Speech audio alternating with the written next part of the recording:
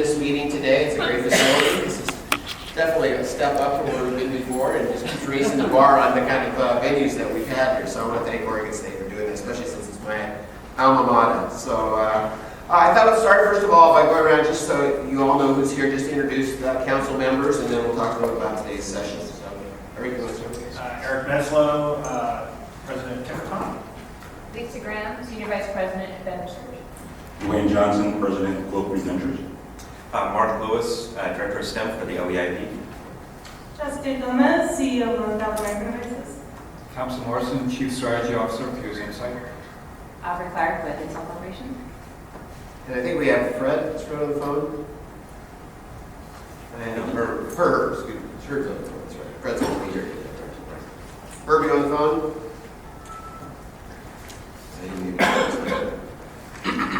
Okay, so we've got a really full agenda. You should have got packets in the back of the room. If you haven't, there's material out in the back.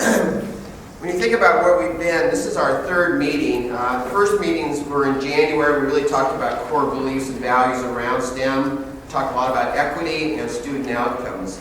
In February, we spent a fair amount of time on workforce and economic demand, post-secondary supply, and K through 12 college transition. So we've got a lot of material. We are working towards a policy statement we'd like to make in the May timeframe that we would provide to the Chief Education Officer. And we've got a lot of work ahead of us. So we have an agenda today. It's pretty full. So I'm going to turn it over to Mark to do some introductory remarks and lead us through the agenda. So, Mark. All right, thank you very much, Jim. Good morning, everybody. I also want to lend my thanks to OSU and to President Ray for providing this space, and also I think it's really fitting as we embark on a conversation today about some of the issues in STEM around the post-secondary space to be here at OSU, which is, as you know, one of the leaders certainly in the state, but also in the nation in terms of both having a very strong research agenda in STEM, as well as a very strong focus on this attainment in post-secondary STEM fields. So it's really quite fitting for us to be here. And personally, I'm also a Beaver, but not a Beaver from Oregon. I'm a Beaver from Southern California. So I've migrated to the north. Actually, I was born and raised in the north, but I got my Beavership down in the south. I do want to... yeah, I don't know. Never mind. We do have a very full agenda today, and I think that we're going to be hearing a lot of various information and statistics and data around the post-secondary space, around workforce development. As we set this context for our work, I think it's really important for us to, as council members, to be thinking about the questions that it raises for you around potential policy recommendations, around strategic investment recommendations in order to achieve our goals. We are in our the legislation that established the council, we are to develop a statewide strategic plan in STEM. To expect us to do that in the next 3 months is not realistic, and I don't think that we would get to a space that we would be very comfortable with. So as we look in our coming 3 months, before we make some initial recommendations to the Chief Education Officer, the OEIB, and the legislature, I think what we want to make sure that we're doing is keeping that mindset of where are those broad places where we can make targeted recommendations and influence the thinking for this coming biennium. Where is that in our purview, and where is it in other people's purviews that we can recommend that they pay closer attention to? For example, the Higher Education Coordinating Committee or something like that, other bodies whose role it is to actually carry out that kind of work.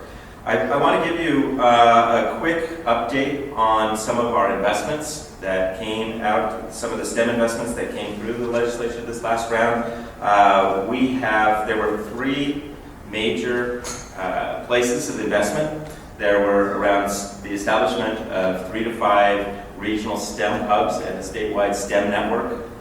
There was money put forward toward supporting STEM, STEAM, CTE, career and technical education activities, specifically targeting closing the achievement gap for our underserved and underrepresented populations.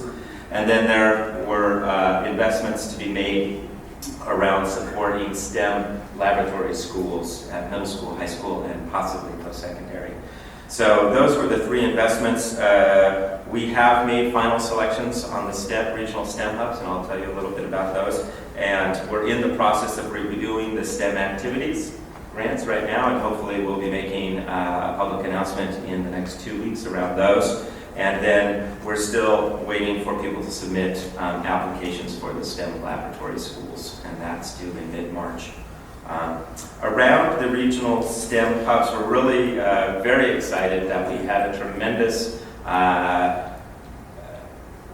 response from communities across the state. We received 15 different applications for regional STEM hubs, and we want to do our best to support all 15 of those communities in their endeavors. There's no way that we are going to move this work forward with the urgency that we feel just by doing it, 3 or 4 STEM hubs at a time. So what we've done is with Jamie Rummage from the ODE here and her colleagues, we have kept a small amount of funds back in order to support the unfunded hubs to be part of the conversations at the table from the very, very beginning, in addition to the funded hubs. The funded hubs that this time round, very pleased to support the High Desert Museum out of Bend and their collaborations with OSU and with the various school districts and the technology community there. The Umpqua Community College is working closely with the Douglas County Regional Achievement Collaborative to provide support, particularly for out-of-school youth and complementing the in-school space. We've got the Coastal STEM Hub out of Newport that's really working from Astoria down to Coos Bay. I didn't write them all down. The South Metro STEM Partnership out of Wilsonville and Oregon Tech, working a lot with various school districts there in the South Metro to Salem region. Eastern Oregon University had put together a great proposal to support, I think it was 8 different counties on the eastern side of the state around professional development and linking to industries and targeting our underserved youth on that side of the state. And then the Portland Metro STEM Partnership out of PSU, who have really been the leaders in this space in the state in terms of establishing these kind of collaborative efforts around STEM. So that is where we have landed with the regional STEM hub applications. Any questions for council? So you mentioned that there's some money that's kept back, right? So that the rest who applied can continue to engage. What's going to happen sort of moving forward? So these now are funded, and then we're going to continue to engage the ones that were funded until at what point? Like, how does that work? Well, I think in this, thank you for the question, in this last legislative round, I think it was recognized that given that each region has some very unique needs and opportunities and assets to bring to bear, that here in Oregon, it was critical to establish these regional collaboratives to be basically to constitute an implementation network of great thinking and practice to work alongside each other to tackle some of the hard questions about, well, how do we move, for example, around what are we measuring? When we talk about student outcomes, what's critically important here? How do we engage industries beyond just monetary support, but how do we leverage the human capital that exists in our regions and our communities to help complement what's going on in our formal and our informal education sectors? And those really depend on local identity, local cultures, local partnerships, and then how from a statewide level can we link those different initiatives together to support each other. And so some of those funds both are to make sure that all the parties are at the table, and then also to target some technical assistance, perhaps in how we evaluate. And so coming up with a common evaluation framework. I'm hoping that that this council considers recommending further investments in this regional STEM hub network. for the next biennium as well.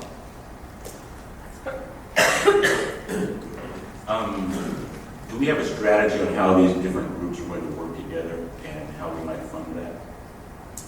Right now, one of the things that we are planning on doing is on April 19th, well, actually, I'll put this together with the STEM Leadership Summit on the 18th. So as you know, we talked this at the last council meeting about a STEM leadership network, a STEM summit on April 18th, bringing together a wide variety of different perspectives to have a conversation around both our vision and outcomes regarding STEM. What are some of the barriers within the broader educational ecosystem regarding achieving those outcomes? And then what are what's some priority focus areas in terms of getting recommendations to this council going forward from those leaders across the state. The regional STEM hubs will play a critical role in selecting who comes to that leadership summit. And then the following day on the 19th, we will be having a conversation really about our identity. What is a STEM hub? What do we mean by that? What are our targets? How are we going to be working together across the state to support each other? So a lot of that kind of conversation is going to be going on April 19th. And that will be in Eugene. And Jeffrey Paulson, University of Oregon, here represented, are really helping us set that all up. So thank you for that. I do have a couple more things, a couple more quick updates unless there's other questions around those investments. Okay, great. One of the things that you'll see today is that you'll have a lot of different data presented, both from a workforce perspective as well as an education perspective. One thing that we know is a critical area around data is how do we define STEM? So what is STEM? What are STEM degrees? What are our STEM courses? What are STEM jobs? What are STEM occupations? What are STEM industries? And depending on your perspective, you might have different answers to that question. That's a conversation that's playing out across the country, quite honestly. And here in Oregon, as I've been talking to various people who are dealing with these data, it's clear that as a state, we need to come up with some common definitions of what we mean by all of those.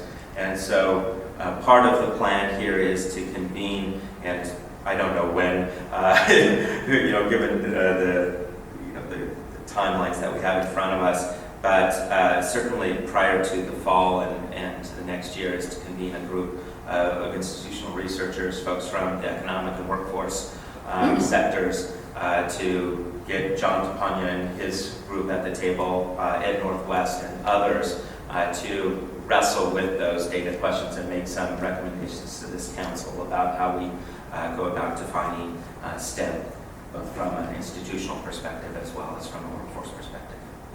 I have a question about that. I've heard the term STEAM brought up quite a bit, which is including arts.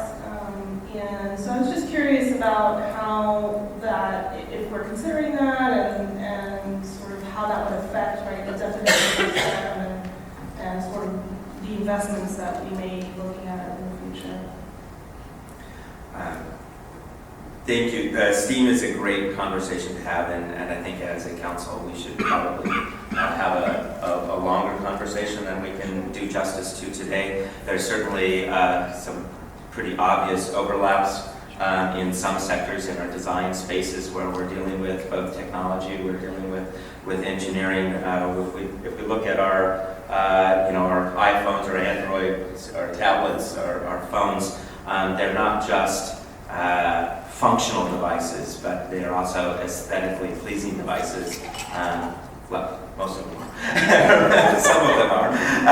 But that overlap between STEM and STEAM is a critical area. And if we look at the foundations, in my mind, the foundational dispositions that underpin success in STEM, which are things like creativity, critical thinking, problem solving, a sense of wonderment, an ability to see things from different perspectives, to consider different perspectives in design efforts. I see a tremendous opportunity to overlap those.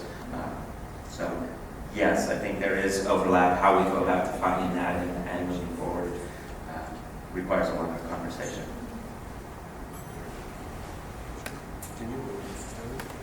The next item I have is really just to ask the council for comments about the May-June deliverables. I've sent out a sample of a template for an approach, a very high-level approach to be making recommendations, and I wanted to have the opportunity to ask you for questions or feedback regarding that, so that we're clear on what our deliverables are come May-June timeframe. So this would be a template that we would ultimately draft in our policy statement too for the Oregon Chief Education Officer. Yes, absolutely. The template for those in the audience is really to give some background information to then make a case for then the policy and investment recommendations that will take place at a very high level. We're not going to be saying we need, $25.2 million for this and X million for that, but rather we would be making more high-level recommendations to both the legislature or to other bodies, like I said, the HEC, for example. One comment that I had, Mark, from a quick review, is for us to make sure that we address the strategic issues as STEM relates back to 44 to 20. Because clearly 44 to 20, the graduation goals are the key overarching umbrella under which we are working. And that I think that making a policy level recommendation more than a curriculum level discussion is critical, particularly when we look at the levels of graduation rates here in Oregon and the correlation between empowering our kids with purpose-based learning, using the skill sets of technology adds a significant amount of relevancy to the educational environment which they're in, therefore relating back to ultimately graduation goals. So I would suggest that we really take heart at looking at this strategically as it relates to those overarching goals. Thank you. Well, I had one thought on that line, and that is, how do we ensure that we're connecting this to the work of the other organizations as well? All right, so when we talk about the workforce, when we talk about what the outcomes for those students looks like, what happens to them after they graduate, and being able to think in context that when they get the degrees, are there opportunities that are connected with the industry that is going to be hopefully hiring them? And then how we as industry can actually help facilitate making sure that we're connecting with those outcomes too. So I'm not sure just how we would do that, but I think that we should at least think about how we frame that statement and that have that conversation happening. Agreed, and I think you'll see on our agenda today that there'll be several presenters who will be raising issues around that, so thank you. The thing I would add is the legislation set up pretty clear metrics that we need to do. It just says double the percentage of students in 4th and 8th grades who are proficient or advanced in mathematics and science, and then double the number of students who earn a post-secondary degree requiring proficiency in science, technology, engineering, or mathematics. I think we need to look at those metrics and see if those are really reasonable. Those seem to be pretty low thresholds when you look at the data that we've seen today, and I think we need to just go back and visit that, see if that's really where we think the goals are, given what we know about the current state of STEM education. So. Great. Any questions? Okay, more work to do on that. I think we'll see a draft of this in May, and we'll start looking at maybe an outline as Mark tries to put it together, give us some insights in that area. Okay, so I think we're on to our agenda. Just for the public, we will have public comment at the end of the session, and so we will allow for that time. So you want to go ahead and do the first introductions? Yeah, Great. First on our agenda here is Brenda Turner from the Employment Department to give us a sense of our current STEM workforce needs and projections. I know that we did a very brief overview at our very first STEM Council meeting, and we're diving more in depth today. So thank you, Brenda, for being here. Thank you and good morning. And just for planning, we're just going to get through the presentation pretty quickly so we can get into dialogue and questions. So I think a lot of the people have reviewed the slides. So you might hit the high points of the slides, the key points, and then open up for dialogue. Because I think what we want to do is take away from this some key messages and metrics and things that we want to bring forward. So thanks for coming. Okay. For the record, my name is Brenda Turner and I'm from the Oregon Employment Department. I work primarily on occupational data, and so we work to put together information on how many jobs there are in different occupations around the state, among other things. So for the next 10 or 15 minutes, I will highlight some of the issues that we've seen going on with the workforce around STEM jobs. So we estimate employment for about 700 occupations in the state. Of those, I estimate there's about 127 occupations that we're considering STEM occupations for today's presentation. I know there's a lot of different definitions around STEM, and I'll show you in a minute exactly what I included in today's presentation. But we update data every 2 years for how many jobs we see right now in different occupations and what we see 10 years out from now. Where do we see we're going? Where is that demand? And right now we are actually working on just finalizing our most current data for 2012, 2022. The data that I'm presenting here today is actually not completely final, but it will be on March 12th. And at that time I can share all of our information with Mark, who can then pass it on to you. Today I'll just hit some of the highlights. So for today's presentation, I've defined STEM to include computer occupations, engineers. I have included health practitioners, which is, I know, one thing that some of the definitions I've included and some don't. I did include them here. Scientists, math, and architects, drafters, and so forth. Looking at the overall picture of what the employment looks like in the state of Oregon, we have in 2012 about 1.68 million jobs. And looking at 2022, about 1.94 million jobs. That's about a 15.4% growth rate. That's a pretty strong growth rate. Of course, we are still coming out of the recession. The recession ended several years ago, but we are still feeling the effects of that. And we do see overall strong growth in the economy. We categorize our 700 occupations into about 11 different categories, and the STEM occupations fall into primarily 2, which is professional and related, and healthcare. There are also a few occupations in the management. So you can see the 2 pieces of the pie that relate to professional and to healthcare, and that is where the STEM jobs fall. So if I pull those STEM jobs out and make it their own section of the pie, you can see about 10%, or 1 in 10 jobs in Oregon's economy in 2012 are STEM related, again, based on that definition of 127 occupations that I went over at the beginning. And looking at demand, looking 10 years out, and looking at the total number of job openings over the next 10 years, the picture doesn't change very much. It's also still about 1 in 10, 11% of the jobs in Oregon are STEM jobs. And that accounts to about 186,000 jobs in 2012 and about 219,000 jobs in 2022. I mentioned that the overall growth rate for occupations in the state is about 15.4%. For STEM jobs, it's a little bit higher at 17.7%. Looking at the large categories within the STEM occupations, health practitioners and technicians makes up almost half of the STEM jobs in the state, followed by computer occupations and engineers. The other sectors make up the rest: life sciences, physical scientists, mathematics, and so forth. So again, all occupations in the state expected to grow over the next 10 years, a little over 15%, STEM occupations about 17.7%.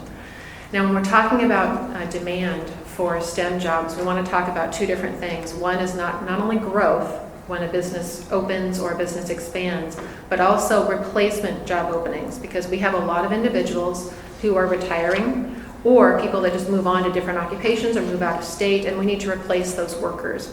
And so not only when you're looking at our information and data in general, we don't want to just look at growth and where the growth is, but we also want to look at replacing the people who are heading out of those occupations. And that's actually a very significant share. For STEM jobs, we'll have about 33,000 growth openings over the next 10 years, but about 38,000 replacement job openings. So it's a significant portion of the total job openings. Within STEM, the largest share of occupational growth will be in healthcare practitioners. And a lot of that actually comes from one occupation, and that's registered nurses.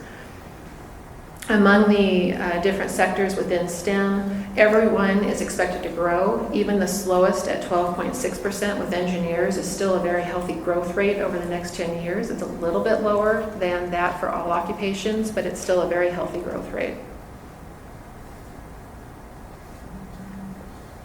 Looking at the individual occupations, so I took all 127 STEM occupations and sorted them by the total number of job openings, and that gets us to those jobs that have the most demand over the next 10 years. And these are the top 20 occupations that have the most demand over the next 10 years. And as you can see, healthcare, computers, and engineering is what's on top with the most job openings between 2012 and 2022 expected. I mentioned a minute ago that there is both growth and replacement. You can see on this chart that the blue bars are the number of growth job openings in the next 10 years. The red are the number of replacement job openings. The only sector within STEM jobs over the next 10 years where the growth will exceed the replacement is in computer occupations. Computer occupations, we have a lot of things going on there, such as cybersecurity, we have our mobile technology, we have healthcare records that are going electronic, a lot of things that are pushing for those computer occupations and increasing growth in computer occupations. But again, as you can see, both growth and replacement, I just want to emphasize that when you're looking at demand, we want to look at both types of job openings. Something else that we do with our employment data is we assign a typical entry-level education level that's necessary to enter an occupation to each one of our occupations. And in doing so, I also looked at those requirements for STEM jobs and non-STEM jobs. The blue bars indicate STEM jobs, the red are non-STEM jobs. So if you look at high school, less than high school, really those are not STEM jobs, obviously. The higher levels of education, for instance, associate degrees, out of all of the occupations in the state where the typical entry level is an associate's degree, 75% of those jobs are STEM jobs. About 25% of those that require a bachelor's degree are STEM jobs. So we have a lot of different ways of looking at our information, and when I do share with Mark the full list of all of our data on March 12th, each one of the 127 occupations will have educational levels tied with them, as well as all of the employment data. So you will have that information. Now, where around the state, STEM jobs, 14% of the employment in the Portland, Multnomah, Washington County area are STEM jobs, followed 11% in Benton, Lincoln, and Lynn. In other areas of the state, ranges from 6 to 10%. The lower concentrations up in the Gorge area, with the exception of the Portland area. Healthcare does make up a large share of this employment. If we were to take healthcare out, those numbers would be half or less, especially in Eastern Oregon. One thing that I think may be of use to you and helpful for you over time is our prioritization model, where we look at not just the total demand, not just job openings, but we take 10 other factors, which are listed on the slide, into account to prioritize where, if somebody were to ask us, where's the gaps? Where do we need more individuals trained? Where are we not having enough people? We are going to have some gaps. We need to look at our educational supply. We can just look at demand and look at supply, but there's more to it than that, and we wanted to take these other factors into account. So we have created a model that actually ranks based on these 10 factors and prioritizes the occupation. So if somebody were to say, where are the gaps, where should we put more funding, we would say, here is a prioritized list. We suggest you start at the top and work your way down and look at these individual occupations. We're not saying we need to put all of your money on the first and second and third, but it's a prioritized list, and I think that would be of extreme use to you in the future. Now, right now, I have that list for STEM occupations based on our older 2010 to 2020 data. In a few months, we will have the 2012 to 2022 data that we can do the same ranking with. So this particular slide shows a score, which is based on those 10 factors on the previous slide. Every occupation gets a score. The higher the score, the higher the ranking. So in other words, after we've taken into account all 10 of the factors, several healthcare occupations landed on top, ranking 1st, 2nd, 4th, and 5th, and 9th are all healthcare occupations. There's also computer occupations and a few engineers, I believe, on the list. But these are occupations that, based on these 10 factors and 10 criteria, we would recommend first that funding and training and when you're making policy, looking at these occupations first is where there is the most significant need in the state for additional workers.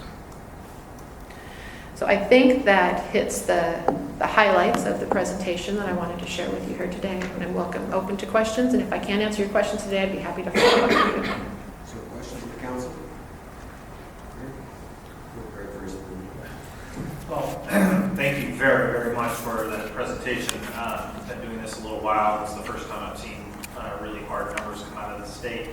And frankly, they're eye-opening. I hope they're eye-opening for the rest of the council in regards to some of the priorities that we've talked about in the past. I've been very engineering focused and not healthcare focused over the last 8 years. Obviously, if we are going to approach things on a process of short-term demand, we might want to talk about our priorities.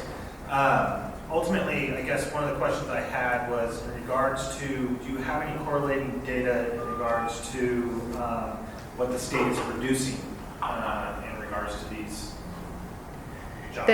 There is data that shows what is the supply. There are a couple of different data sources, and we have gone through and we did use supply as part of one of the 10 indicators in our prioritization model. It is difficult, though, for some occupations because you can, for instance, have a history degree and go into a number of different things, or a business degree and go into a number of different occupations. So we do have that information, but it's not always clean and clear that somebody that completes a degree goes directly into that field. But we do have, there are a couple different sources that we can share that information of coming out of programs, how many students are coming out of different programs in the state. Well, in regards to the medical field data, that would be the most important. Obviously, if it's obviously on the high demand side of things, it's one of the areas I don't understand the supply side very well. Understanding what OHSU and other institutions, community colleges are producing in regards to those fields. So it'd be tremendously important to understand if we have a major delta between supply and demand there for us. So I would ask that we track that down. Well, I have a number of questions. Thank you very much. This is very, very helpful. Do we have any wage information that correlates these different areas and what we're getting for the investments and what the return on investment would be? So if we talk about investing in some of the health-related areas, and what kind of wages might someone be expecting out of that, and how does it help our local economy as well? And secondly, is there some way to track the portability of some of these degrees? In other words, you might see computer programmers that can come from anywhere and be done from anywhere, whereas someone that's a medical technician, they physically need to be here, so it's not going to be that they get their degree and then go away. I'm going to answer your second question first because it's a simpler answer. Unfortunately, no. We don't have any information about portability. We do, however, have tremendous wage information. We collect statistics from employers and ask them what they are paying their employees and by occupation. And then we do have a tremendous resource for 700 occupations and also for regions around the state. We have the 15 workforce regions around the state. We have this data as well. So we can tell you what the lower, the average, the higher end salary is, for instance, a civil engineer in the Portland area or a actuary in Bend, or the Bend, Central Oregon area. And that's definitely information that I can include and send to Mark when I send all of the rest of the data in a couple of weeks. I have a follow-on to that. I think, one of the areas that we're going to be looking at is the cost of those secondary degrees to fill those positions.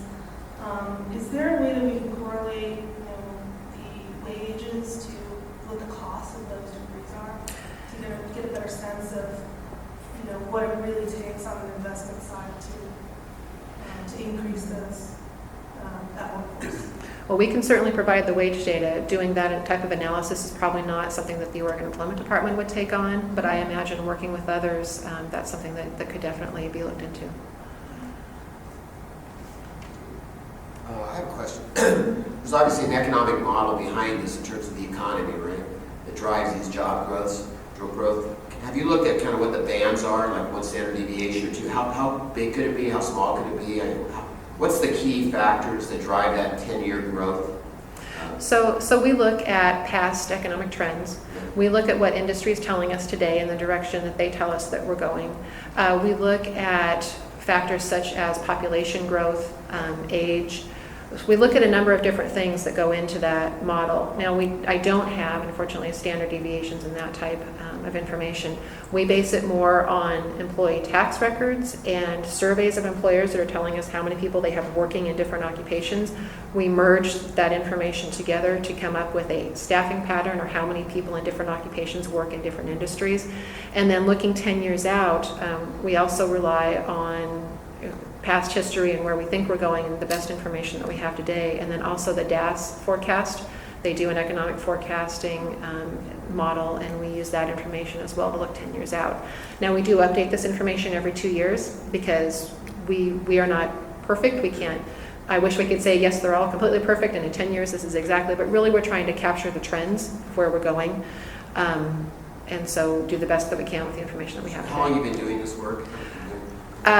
We've been doing projections since at least the 90s that I've been around. When you go back and backcast the data, how close have you been in terms of what you thought was going to happen versus what did happen? We hit some right on. Really? Yeah, but there's others, of course, that we didn't. A couple years before the Great Recession, who would have known that we were going to have the Great Recession? And we're still coming out of that. So 2 years before the Great Recession, we wouldn't have known we were necessarily here, but given, again, the best information that we have and where we think that we're going, if we did have perfect information, that would be great. We'd all be, that would be, but unfortunately The we model's don't. been pretty good at predicting kind of under a normal General state. trends, yes, general trends. Just one more question. Do you have any data that shows the skills variance in any of these categories? In other words, like if you're a computer programmer and you're programming in, let's say, C++, well, you would have been great like 5 years ago, but not so much now. Is there a way to track that sort of information so that people that are going into the field, folks like us, can say, okay, we expect there's going to be a lot of change in this area, and we can actually adapt accordingly? So we do assign skill statements, general skill statements to our occupations. They don't go into specific, types of software, for example. That question might be better posed to the education folks who are, training individuals for today's skills directly. So we do have some skill information, but it does not probably go to that level of that degree. Is there something that we, from an industry perspective, could help with that? So for example, since I'm an old dinosaur and I actually have used punch cards and programmed in COBOL at one time, you can look back and say, interestingly enough, we would not change that until we had to, right? We would not stop using those languages in that process until we had to, yet the leading edge companies have stopped doing that a long time ago. And you can see the trends coming. And we, at the leading edge, I could tell you that we don't do that anymore. In which case, that would be a driver in the education process as well as the workforce. Yeah, and at the employment department, we don't have that ability to look at that information. Again, that might be a better question for education. So that would be an education question. I would pose it to education, yes. I just have one more. I noticed in this pie chart that shows the sectors, there's a category, installation, maintenance, and repair. I'm just curious because there's a lot of support on the repair side that goes along with a lot of these engineering occupations. So I just wanted to make sure that was being considered. I don't know what's in that category because it's kind of general. Right. But there is a lot of training and experience in those sort of fields underneath sort of the engineering tiers that are really support system preparing, so I wanted to make sure that this sort of. So for today's presentation, I did not include anything within that category, Yeah. the maintenance, but in the future, yes, definitely. When we're talking with Mark and Mark's talking with others, we can definitely review that category and make sure that we're capturing important information for installation repair. One last one for me. Where's the educators show up in this table? All the educators for STEM, math teachers, science teachers, civil engineer teachers, all teachers that have to educate the kids. So educators are found in professional and related occupations, but they are not in this data that I'm sharing with you here today. The way that we collect information on post-secondary teachers is we have one lump sum post-secondary teachers. We do not have them by type of teacher, so I couldn't tell you who was an art teacher versus a history teacher versus an engineering teacher.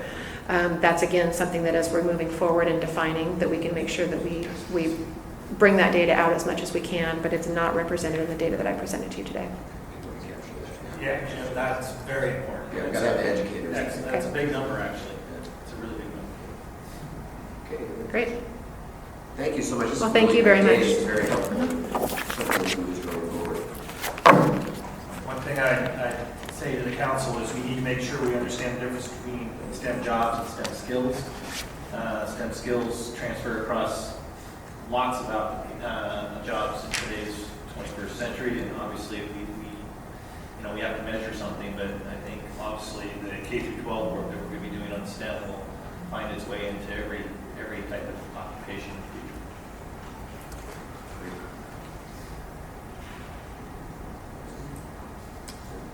the future. So thank you again, Brendan, for that.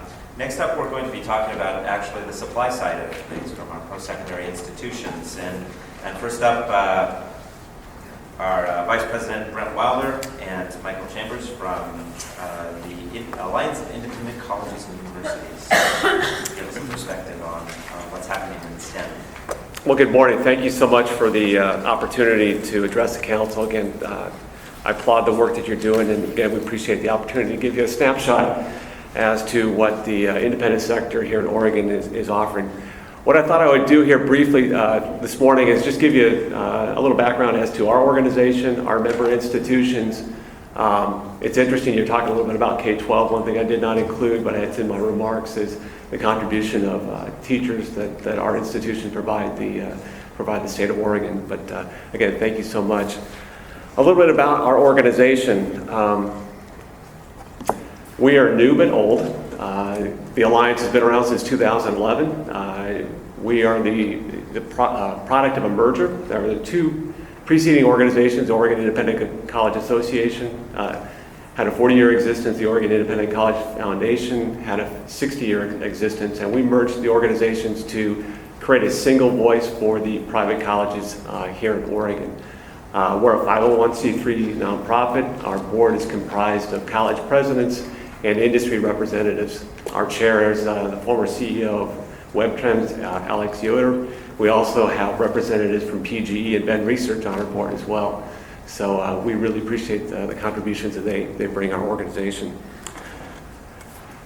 A little bit about our mission, what we do. We seek to strengthen Oregon's intellectual, creative, and economic resources by representing and serving Oregon's regionally accredited not-for-profit colleges and universities. The Alliance provides public advocacy, facilitates inter-institutional cooperation, forges strategic collaborations with the public sector, including business, philanthropy, and government. I think this slide here on the screen does a great job of providing a visual of what we are trying to do as an organization. We're unique in the fact that we meet the intersections between our institutions, business and industry. We serve the public good, and so really that's where we want to focus our efforts serving our institutions. Our primary functions are we support and expand strategic partnerships with businesses, foundations, public sector agencies, and institutions. We coordinate the advocacy for private, not-for-profit higher education on matters related to public interest and public policy. We provide and create structures to encourage interinstitutional collaboration. And we coordinate services to member institutions that achieve economies of scale and enhancement of programs. And finally, we generate restricted gift and enterprise income to support our organization and our members. Here's a list of our institutions. We have 19 not-for-profit institutions here in Oregon. I will not go through the entire list. Most people, when we mention that there are 19 not-for-profit private institutions in Oregon, are quite surprised. 50% of our students come from Oregon. Another 50% of our alumni live in Oregon. Over 123,000 alumni are known to be living in Oregon. So we're a significant contribution to the state of Oregon. 50% of our undergraduates graduate in 4 years. 67% graduate in 6 years. 57% of our minority undergraduates graduate in 4 years, and 64% of them graduate in 6 years. For the 2012-13 academic year, we enrolled a total of 33,000 students, awarded 9,500 degrees. That equates to about 30% of the degree production here in Oregon as a sector. This next slide shows the percent of total enrollment of Oregon higher education institutions. Again, when you look at it, the graph on the far left is a larger number. Then we disaggregate it out between men, women, domestic minorities, domestic minority men, and domestic minority women.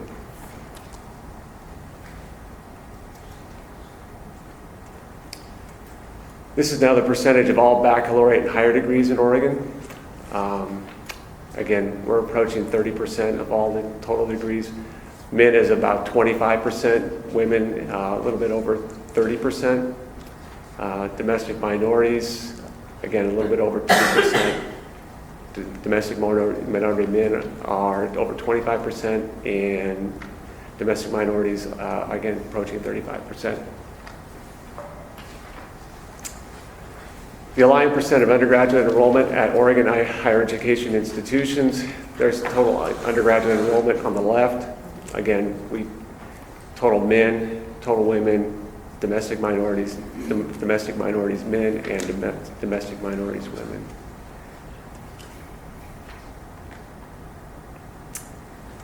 This is the Alliance percentage of all Oregon core STEM baccalaureate degrees awarded in 2012 and 13. And again, I know Mark has alluded to, for the purposes of our definition, we define the core STEM degrees to be computer and information sciences, engineering and engineering technologies, biological and biomedical sciences, mathematics and statistics, physical sciences, and science technologies.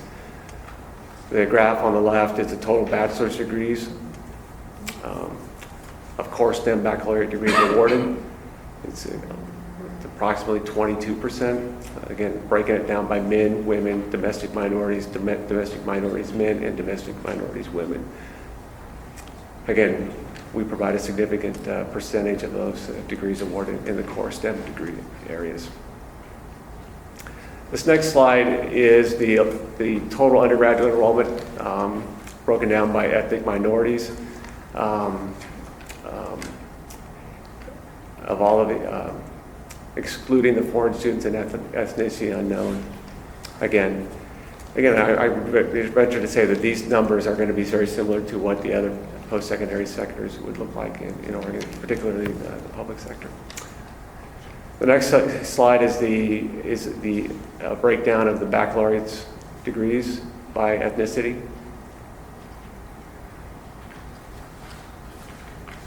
And again, this is the last slide is again baccalaureate degrees broken down by ethnicity in the core STEM areas.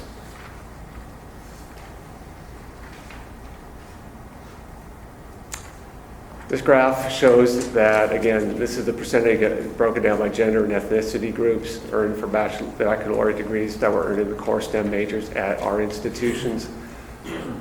The graph on the far left is about 14% of our total degrees awarded are in the areas of STEM, in the majors that I had mentioned earlier. Again, they're broken down by men, women, and the various ethnicities. We did include the race and ethnicity unknown and the non-resident categories as well.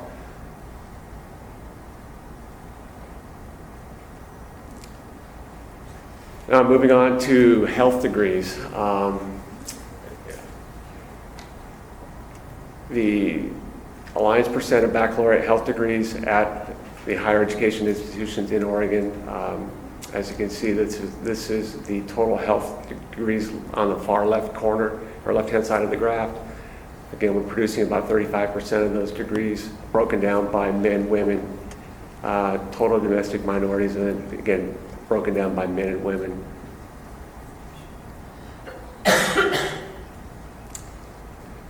This last slide is the percent of graduate health and health professions degrees. Again, this is a little bit, the scale is a little bit larger. The total graduate health degrees are approaching 50% from our institutions. Again, broken down by men, women, domestic minorities, men and women. If you had to break down the STEM, some of the institutions that are providing most of the STEM graduate degrees and our undergraduate degrees in our membership, University of Portland is a significant number, Reed College, Lewis and Clark, Willamette, and George Fox. On the health side, from an undergraduate standpoint, Linfield and University of Portland are the leaders in these categories, and then on the graduate side, it would be Pacific University. Those are the institutions that are contributing the most. I just want to say in conclusion,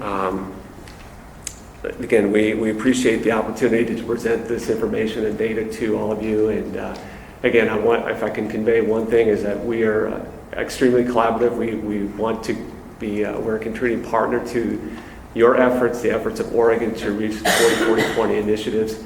And we're a significant part of that. So those conclude my formal remarks. And again, I would open it up to any questions that the council might have. Questions of the council? Brett, thank you very much for coming today. This is very insightful. I have a couple of questions. First, I assume this is just for your universities? Correct. This is just our institution that we represent. How many years of data do you have for this? The data that you're looking at today is publicly available data.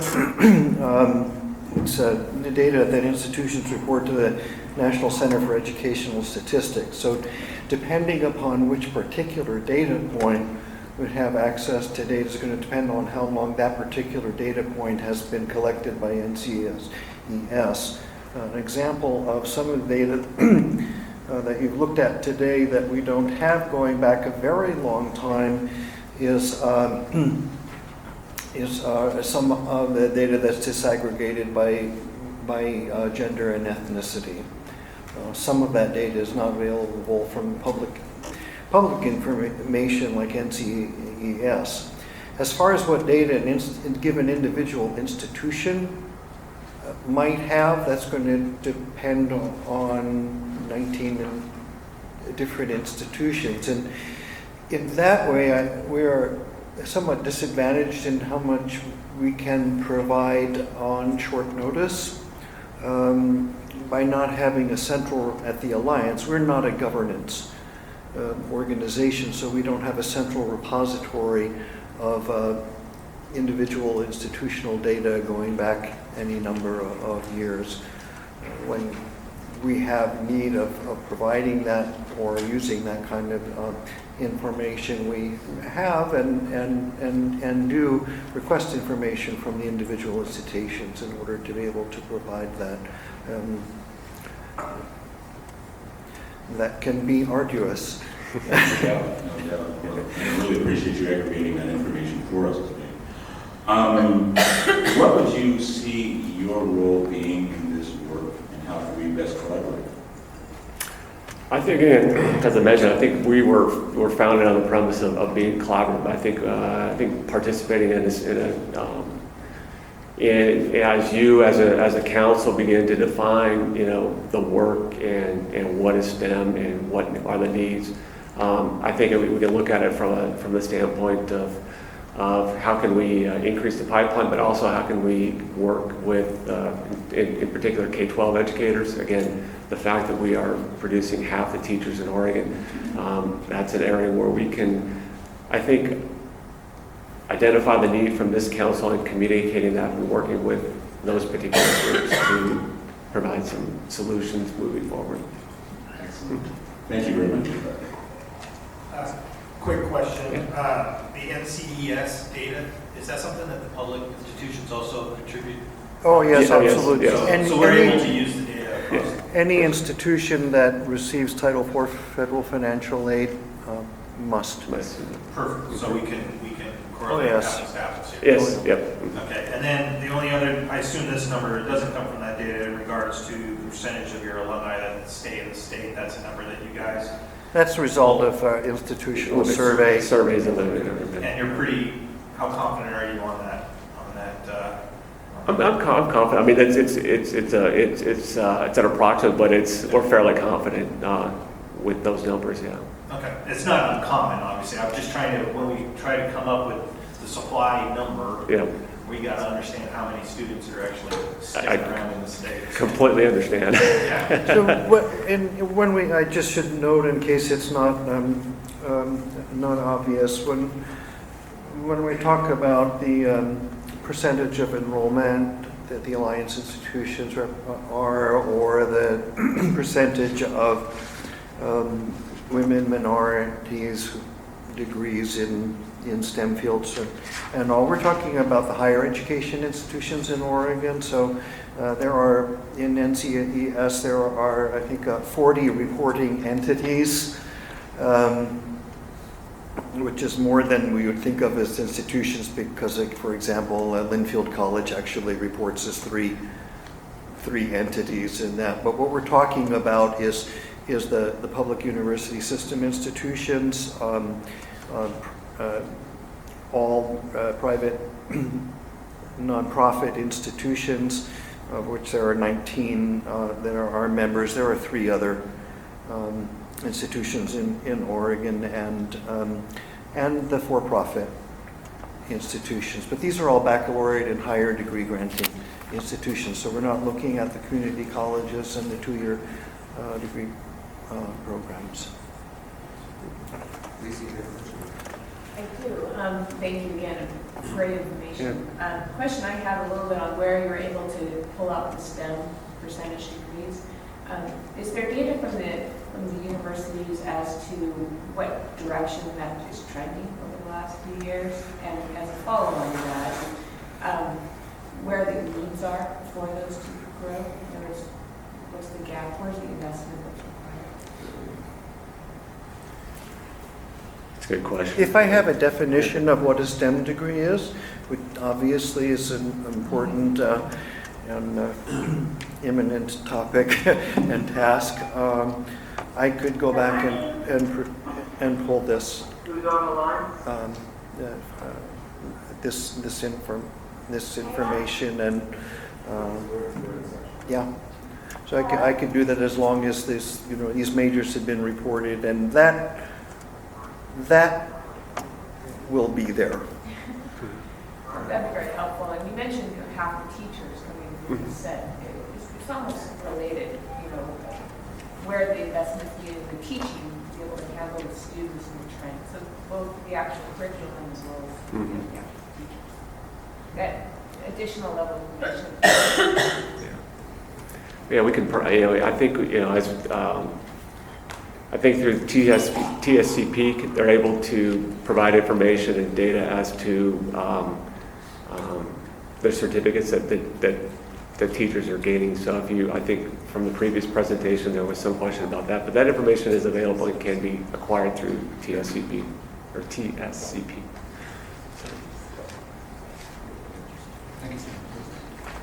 As you know, that how we teach STEM is going through a tremendous change. I noticed from your numbers here, the gender disparity in particular. We also have the issue of the communities of color feeling like they belong within STEM programs. We know that there are certain colleges and universities that are pioneering not only new areas that explore not only what we teach, but how we teach. And how we teach STEM is going to be absolutely essential for us to bring all communities to the table and to empower all of our students to participate in an inclusive innovation-based economy. With that said, you talk about your organization as being collaborative. We talk about collaboration, obviously, in the area of sharing data. I would be interested to understand to what extent your organization sees itself as being collaborative around methodologies. When we hear of success stories, university down in, for instance, UC Berkeley just announced that they have 50% of their computer science kids who are now women. And Harvey Mudd, for instance, another example.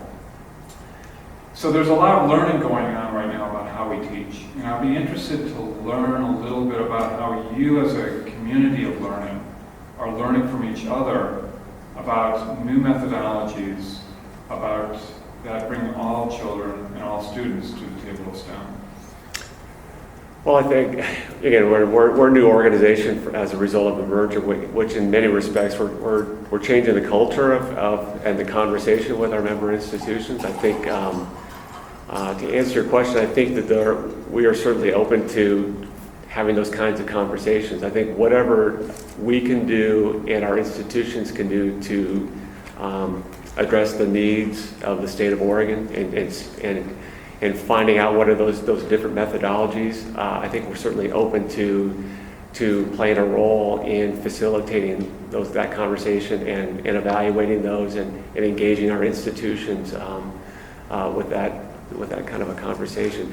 The one thing that we kind of laugh at the fact that we're kind of an alliance of private colleges. Those are two oxymoron kind of statements, but in many respects we're an industry and we're businesses, and we have to be responsive to change, and so we need to stay out on the cutting edge. And so I think we would certainly, our organization, we meet with our ed deans monthly, and I think that they would be open to that kind of a conversation. So if it might be present an opportunity for us to help facilitate members of this council to have that conversation with that particular group, I think we'd certainly be open to that. So. One last question. And this is around the diversity and inclusion question. Where does that conversation show up in your membership? In other words, is that at a collective level in your organization? Is it at each individual institution? Is there a collaborative strategy of how you address inclusion and getting more folks on board? How does that show up? It's a little of both. One of the two organizations that was prior to the merger, the Oregon Independent College Foundation, our campus presidents approached our organization and said, look, how can we work on areas of inclusion and diversity, and I think we could maybe do that better as a group or help facilitate that conversation on our campuses. That dates back to 2004 and 2005, and I can honestly say I've been with the organization for 9 years, and so we've had that conversation as a group, and I've seen the culture on our campuses change over time. I think they've come to a better understanding of cultural competency and what does that look like, and again, we can't mandate that because we don't have governance authority, but we certainly talk about trends and where things are going on our campuses, and I'd say some of our institutions have done a particularly good job as far as being able to address that and be much to embrace the cultural how Oregon is changing demographically in a positive way. So I would say it's been both. It's been on the individual campus as well as conversations related to our organization engaging our institutions. So do you track any metrics in the organizations, like number of teachers, that sort of thing? It's funny because we talked about this in the presentation. We're not by specific majors. I mean, I would say that we're able to track it on a macro level, and some of the data that reflects the macro level would reflect certain degree, like whether it's teachers or STEM. That would be. Are we able to track that information? You're talking about a disaggregated picture. Numbers of teachers, for example. Are there representative teachers showing up in the institutions? And are they showing up in STEM? So we have folks like the LSAM people who will be speaking later, they're looking at places where their students might be able to participate. That's a perfect example of the kind of data that I don't have, but that the institutions will. Okay. It's an exact example of a level of disaggregation for what's available to me that I can't tell you. There's also a recent report, a minorities teacher report, that recently came out, and we're intending to have that presentation and that information available to the council at the next meeting as we talk more around K-12 issues.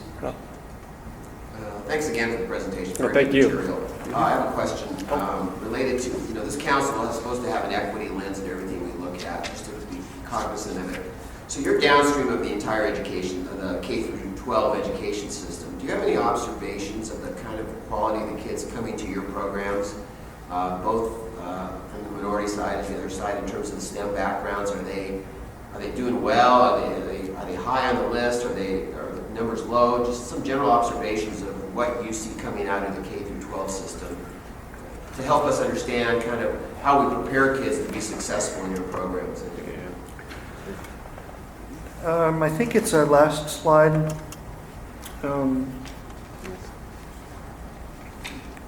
Would probably offer a reflection, but not an explanation for some of those things. And that slide shows what percentage of all students choose to have earned their undergraduate degree in a STEM field. All right. It shows what percentage of all men. And then I didn't want to plow you under with too many bars in the graph. So I didn't disaggregate by men and women, but I have it for ethnic groups as well. So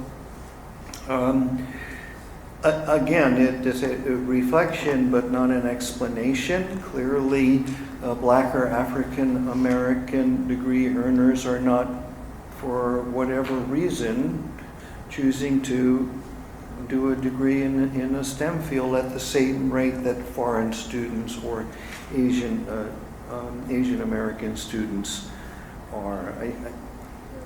That's a partial answer. I think I've been at enough meetings over my time with these institutions to know that preparedness is a matter of concern.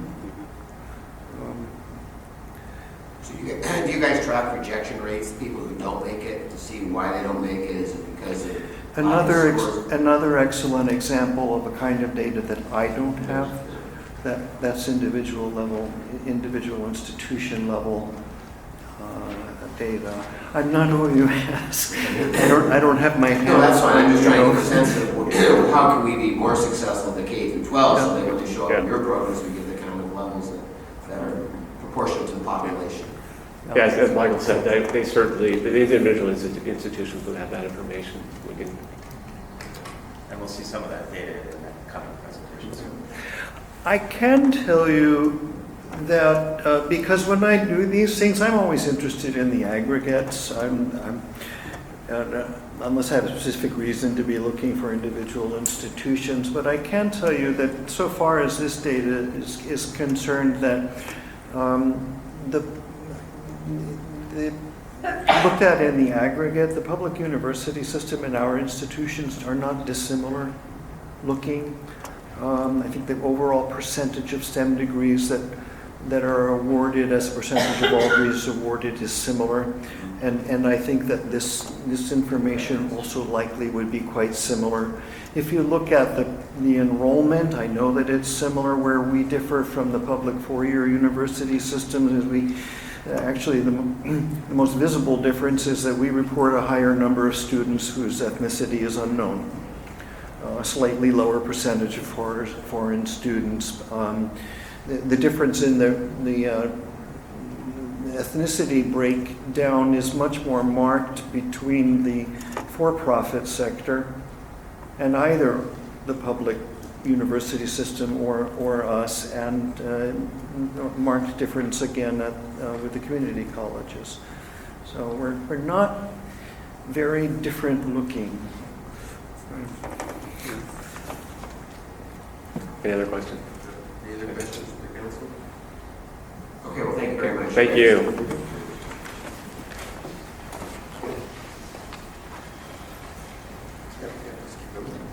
Great. And now, with a presentation from the Oregon University System Data Systems, we have Vern Mayfield.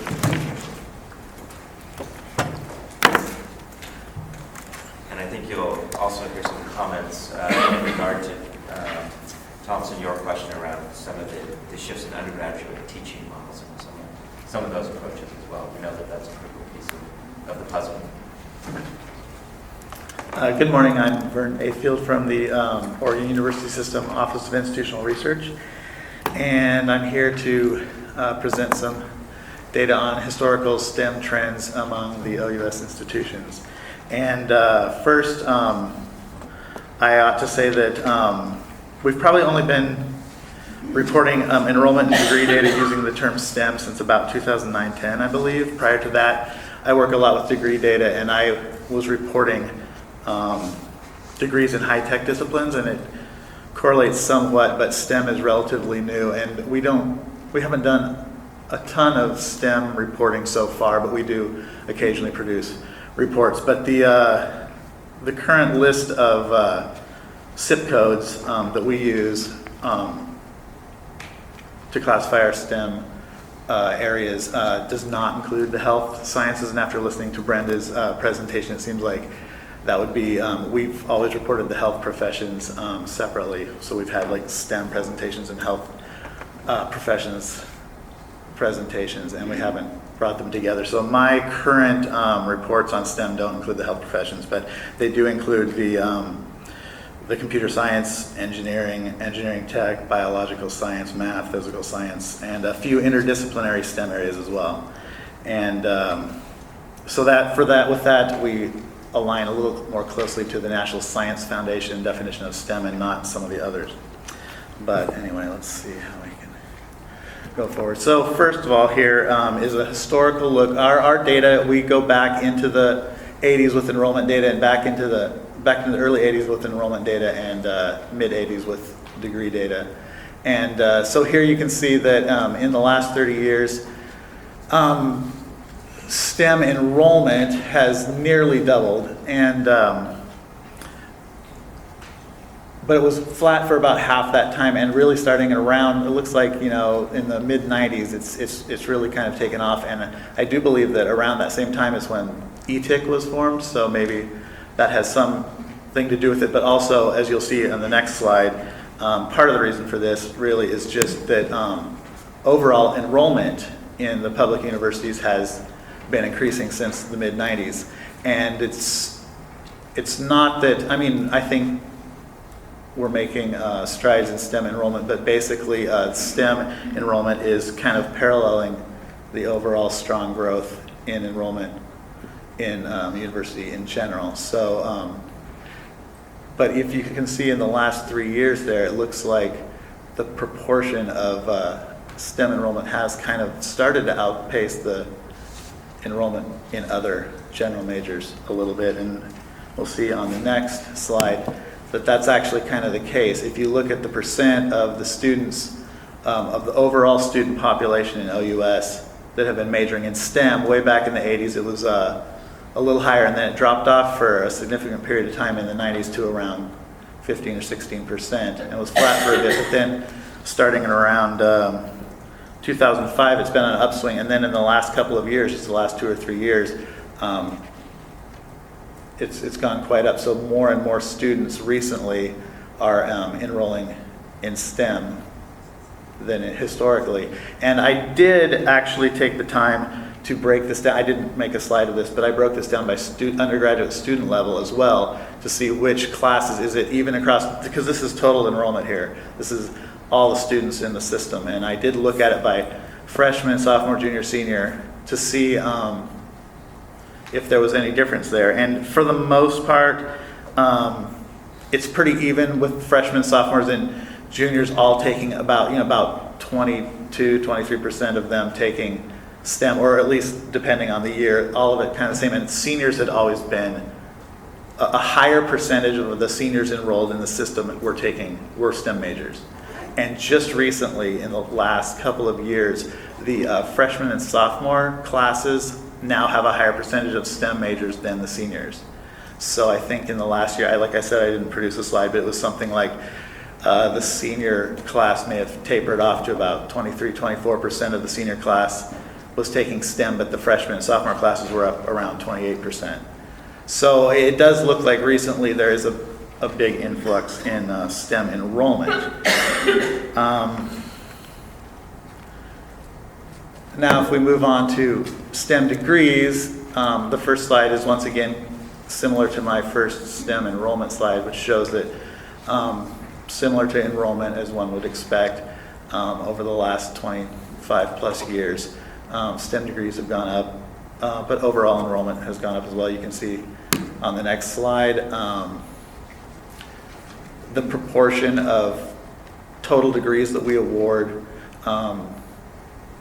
the proportion that are awarded to STEM majors is similar to, the growth in STEM is similar to the overall growth in degrees. So, and then you can see here, in this graph, I'm showing, what percent of total degrees awarded were awarded in STEM fields. And this is unlike the enrollment graph, which showed a slight dip in the mid-90s and then a percentage up. This is pretty flat. The same percentage of degrees are awarded pretty much year over year to STEM recipients. However, with that enrollment slide that you saw the last couple of years, a little blip up in STEM enrollment, I would expect the degrees in the next couple of years to probably mirror that, and that we would probably start having a little bit higher percentage of degrees awarded in STEM fields in the next couple of years. Next, we're going to look at, let's see here. Sorry. This is just a little look at a breakdown of the STEM degrees by our institutions.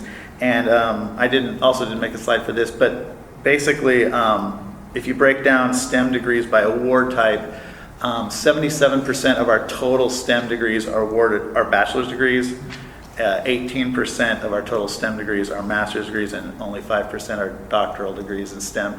And then you can see it here broken out by institution, and you can see that OSU is by far our biggest producer of STEM degrees among bachelors, easily. And then PSU and U of O provide a significant amount. And then of the four smaller institutions, OIT has a lot of STEM bachelor's degrees. And then when it comes to master's degrees in STEM, both OSU and PSU are pretty strong there.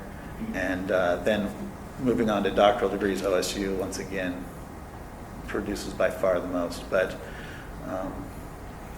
so that's how the institutions perform. And then if we're just going to look at where we're at today, in the most recent degree data that I have, breaking the STEM degrees out a little bit more by STEM category, you can see that engineering dominates STEM degree production in the system, followed by biological sciences, and then physical sciences, computer science, and interdisciplinary STEM are about the same.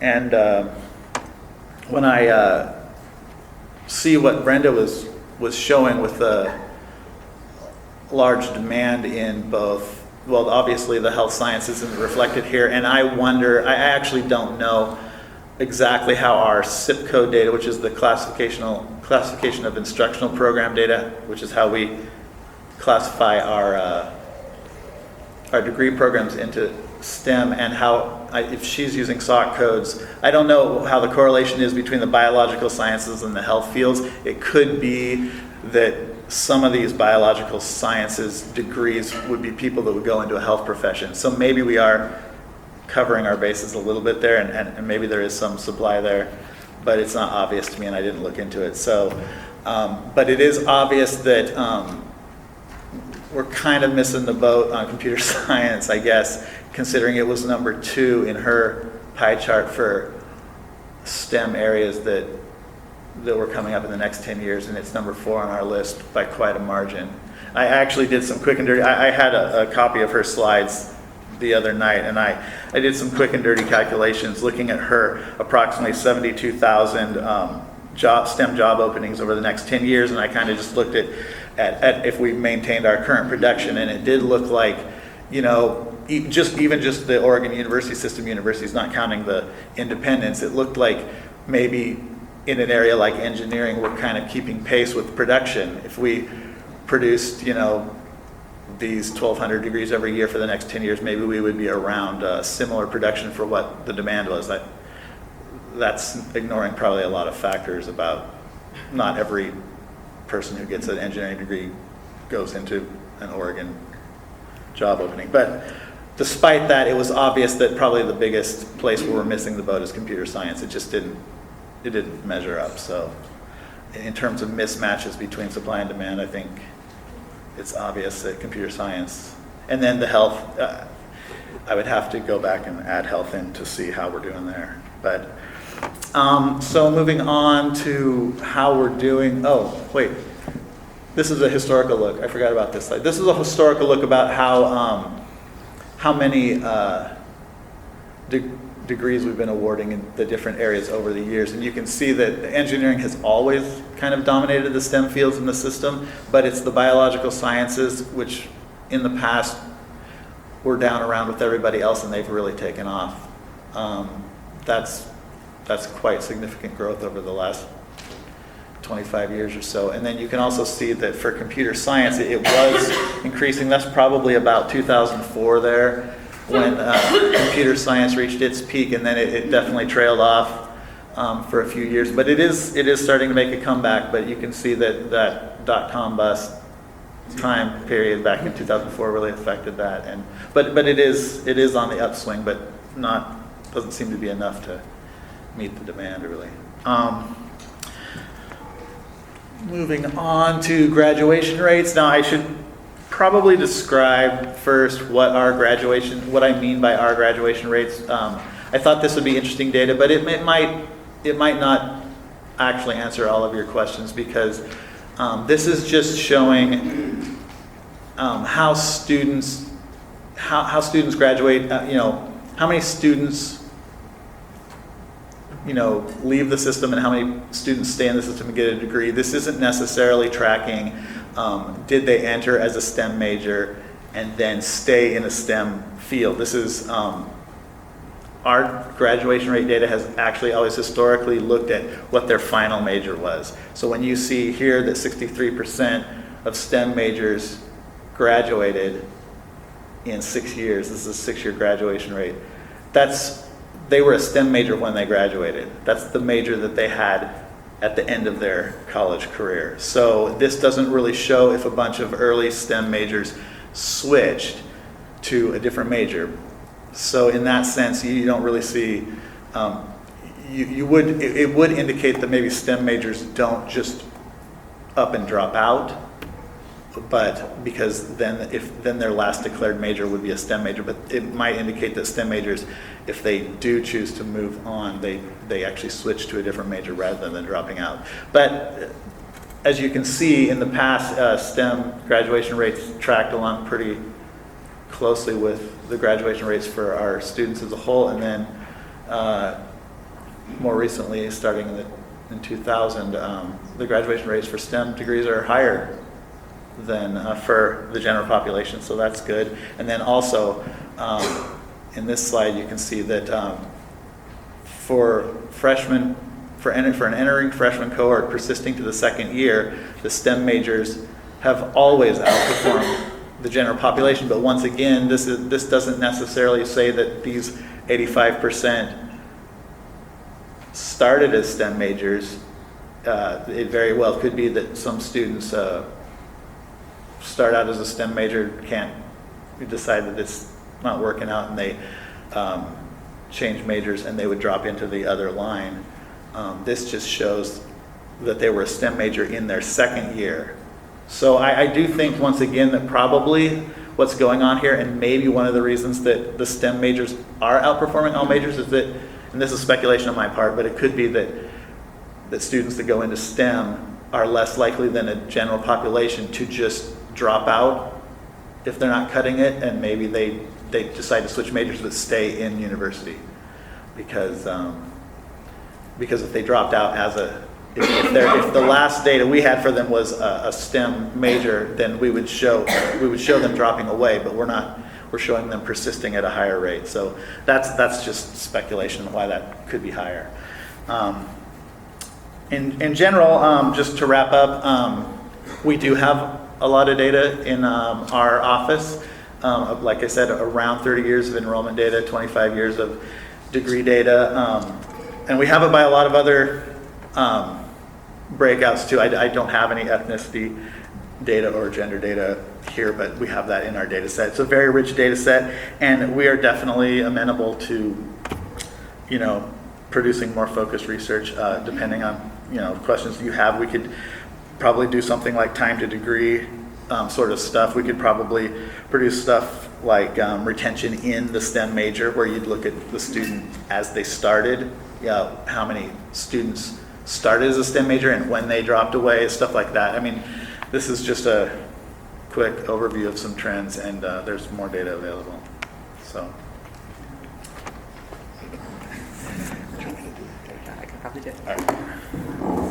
Following up on Vern's comments, I'm Marcia Fisher. I'm Director of Student to Workforce Initiatives for Oregon University System for all of about 4 months. Prior to that, I was Assistant Dean of Engineering and Computer Science at Portland State. I was talking to Mark, and we decided to add a few comments from me to this section to follow up on Vern's information that the OUS data set is extremely rich and is a very good potential area to mine for detailed questions about issues having to do with retention, attrition, time to degree, what happens within the life cycle of a student. I think if STEM Council would be interested in commissioning a future study, perhaps, from this very rich data set, while the Oregon University System still exists, this might be a very good, and our institutional research colleagues are here to assist you on this effort. That might be something to consider. But for today, I wanted to just add a few comments. Is it here? Yeah, here we go. Just a few comments on questions about STEM persistence. Some of this, I'm sure many of you know, so I won't belabor the points.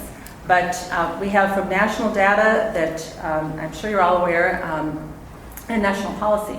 The President's Council of Science and Technology Advisors, for example, out in 2012, you probably all saw this one.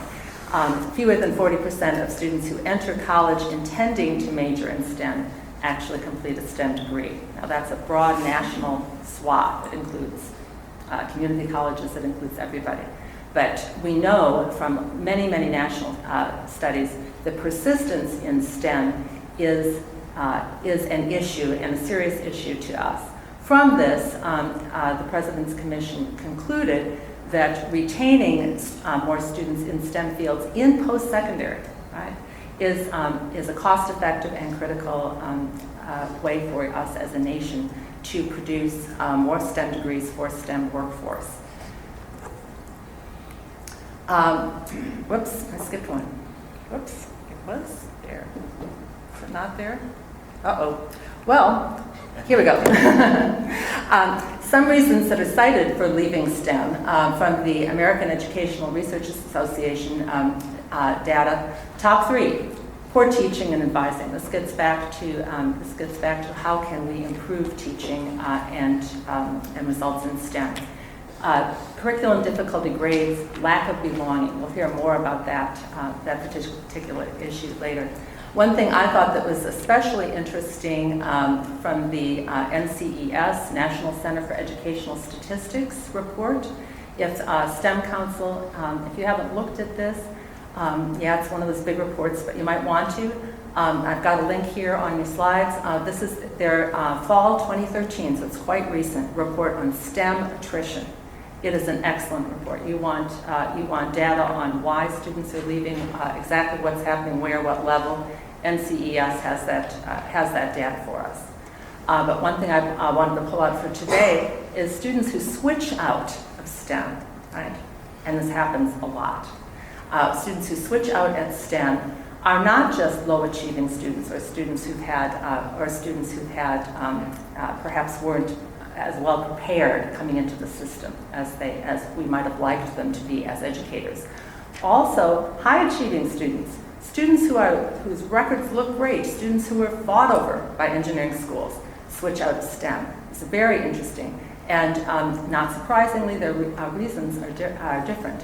I'll pull one out here. High achievers tend to leave because, of course, they find the introductory courses to be uninspiring, not relevant to and connected to the real world. Another one is that's been shown both in the NCES study, which is again a very exceptional, detailed study, but also some of our institutions have studied this. High achievers may get lower grades in their introductory STEM classes than anything else they get. This can be very discouraging.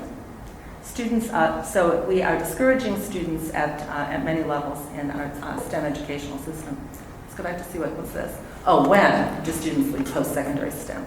I won't belabor this. I think we mostly know this. Lower division, entry level, first year, second year, especially first year. What happens to students in the first year in their STEM courses, that's when students are making their decisions. You'll hear later from my colleague Ellen from Oregon State about minority issues affecting STEM attrition, STEM retention. Also, Oregon State recently had a great study that showed the effect of grades in the first term on students' persistence in STEM. And one thing that's true for both my former employer, Portland State College of Engineering, and here at Oregon State, is that if students make it to the upper division or the professional schools in engineering, they're going to graduate. Retention to graduation at that point is strong. So where we're losing people in pipeline once they're in our universities is in the lower division, freshman and sophomore year. Like just a few minutes about other barriers to STEM degree completion. This could be days worth of meetings and data on this. There's a lot of data. But one thing I wanted to mention was our professional schools at Oregon State, Portland State, professional schools in nursing. Sometimes students do not achieve the grade cutoffs required for those professional schools. So that's another area where we're losing students. Students have barriers, all kinds of barriers. Scheduling complexity, systemic barriers, socioeconomic factors are a big reason. We'll hear later and just shortly from our colleague Elizabeth with the community college system. When I was an advisor at Portland State University, head of advising and engineering, we saw students who were coming to us as transfer students with over 100 credits, entering engineering programs as freshmen and sophomore engineers, right? Because they had taken 100+ credits at the community college, but were not yet ready to advance into our upper division systems. These students, they're running out of financial aid. So financial factors are a big problem for them, even being that as dedicated as they are to completing engineering degrees. Financial aid is a big issue. Also, many students are working. At Portland State, we had 75% of our engineering students were working 25 hours a week or more. That means they're not taking full course loads, and so they cannot advance quickly. That impacts time to degree completion. So all of this data, type of data, can be looked at within the Oregon University System database. And so this is something that you might wish to consider looking at in a little more detail. And then just a couple more words about transfers. Mark asked about, what about transfers? Transfers are incredibly important to our degree production in STEM in the Oregon University system. I know at Portland State, from personal experience and also from some data that's been produced at the institutions, remember, like our Alliance colleague said, very strong institutional data exists on these issues, as well as data that we can generate system-wide. But at Portland State, institutional data shows that 75% of last year's bachelor's degree recipients at PSU Engineering Computer Science brought in some transfer credits. That's a lot of folks. So transfers are incredibly important to degree production in STEM in our state. Another point I wanted to make is that when this council considers the post-secondary pipeline, remember that not all transfer students in STEM disciplines are transferring in with associate degrees or are transferring in at what we call the upper division, or our college here at OSU called the professional school in engineering. At Portland State, more students transferred in pre-junior engineering level. Okay. Lots of credits, but not yet far enough along in their engineering or computer science curriculum. So, and many students transferring who are on the solid transfer track, doing everything right at the community college, come in saying, I want to be a STEM major, and have all the preparation, starting at Calculus 1. Even those students may not choose to finish an associate's degree at the community college prior to transferring. And a final point about transfers. Not all STEM associate's degrees articulate well with STEM baccalaureate programs in our system. As a person in charge of advising at Portland State Engineering, I can tell you that one of the most difficult things for me, and I was just talking with Ellen about this prior to the meeting, she said much the same thing, is to talk to students who come into us, they've completed their associate's degrees, they're ready to come and join us in the engineering schools as juniors, right? Well, no, they're not, maybe. Maybe their associate's degree is in a technology program that does not articulate well with a baccalaureate engineering or computer science degree. And these students are then, very discouraged a lot of times to find out how much longer it would take them to finish off that bachelor's degrees. Now, we've got a few best practices that we can talk about a little bit later today about how we might get beyond that. But today, that's a significant issue for many students. And so in summary, we've seen Vern's data. The OUS system data set is extremely rich. And again, we would encourage STEM Council to ask this data set some detailed questions. Once you have determined exactly what the definitions of STEM are that you're going to be pursuing, we stand ready to bring you more system-wide data to answer your questions. Thank you. I'll start off. Thank you again for the very interesting data. I have some concerns, however, in regards to the apples to apples, apples to oranges conversation that we need to have in regards to the supply side of the degrees. I think the state laid out the demand side relatively straightforward. If my math is not too wrong, it looks like we have about a 7,000 person per year demand rate for the next 10 years. We're looking at the private institutions producing around 1,300 STEM students, but half of those leave the state, so that's about 700, 600 students staying in state to fill jobs, and then we have this 3,800 number coming out of OUS system. So first question, do you have any clue what percentage of those students are staying within the state? I thought you might ask that after hearing them present that. I don't know that off the top of my head. There might be some of my colleagues in the office there might be some survey data that addresses that, but I don't know what the figure is. We'll need some best guesstimate. Would it Definitely. be different than what the private institutions see? Okay. I would kind of doubt it. Okay. So we need some clarity. Yeah. In terms of data, we'll take that one back. Anecdotally, we knew at Portland State that Portland State Engineering, we did a survey, 78% of those graduates stayed in the state. Okay, that's very helpful. Follow-up question would be in regards to OHSU's data. I assume that was not part of your data set as well? No, we did not. And obviously, the medical and healthcare professions being such a critical piece, we have, obviously, that's what they produce Yes. for the majority. And then that overlay that you pointed out in your own data around the sciences, soft sciences, the biological sciences, Yeah. OUS, and what percentage of those students are also going into the pipeline at OHSU and other institutions to fill the demand side. I think we need to figure out how we get some numbers here that add up. You did not use NCES data, I assume. No, this data was from our own data set that we collect from the institutions we have. But we also do supply the data, as was mentioned, the public universities and the privates all supply data to NCES, so we can pull the same sort of data sets for our institutions Might help from coordinate them also. Understand Yes. where our margin of errors are, so to speak. And then the other piece, just generally to the council, I know we're about to hear from community colleges, which will give us some supply side numbers on that side.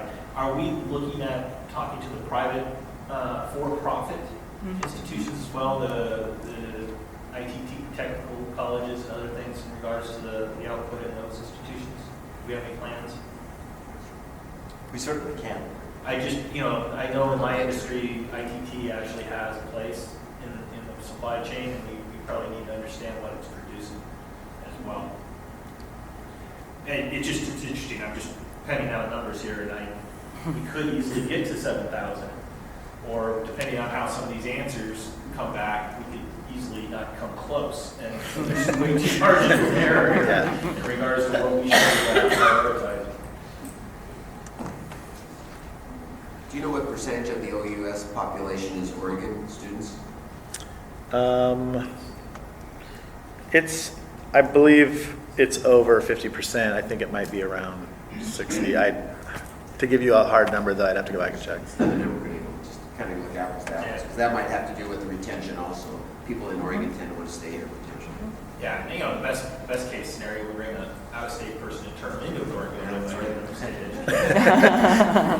You talked about the grade cutoff to the professional schools. Is that because the professional schools can't accommodate the students, or is there just so they move grades up and down just to restrict the passing to the professional schools, or do they say if you make it 2.8 or 3 point, you automatically get in? I don't quite understand that. Yes, it does have to do with capacity. Yeah. At Portland State, for example, the civil engineering, and to make this even more confusing, it will vary by department in the engineering school, depending on what their capacity is. And what the incoming student body pathway looks like.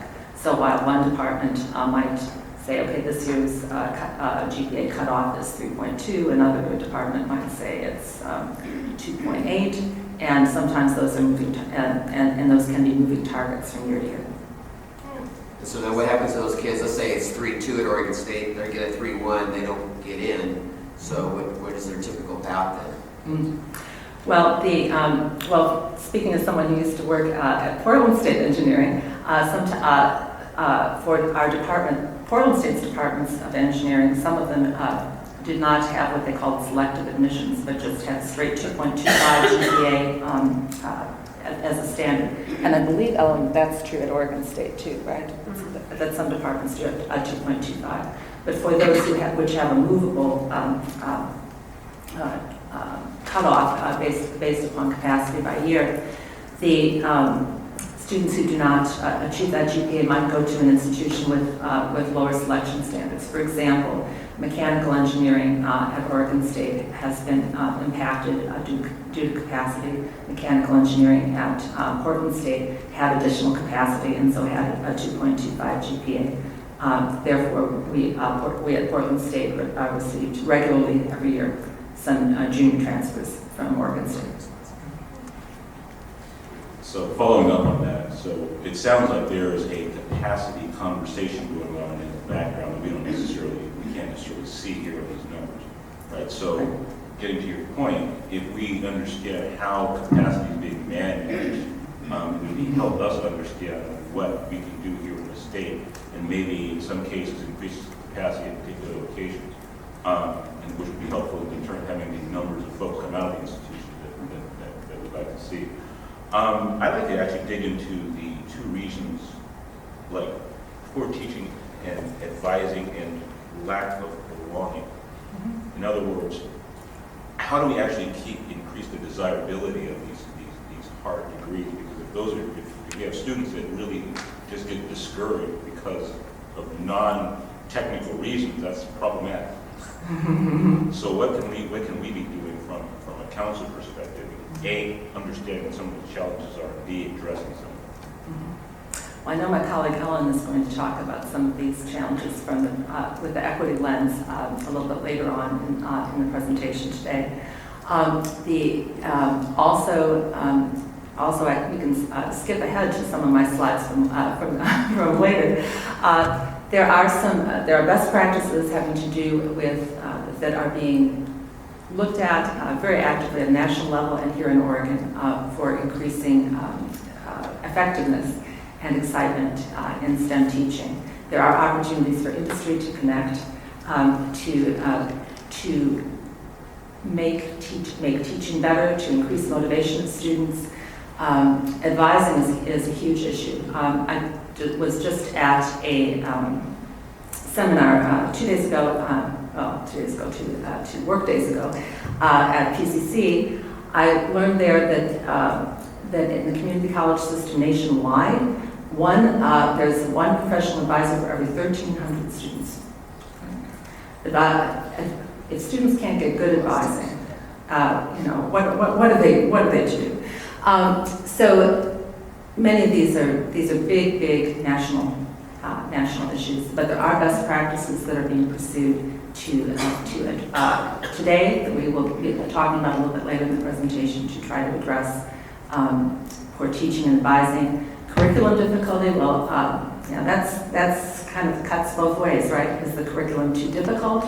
Later today, I have some slides about failure rates in some entry-level classes and methodologies that at least one of our campuses is pursuing to try to make that not so much the case. If 40% of students are failing an entry-level STEM class, we have a problem. I'd like to just add one more thing to that, and it's about measurement. How do we actually make sure we're measuring the right things? So when we're talking about all these different groups of folks that we're going to be engaging with and talking to about these outcomes, how do we help us get the right metrics and make sure that we're actually really comparing apples to oranges to oranges? So like mentors, for example, how many different mentors do you need, and do we have? Are they being produced? Are they being seen in the different institutions? Do they even see that as important? Are those data points that you have? And can we find out more about that? Or is that something that's, once again, a school by school, a department by department thing, and various considerations?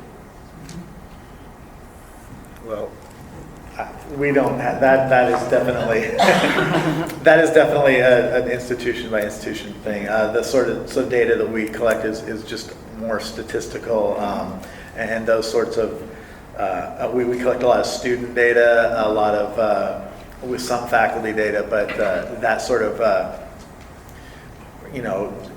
directed programs on the institutions, that stuff you have to go to the institutions for, unfortunately. So one last question from Jessica, and then we'll have to move on to the next presentation. Yeah, I had a question about alignment between community colleges and the university system, and how that's being handled right now, and some thoughts on how I would like to sort of see us address that, because that seems to be seems like it would be a big area for frustration for students going into STEM, especially when you look at the cost of a STEM degree at the university level versus starting a community college, which is sometimes one of the only options for students starting out. So just curious on what your thoughts are on that, and what you're doing now, and what maybe could be done in the future to create better alignment. Well, as you're probably aware, there's a great deal of work going on this topic here in Oregon. There always needs to be more, and I'm sure we're going to hear some things from Elizabeth on this topic as well. Joint boards of articulation. The OUS system and community college system has a joint board that works on articulation issues. That's been in place for some time. We have, at the state level, some promising practices.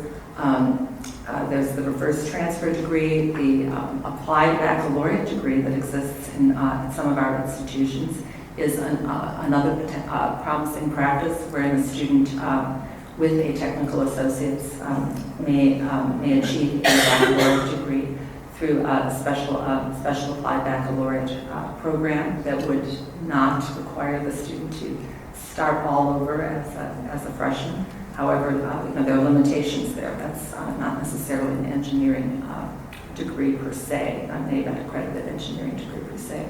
But many students today are starting off at community colleges and are transferring successfully to our universities, and our universities are working hard to work with primarily the community colleges, very closely with community colleges in their area, especially. We see this in the regional community colleges, also at Portland State, where I showed a slide earlier, 75% of the students at PSU engineering were transfers. 50% of the degree recipients were from one community college, Portland Community College. And that showed, in back of that, there's very close articulation and alignment between programs at Portland Community College and in engineering computer science and the PSU engineering computer science programs. And that exists at our sister institutions with their regional community colleges as well. So people are working on those articulations and alignments to improve this. Yet, communications with students who may not understand the differences in STEM degrees, may not understand the decisions that they have to make about, oh gee, should I take algebra-based physics versus calculus-based physics? And what about my mathematics preparation? Those are decisions that affect articulation and transfer. And I'm sure you probably need to know, at least have an idea of what you want to do. Exactly. And as we wrap today, we talk about the role of industry. I mean, that is a huge area. If we can all partner together to get students better ideas earlier about informed career preparation and then career decisions, we will all win. Okay, thank you very much. Thanks. Good presentation. Probably more to do in this area. Okay, next on the agenda we have Elizabeth Cox-Brand from the community colleges. Welcome. We've already been talked about a little bit already as a key part of the pipeline, so yeah, teach you nicely. I was going to say, there's one thing about batting cleanup. Half my slides are pretty much moot. And I've got all these questions that I was sitting back there going, we could talk about that. So, yeah, I appreciate being here this morning. I'm very glad that Mark invited us to be here to talk about this. And the primary background of my slides came from the discussion that Mark and I had, in that community college students are not like university students. They're not like private university students. So I wanted to give you more of an idea of what our community college students in Oregon are like, so that you have an idea a little bit more of what their experience may be as it may differ. Just to let you know right off the top, we produce 1,800 degrees, so you can start doing the math right away. What percentage stay in the state of Oregon? Well, we have 95% of our students are Oregonians, and we do have that information back at the office. But as you can well probably imagine, those are things that, with follow-up from Mark or whatever, we'll be glad to have that to follow up with you.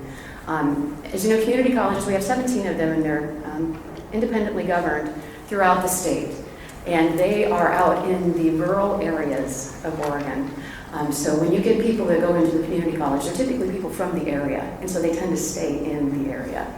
Another thing about community colleges, as we look at the different degrees and program offerings that they have, those are locally based on industry demand. So when you talk about what are students learning, what is it that the industry may be needing, there's advisory committees that tell the community colleges what it is that they need, and then the programs are designed to fit those needs so that our students would be able to find employment and be gainfully engaged in their community as they're in Oregon. So again, just a little bit about who are our students. One thing that's different, our students are older than your typical student would be at, for instance, an Oregon University system. Our average age is 28, and that's about the national average for community college students. So one thing is that our students, although anymore, my colleague Bob Kieran and I at OUS have this conversation, to find a student who's traditional any longer, they're the non-traditional student, because the students that would be non-traditional as far as if they're independent, if they're working, if they have a dependent, those types of things, it's hard to find a student who would be a traditional student as it would be. On community college campuses, we do have a lot of what would be non-traditional students. Our race and ethnicity at the community colleges. We have a growing Hispanic population that is coming into our community colleges. And this is just our credit student enrollment. In the community colleges, we have a whole other side that's non-credit student enrollment. So if you're thinking of students who, speaking of our Hispanic students that come into Oregon and need to brush up on their English, they would be enrolling in our English as a second language, and many of those are non-credit programs. So we're just looking at the credit program students this morning, but there's a lot of other information that can be out there regarding how we're serving individuals of color in our areas. Gender, we're about even, men to women, and that's pretty much consistent with our sister colleges. This is one that tends to surprise people. We don't get a lot of students directly from high school. When you think about the student who graduates in June and then enrolls in post-secondary in the fall, at any given year, that's only about 10% of our population.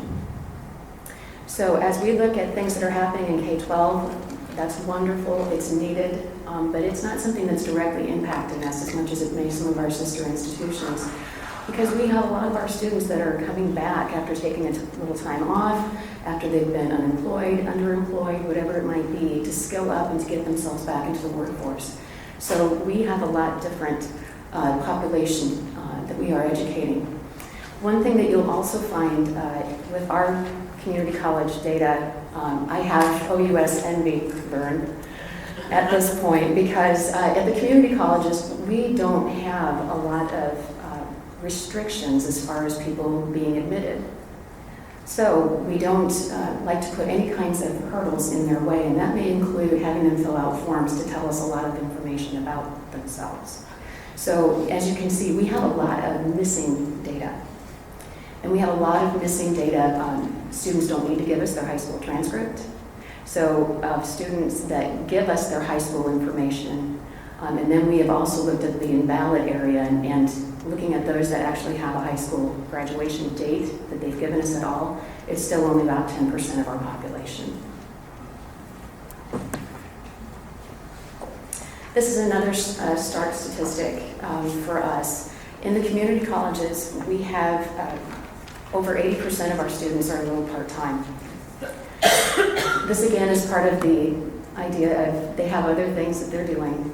Many of our students see themselves as workers first, parents first, caretakers first, students secondary.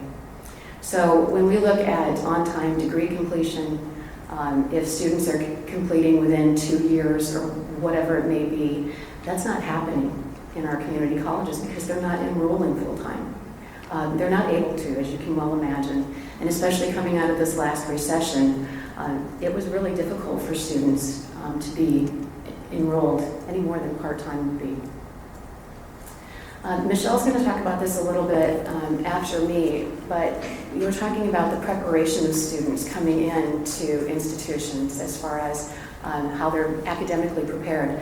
Well, community colleges, we have a lot of students who enroll in developmental education. And that can be, that includes students who enroll directly from high school. That includes the 60-year-old who may have gotten laid off in the timber industry. It includes everybody. So these are just a couple of the statistics that I could tell you.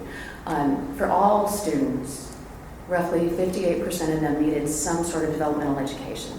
So that included math, reading, writing. For just math, that would be about 36%. But when you look at those that would be directly from high school, the 17 to 19-year-olds, it goes up to 63% need some sort of developmental education. And yeah, that is kind of surprising. And there needs to be some work done there between alignment with faculty as far as the high schools are teaching, what it is that we're testing, vice versa. As we're coming into Common Core and the Smarter Balanced Assessment and those types of things, we're hoping that that kind of thing will start to work itself out. But still, it's a little alarming to see how many students need to have some developmental education, which again increases their time to degree. In Pell Grant recipients, if you look at this, about 73% of them need some sort of developmental education.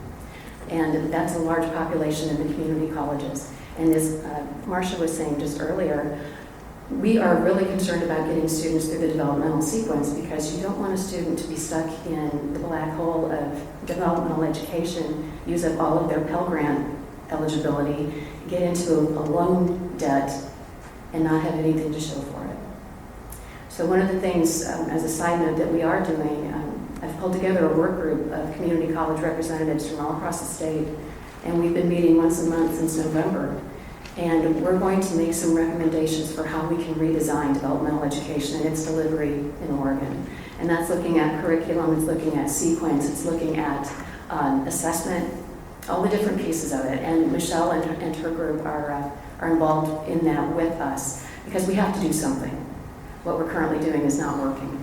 When you look at students who are in the developmental sequence, of course, the lower that they start, the less likely they are to actually complete. And there was a national study that showed that if you placed into the lowest level of the developmental sequence, you had about a 17% chance of getting through your college level coursework. That's not even completion, it's just getting through the gatekeeper course. So we're going to do something different. This was something I put in, what does STEM look like at community colleges? Because as we talk with our sister institutions, they talk mainly about degrees. But at the community colleges, one thing I would like you to think about, though, is certificates. And there's been studies that have been done through Georgetown that show that certificates that are in high demand areas can earn as much, if not more, than some bachelor's degree holders. Now, it's important that students who get those certificates are employed in the area in which they got the certificate. If you're getting a computer science certificate, going into nursing, probably not a good idea. But if you go into a computer science area, it's showing that you can earn as much, if not more, than a baccalaureate holder. And since these certificates can be a year or 2 years, very inexpensive options for students. One key caveat to a certificate: if you say that you are certificate seeking, you are not eligible for federal financial aid. Yeah, so that's a big barrier. But we do have career pathway certificates, which those can be stackable and they lead to an associate's degree. So students will say they are an associate's degree seeker, so they can get their financial aid, work on those certificates that they can stack up to get to the degree eventually. And this is just a brief overlook to see what percentage of our enrollment, our credit enrollment, is in the CTE field. CTE is particularly career technical education, is the area that you will be finding most of what we would consider the STEM degree, STEM programs, if you would. And it's containing the same sorts of areas that you've heard others speak about before, biological sciences, health, but we do include the health sciences and the health-related fields in our CTE configuration. I threw this in just to show you that we did hit a bump in our CTE enrollment right during the recession. The beautiful thing about community colleges is if the economy tanks, our enrollment goes up. Our enrollment's going back down, so that's a good sign for the economy. But we had a little bit of a bump, but in general, CTE programs are roughly a third of our credit enrollments. Part of the challenge with offering our career technical education programs is the cost. There were questions about capacity earlier. CTE programs are some of the most expensive programs that we offer on our campuses. And as you can well imagine, the cost going along with that is, as you were talking about, Mr. Johnson, how technology is changing. To keep up with that, to keep the most current technology for our students to be learning on so that they can get employed, it's really, really expensive. In the health sciences field, for clinical spots, we're challenged to find clinical spots that we can get our students into, because some places are now only allowing baccalaureate nurses into their clinical spots. So there's a lot of other challenges that perhaps this council could help us with as we do move forward. I know that there is some work that's being done with the Higher Education Coordinating Commission. They're also looking at these types of things and looking at strategic investments. This is something that the community colleges may be putting forward in that manner, actually making investments in CTE type programs so that we can expand capacity and we can expand the numbers of students who are getting these degrees. I pulled out our two highest areas as far as the STEM-related awards, and those are the engineering technology fields, which would include things like computer science, and the health professions and related fields, which of course is the nursing. It also would have some of the allied health in it, which would be like the dental assistant and some of those. So this is just a slight breakdown of how it is for ethnicity in the fall of 2012-13 for our students. These are the completers. And as you can see, it's overwhelmingly white, but that's, again, the majority of our students. And then we have the Hispanic population is growing, and they are enrolling in areas, particularly in the health sciences. I'm not sure why. That's just something that we're seeing. Male and female, this was something with the gender. Two of our highest areas are, of course, the two that would be probably the most gender biased. So if you look at the engineering technologies, it's not as much as you would think. I was a little surprised to have it not be more heavily male than it was, but the health professions are still heavily dominated by females. I've got tons of other information. As my other presenters probably would say, we had this initial conversation with Mark, and it was kind of, well, this is what I'll talk about, and then we'll see what it is that you have questions about, and we'd be glad to send you anything else. I'm not as data rich as OUS, but we do have data that goes back into the 90s. I'm consistently happy with my data for about 7 years. We're updating our data system. So we're increasing validity, identity resolution, and those types of things. So next year at this time, I'll have a whole much happier view for you, but we do have data that we would be glad to share. Thank you. Questions from the council? Start down here again. So just as a grand total, is it fair to take the totals from your second to last slide there, add them up? Okay, that's why I think I came up with like the 2,800 number. Is that what you believe is? Yes. You mentioned I thought it was a lower number when I. Yeah. This one, I think that we were taking out some of the unknowns in our last calculation. We want to get a confirmation. We need a number to stick to. I was going to say, that was one I emailed back to the office and said, give me this number. Gotcha. And there it was. So I will happily get that for you. Along with that, we did have over 1,000 certificates in this field. Yeah, and we can get you that exact number too. And I believe certificates are now being counted or being proposed to be counted in the 40-40-20. I saw that go through the higher ed committee. They are counted. They are They're counted. going to count them moving forward. We actually do count those in the achievement compacts. Oh, do you? We do. We count certificates that are approved by the State Board of Education, and that does also include some apprenticeships that are offered through the community colleges. Apprenticeships, I think, was what they're adding to it. And then, Right. last question, if you have the number, I'd be very interested to understand the delta in the cost of the CT course by average to a, I know they're more expensive, I hear that from OUS as well, and no one's ever said they're 27.3% more expensive. We need additional funds to cover that. Instead, I just hear it at the end. So I was wondering if there's any possible way of understanding that in aggregate, what the delta is on the cost of providing STEM-related coursework, that would be very helpful. And we might be able to do that on on more of a program-by-program type look, because as you can imagine, a CAD or a program such as that that's very heavily dependent on large machinery and needing to be updated quite frequently may be different than what would be needed for a dental assistant. Sure. I hear those statements from everybody, Right. but no one's ever been able to put a number to it. Right. And unfortunately, some of the people who are going to be lobbying our number, they're going to ask that question. If we don't have the answer, we're not going to be able to serve people on your behalf.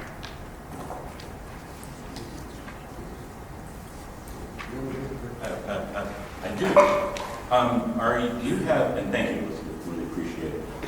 Do you have any numbers similar to what we saw earlier about the number of people starting on some of these certificates and the ones that actually complete? Actually, we don't, because we don't know who a certificate earner is until they earn it.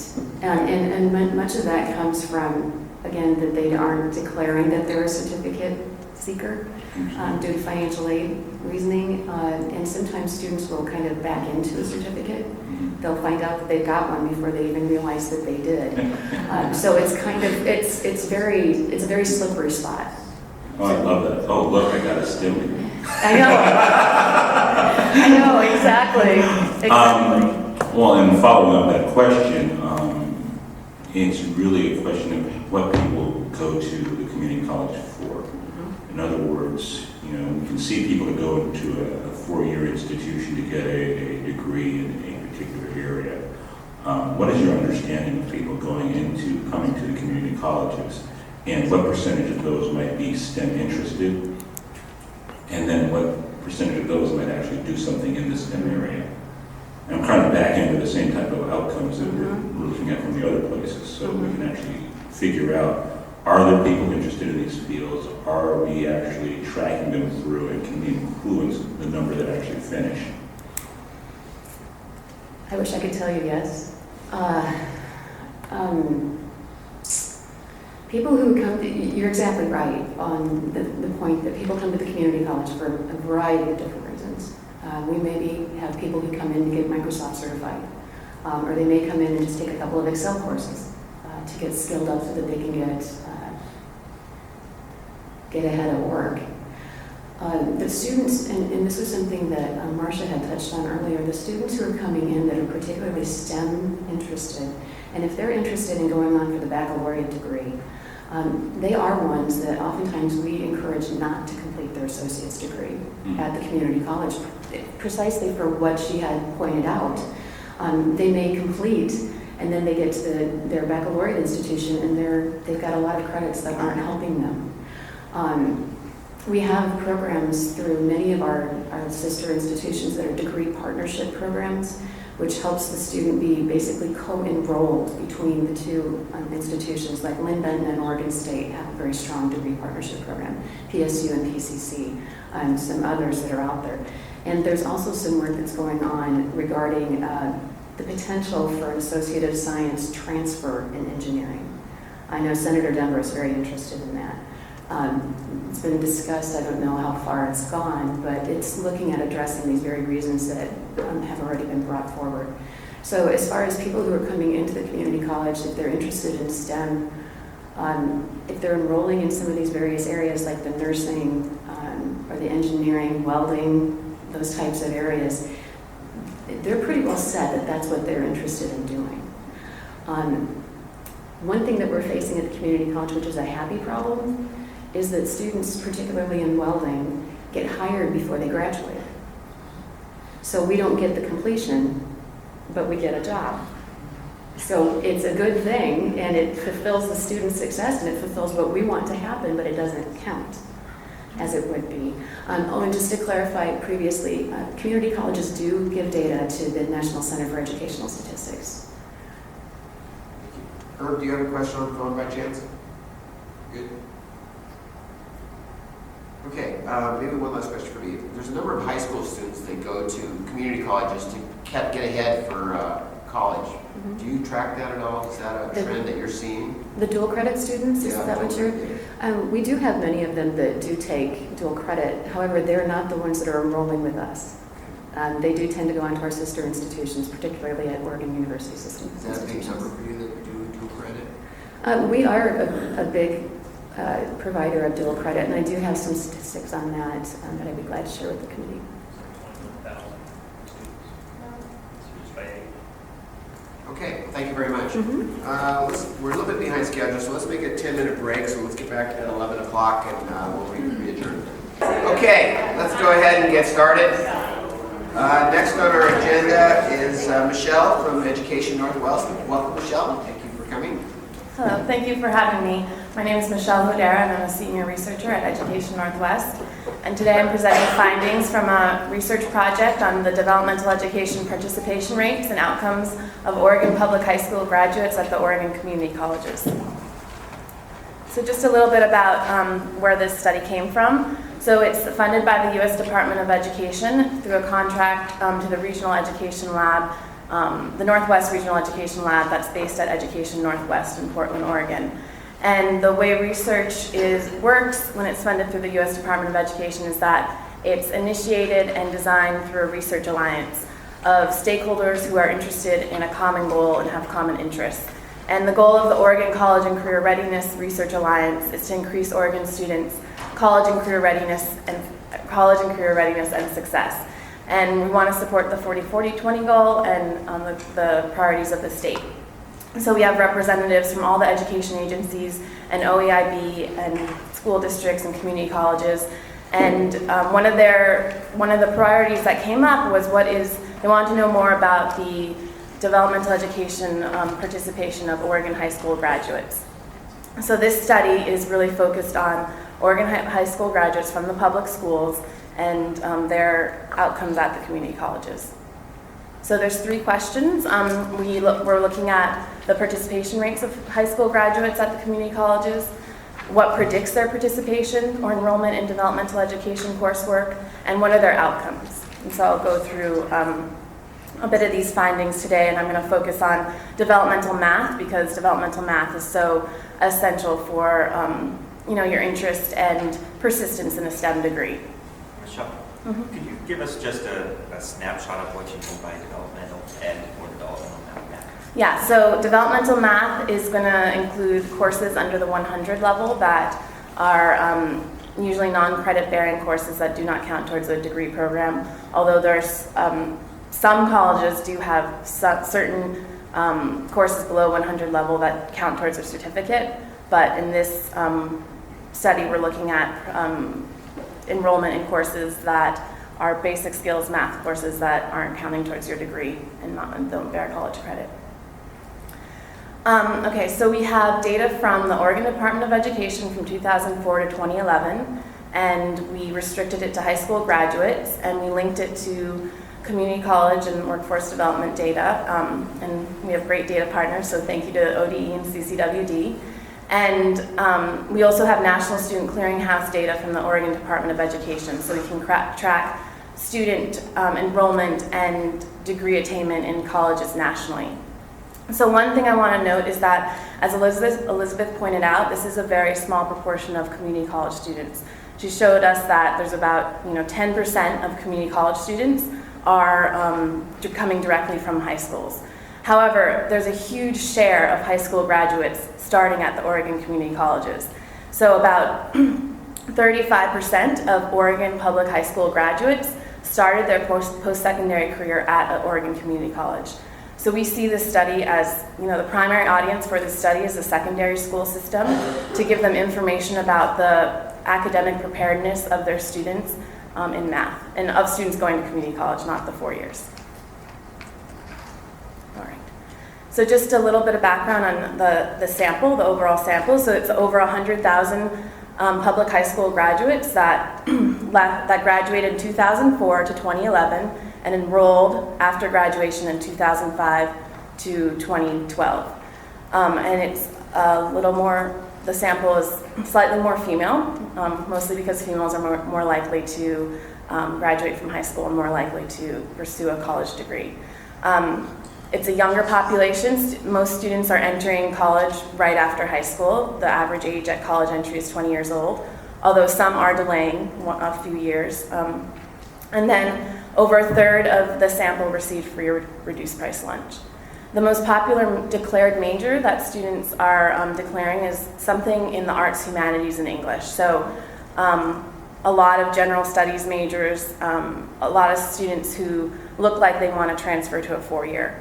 A very small proportion of students declared a STEM major. There's like 1% declared something in the math or hard sciences, 1% in engineering.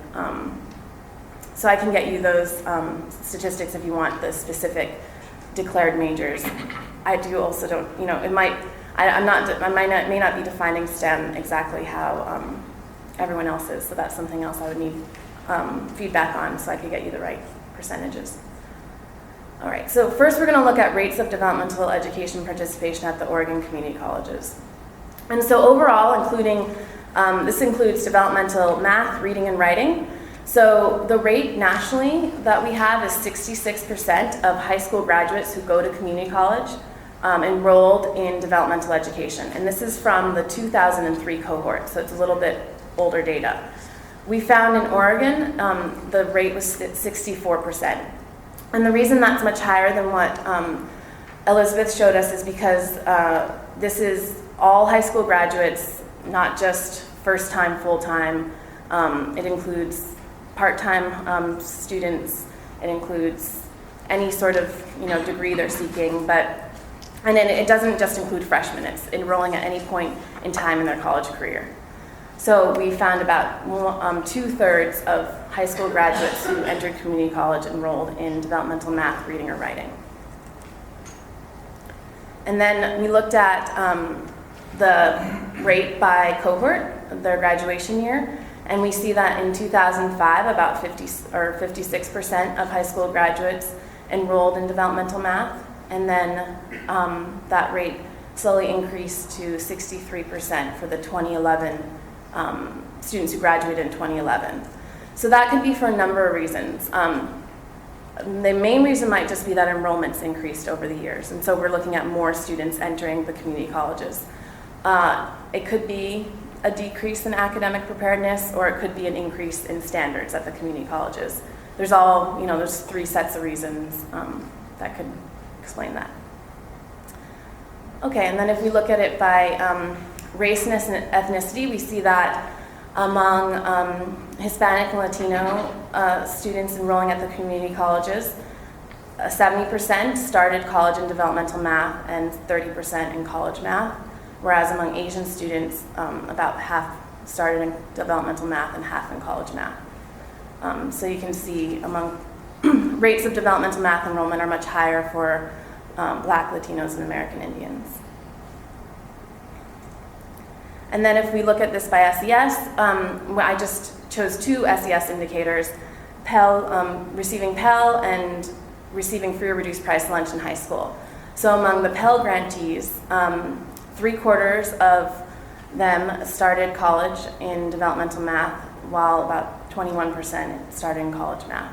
And students who were not Pell grantees, it was about, I don't know why those should add to 100. I'm sorry about that, that's very strange. They did it previously, I have to fix that. So the green is correct, it's the blue numbers that are wrong. But 51% of students who were not Pell grantees and started college in developmental math, while the remaining 49% started in college math. Okay. So then the next question is about predictors of enrolling in developmental math. And so this was a regression analysis in which we looked at the relationship between a whole different set of factors and enrollment in developmental math. So that included gender, race, ethnicity, your OAKS assessment scores, your absenteeism, how many days you were absent in high school, if you repeated a grade, if you participated in dual credit coursework, and what type of dual credit coursework, where you went to high school, where you went to college, when you graduated, when you enrolled. So it was just every single observable characteristic we had. We threw it into a statistical model to see what were the major predictors of developmental math enrollment. And so some of the findings that were probably most important to talk about are some that have implications for equity and others that might be potentially actionable. So in terms of equity, so let's just focus on the finding about females. So being female predicts enrolling in developmental math. So what that means is that a female and a male high school graduate who went to the same high school, the same college, had the same Oaks scores, the same race, ethnicity, same rate of absenteeism, the same dual credit coursework participation, the female was more likely to enroll in developmental math than the male. And so that's one thing to kind of to focus on and to think about. There's a few reasons why that could have been, that could be the case. We don't have information on students' high school course transcripts, so we don't know what types of courses on average females are taking and males are taking. And it might be males tend to be taking more rigorous coursework, and that could be the explanation. We don't know what their placement scores look like, so we don't know if males tend to just be doing better on the college placement exams than females. But that's, those are issues that would be worth digging deeper into. And you can say the same about an American Indian and a white student with the similar characteristics, same school, same college. An American Indian will more likely enroll in developmental math than a white student. And then on the other side, though, if we look at black students are more likely to enroll in college math than white students. And that's only after controlling for SES, that means that the higher rate of black students in developmental math can be almost entirely explained by socioeconomic status. But when we control for that, when we look at a black student and a white student with the same SES, we see that black students seem to have better academic preparedness in math. So we can talk about that more. Oh, sorry. And then some findings that are potentially actionable are, not surprisingly, delaying college enrollment predicts that you will enroll in developmental math because that gap in taking math, can be detrimental. Repeating a high school grade, we don't want anyone to do that, but that tends to predict enrolling in developmental math. And any Oaks rating that is not exceeds. And I can explain that in a little bit.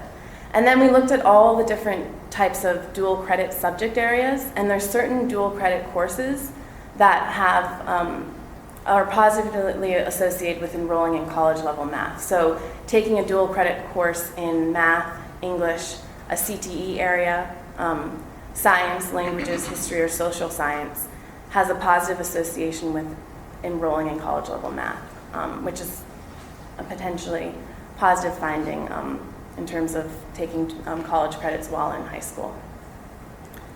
And then just to look at Oaks scores, if you're curious about this finding, what we find is that this is Oaks performance levels in math for the sample, and you can see that this almost the same proportion of students enrolling in developmental math and college math, or starting college and college math, met the Oaks performance level, met that standard.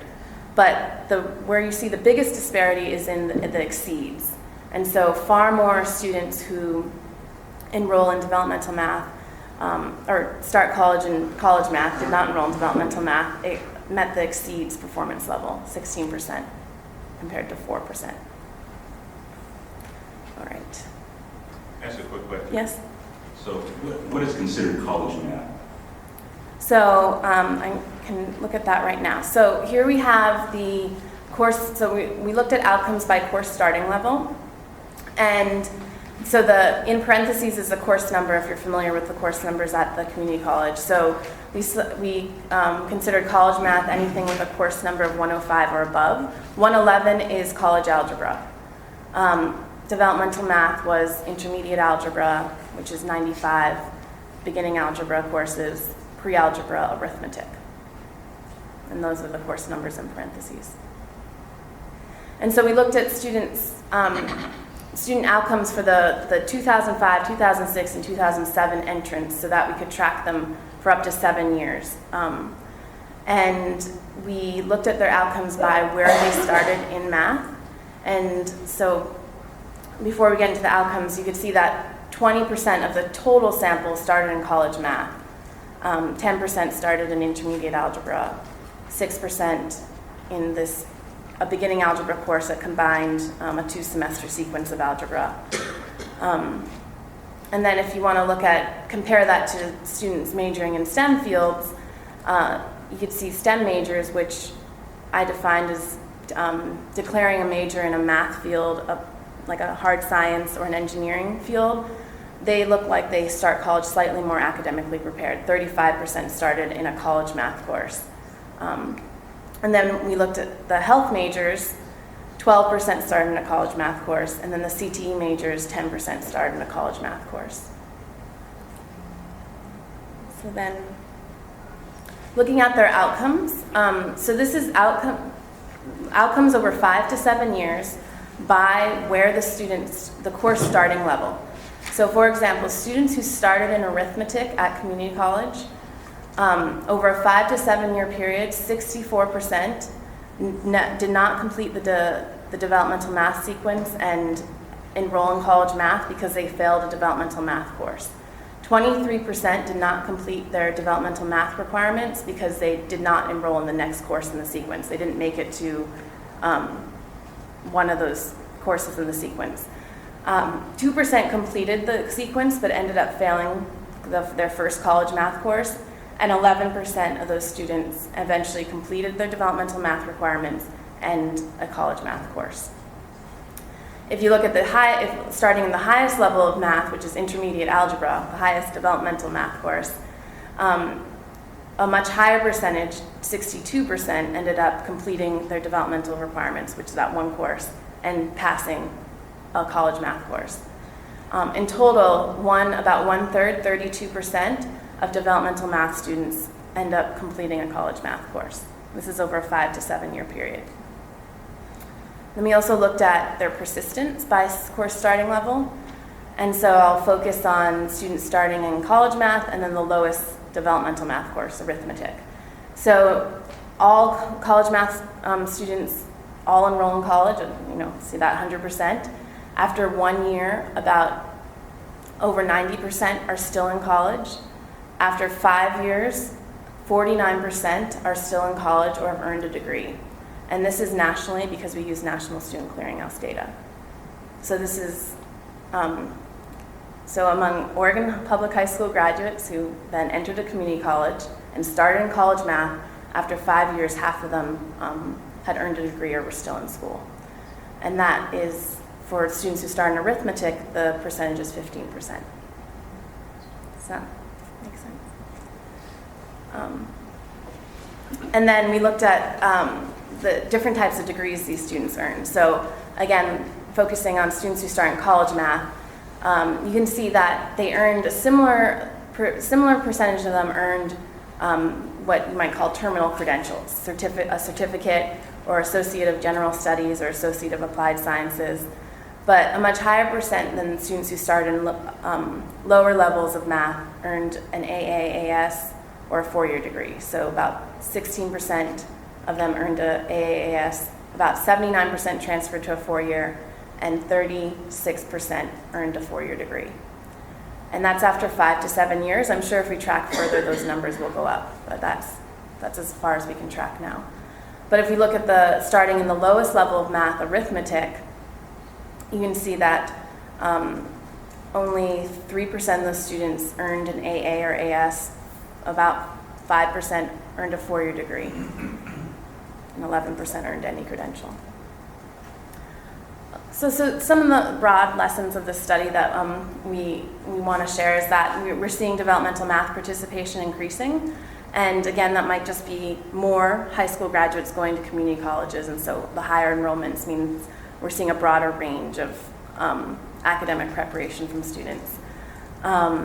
We also, some findings with, we want to think about findings that have implications for equity, are that regardless of educational achievement and any background characteristic, females, American Indian, Latino, and low SES students are more likely to start college in developmental math. And then something we can think about as potentially actionable is that dual credit coursework seems to have a positive association with academic preparedness in math. And then finally, just some trend across the country in addressing college math readiness is that building relationships between secondary and post-secondary systems through providing high school students with early assessments that give them an early indication of their academic preparedness in math. And then in their junior or senior year, responding to their performance on that test with either accelerated college credit coursework, AP classes, dual credit coursework, or transition curricula, which are essentially remedial courses in high school to address their math deficiencies. And then if students still need support, providing them with summer bridge programs before they enroll. And that's something that Oregon is talking about too with their with the Common Core and using the Smarter Balance assessment. So, any questions? I'll start again. Start there, let's work down here, yeah. You're a lead-off guy. Thank you very much. That's very interesting. First question, Michelle, do you know if there's a similar study in regards to the 4-year OUS? There's not. No, No. there's not. So one question would be, I'd be very curious to understand what percentage of freshmen entering the OUS system are involved in developmental math, because we know that those students have a prerequisite to get into school of having to take 4 years of math, I believe. Correct me if I'm wrong, there's still 2, 3, 4, there's 3? So this starts to point a little bit at the effectiveness of the education they're receiving in the K-12 arena, as opposed to whether or not they participated. Because one of my big gaps, obviously, in your study is that many of these students may not take a single math class in their entire high school career. Yeah, we don't have high school course And transcript you don't know, data. right? And I would expect anybody to go into community college who didn't take any math classes to have to go into developmental math. I mean, flat out. Mm-hmm. So it's an interesting piece. I guess the follow-up question would be,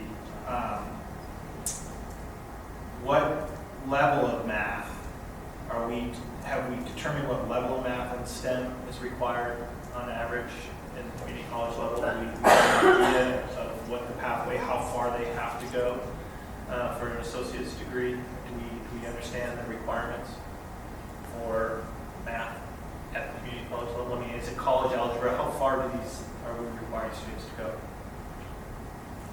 Well, for the associates, it's usually calculus, that trigonometry calculus sequence. So I don't have it in front of me, but it's above college algebra. Above college Mm-hmm. algebra.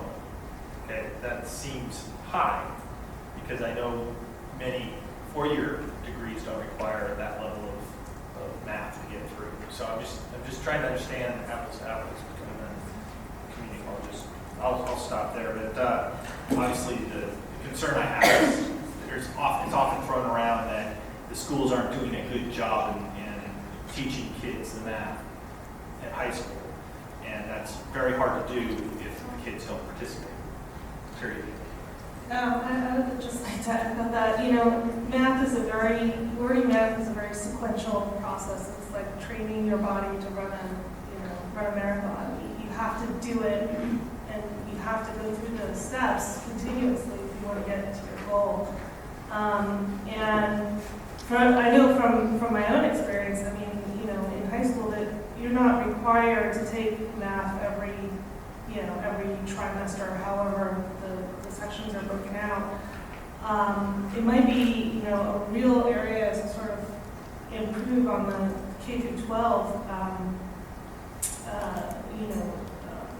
system is really to sort of start making sure that we have those sequential courses all the way through, so that kids coming out and going into community college are better prepared. Because if you don't do it all the time, it's like one of those skills that just like right out the window, and you can see it too when you talk about the statistics of students going right from high school into college and then waiting that 2, 3, 5-year period. That's a pretty big indicator that something is going on where we're missing, or we're losing that sort of seat time in math skills. So I think that's important to look at.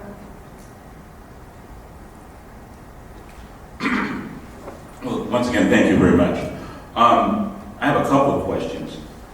Number one, what's happening with the kids that are coming out of high school?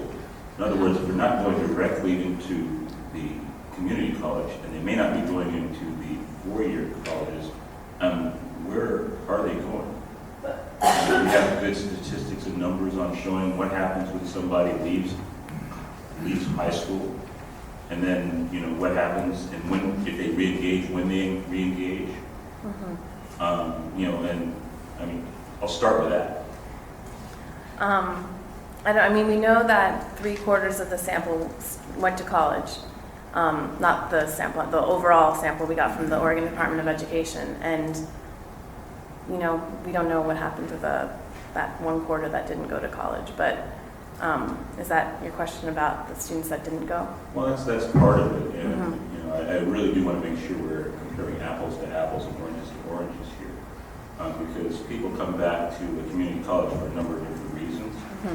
And if someone comes back because they haven't done math in the last 10 years, then they might actually go into the developmental area because, well, they haven't been using it. Right. I think on the other hand, I don't want to be making assumptions that our schools aren't necessarily preparing people that aren't really that interested in math in the first place. So I looked at the slide that it said that people were interested in arts and were not interested in the math and STEM fields. So you'd think, well, if that's the case, why would we expect them to be interested in going into having the math skills? So are there other questions you think we should be asking about what we're looking at here? No, I think that's a great question about having different math requirements based on your different degree program. And I think that's one thing the Developmental Education Redesign Group is thinking about. I do think the community colleges that are a huge, a lot of high school graduates are going to community colleges, and not that many seem to be declaring a STEM major. And so if that has to do with their, feeling not very good about their math skills or struggling with math, and that's something that is one area to think about in terms of improving or increasing the number of people seeking a STEM major and going into the STEM field. So. Okay, thank you very much. Appreciate it. Okay, next up is Tim Nesbitt. He's the chair of the Higher Education Coordinating Committee. Welcome,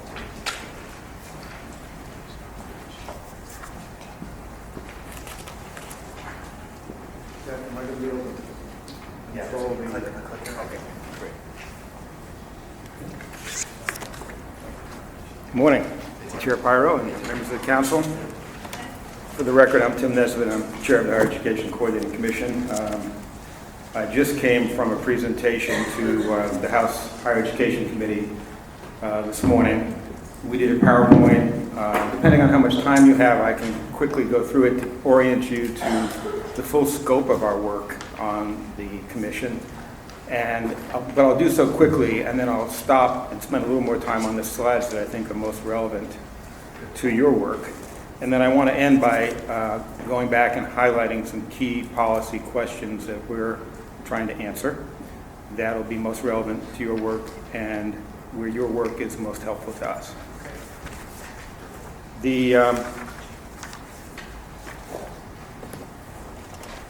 The commission was reconstituted by legislation last year, and we took office last fall, and we've been working to develop this plan with the self-conscious sense that for years now we've been developing plans for the next biennium. We're really good at that, but we don't always translate them into action plans for the coming year or the current biennium. So we're designing here a initial action plan focused obviously on the 40-40-20 goals, and in our case in particular the 40 and 40 that represent post-secondary completion. And we have, I won't bother going into detail on the case for the return on investment to individuals, the earning power and employment rates for students who do complete some degree of post-secondary education. You all know that. We just quickly summarize that. We're talking here about both individual opportunity and societal progress for the economy and for the state. The relevance of the first 40, we're at about 30% now. You can see some states, the best performing ones, are right up close to 40. So that's a gap, but it's not as great a gap as the gap we have for the middle 40 two-year certificates. And there you can see a tally based on the literal reading of the legislation which created the 40-40-20 goals, which applies to working age Oregonians. But I want to explain how we're refining that a little bit further. We are looking at both the pipeline of students in the K-12 system, and it sounds like that's been your focus. But we're also looking at, through a different lens, the adult population, the students who've left the K-12 system. They're working age adults. Senator Hass mentioned, I think it was Dwayne's question a moment ago, where are these kids? And Senator Hass mentioned in a hearing I was at with him last week that there's 60 some odd thousand 18 to 24-year-olds who are just hanging out. Not working, not going to school. So that's one indication of why we need to look at the adult population and the young adult population with different strategies. We conceptualized the 40-40 goals for the students in the pipeline, all the way back to those in the first grade and pre-K. Roughly 45 to 50,000 in each grade level on up. We've conceptualized the goals for them as more supply side goals. We have confidence that with educational attainment, they'll find their way in the world, and we can't very well predict what today's first graders will be doing for a living 2 decades from now. However, with the adult population, we think it's much more of a demand side strategy that's needed. And so we're going to be working with the Oregon Workforce Investment Board and the community colleges in particular to focus on high demand occupations, high value certificates and degrees that in a short period of time can match the completers to those job openings. So we're, as you can see, still developing the list of certificates that will count. Here's a kind of an overview of the challenge of 40-40-20. This morning, Representative Greenlick challenged us about just how aspirational is this versus how real is it, how committed are you to it. And with going through these slides, I think I probably confirmed a lot of the skepticism because it's a tall order to get to 40-40-20, whatever we define it, for students in the pipeline or for older adults. First of all, we have that existing challenge you saw of the gap that exists now. In the first 40, we're about 30. In that middle 40, we're at about mid-teens. And so a lot of ground to make up. And the systemic challenge is that we have what's been called a leaky education pipeline. Not all students are graduating, many are dropping out. We have the demographic challenge of increasing share of students facing significant barriers to success, whether it's poverty or family backgrounds where they'd be the first from the family going to college, English language learners and others who might struggle, who traditionally have struggled more and been underrepresented and underserved in our post-secondary institutions. The economic challenge of increasing poverty and slower growing middle-class incomes, combined with the fiscal challenge of declining rate of growth in state support up until this past biennium. Now, as we look forward, I think it's important to keep the big picture in mind. State revenue growth at every one of these quarterly revenue forecasts continues to be estimated at about 5% a year on out through the decade. Before the recession of 2008, for 2 decades prior, the state revenue and budget expenditures were growing at 6.5% a year. That's a huge difference when you compound it, and it's going to increase the competition for general funds in areas like healthcare and corrections. And the reason we were able to have a reinvestment budget in this biennium is because we were successful in controlling healthcare and corrections costs in a major way. So that's going to continue to be part of the challenge. And then, of course, every year that goes by when students are dropping out or not pursuing post-secondary education, the number increases of the denominator for that 40-40 calculation continues to increase, which will mean until we catch up through the pipeline and start reaching out to working age adults who can benefit from getting back in the education system, we're going to continue to see the gaps grow. I won't tarry too long on this. Here's, by the way, an earlier presenter was talking about students in our K-12 system who've been on free and reduced lunch. Here's the first estimate I've seen of where they show up in our universities. There's about 29% of students who at one time or another in the K-12 system are on free and reduced lunch. And you can see that it's universities like Eastern and Western, and to a lesser extent Portland State, where they tend to be a larger share of the student population. And that has a bearing on how we want to construct. If in fact this background is an indicator of more challenge and the need for more support in our institutions, then we want to be looking at these kinds of indicators when we are coming up with our budget recommendations and constructing our funding formulas. So we are putting the dollars where they do the most good. This is not worth, well, here is kind of another graphic that indicates the percent of students who end up without college, without completing college after high school, and it's hard for me to read the number. I think it's 65% there in that lower quadrant of the second chart. This is an interesting presentation of an analysis done by the Chancellor's Office.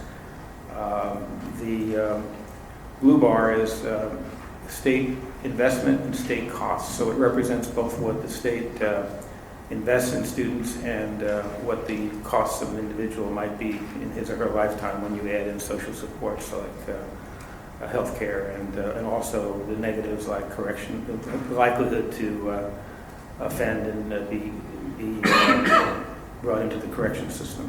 It's only after high school that the state's investment in education pays off. It's only when you see a student completing beyond high school. This will probably be of interest to you. This is an overlay of our degree holders and how they match up with degree holders across the nation. And you see we have a much higher representation. Way up top is environment and natural resources. That first bar is kind of cut off a little bit. All the way down at the bottom, where we're underrepresented, you see engineering, computer science, etc. The area that you're focused on. So that currently we have a mismatch. Well, I shouldn't say it's a mismatch because this doesn't match up to our workforce. This matches up to the nation. But when you look at the rest of the nation, it looks like we have a mismatch in the concentration of our degrees in certain fields. A lot in the humanities up above, and not as much in science and math down below. And another interesting fact that I commented on in one of my Oregonian columns, we tend to work less. Our college graduates, whether it's our culture here or our lack of opportunity or both, we are 50th of the 50 states in the amount of hours worked by our college graduates. So a little more pulled back than some states. And then here's the funding challenge. That yellow line, of course, is enrollment. The blue bars are state funding. And this is the OUS system. That's the community college system. Obviously, funding has continued to fall behind on an enrollment basis, even though in some cases we think of having an enrollment model for funding post-secondary. It fails on its own count. And I've been congratulating our presidents of our community colleges and universities as we've been meeting for basically a couple of decades of achievement in spite of this investment. I mean, in spite of this kind of investment in the picture, we have been educating more students and we have been producing more degrees and we have been improving the time to degree. So that's what's going to have to continue going forward. Our strategies, and we're hampered by the fact that I didn't have on paper these slides, but I gave you more reading material than you need here in our draft strategic plan. But if you just turn to page 5, it's easier to follow along here to get a sense of how we're organizing our work. And we've carved out 4 broad themes for our work: broadening the pathways and accelerating progress to our 40-40 goal. And here's where our responsibility for constructing the budget is preeminent. We've already done work, as I've shown you, on how we better clarify the 40-40 goals. We're going to do a lot more work on profiling the students to be served. You know, this cohort of 45 to 50,000 students graduating from high school every year for the next 13 years. We're looking at, and of course the demographic shift, when you look at the earlier years, I think it's 18% who are Latino in the high schools, in the class of high school seniors currently. It's 24% when you look at the first graders.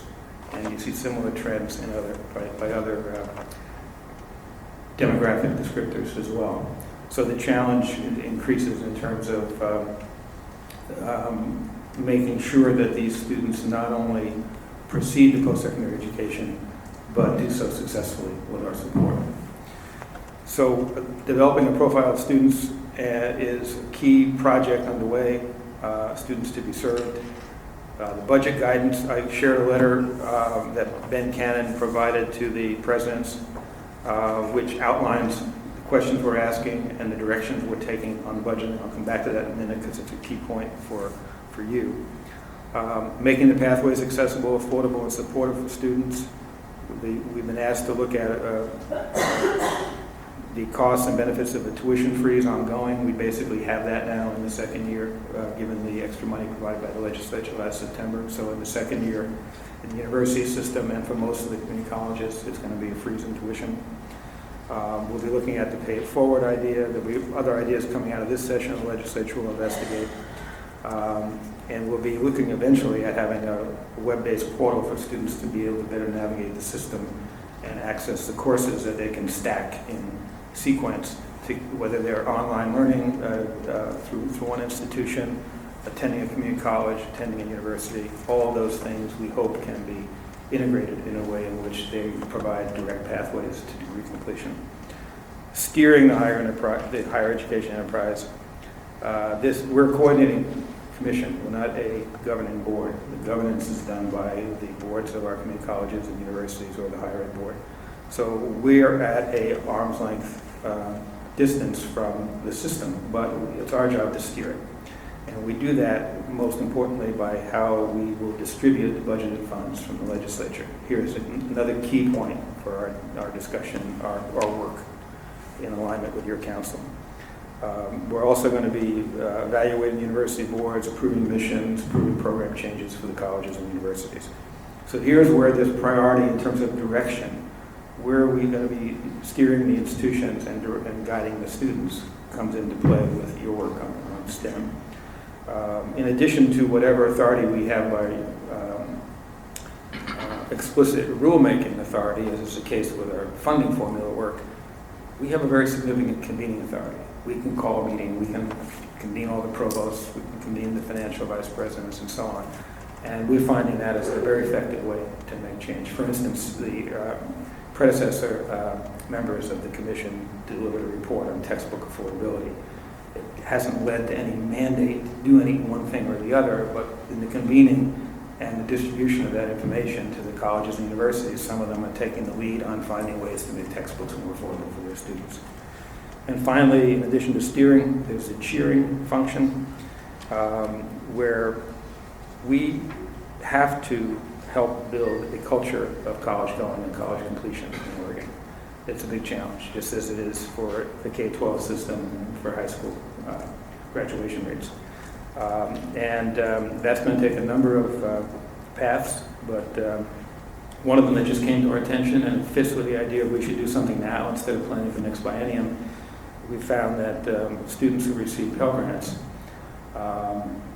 students who are eligible for Pell Grants, are not always getting them, either because they don't complete the FAFSA form or because institutions are not able to keep up with the paperwork that matches the paperwork they need to get the Pell Grant through the system. It happens a lot in the community colleges. It happens with late enrolling students. And by our estimation, there's about $400 million a year that comes into Oregon students every year from Pell Grants. And there's probably another $80 million that we're leaving on the table. So we're trying to develop a pilot project this year and eventually something that can be funded and a permanent feature of the work of our Oregon Student Assistance Commission to create kind of a control tower, watch over how the institutions are doing, be able to send in teams of financial aid experts to help the students complete the process or help the institutions perfect the process.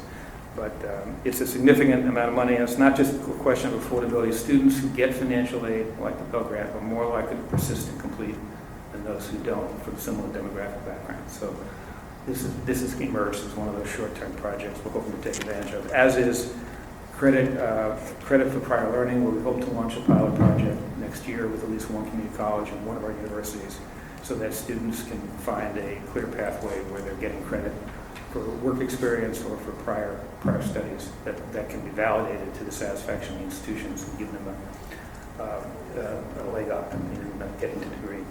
So the key questions, we're coming to a consensus on the commission that if we change the funding formulas, first of all, we shouldn't change them quickly. So we are looking at next biennium, because if an institution sees a change in the funding formula that's intended to incentivize certain behavior, we've got to give them time to respond. But we definitely want to give greater attention in how the dollars are distributed to the students to be served and their needs. When we think of the K-12 system, we have a funding formula that's ADMW, where that W represents a weighting for poverty, for English language learners, et cetera, for those other factors. Now, I wouldn't recommend the K-12 model in its fullness because the dollars flow that way, but they're not always spent that way.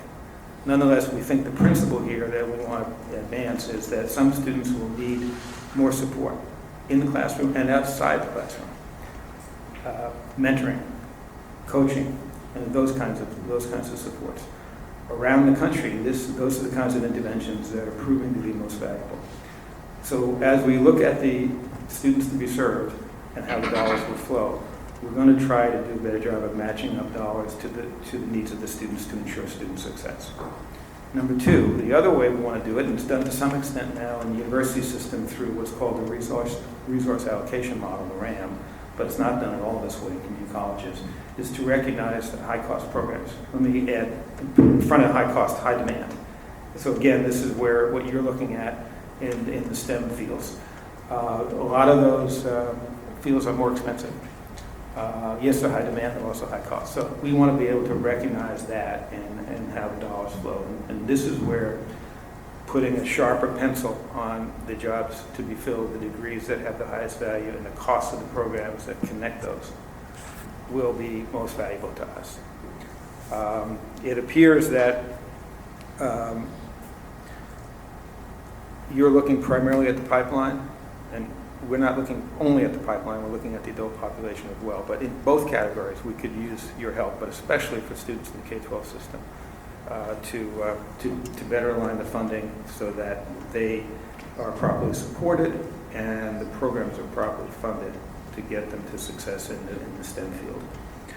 And we'll learn as well from the grants that you issue and the experience with those. So with that, I'm happy to take any questions.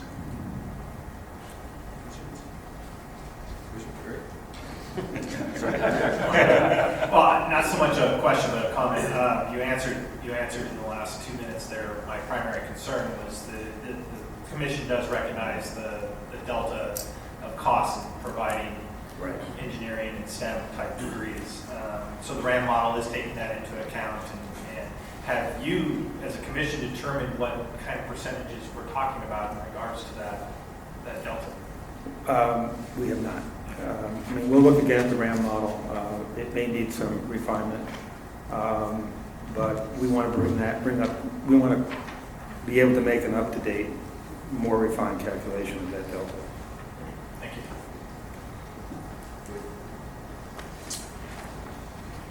Thanks, Ed. Hi. Could you share with us a little bit of the thinking behind the connection between workforce and education? Actually, workforce, education, economic development. In other words, when we talk about how we're going to involve our economy and we talk about what our long-term opportunities are, how do these pieces fit together? Well, ideally, we'll create we'll turn what's now a vicious cycle into a virtuous circle. And that means that we will be better educating students and preparing them for the jobs that are predicted to be filled, as well as the jobs that are at this point to be created by a better educated workforce. They'll be more productive no matter what they choose to do, but hopefully more creative and help to drive the economy.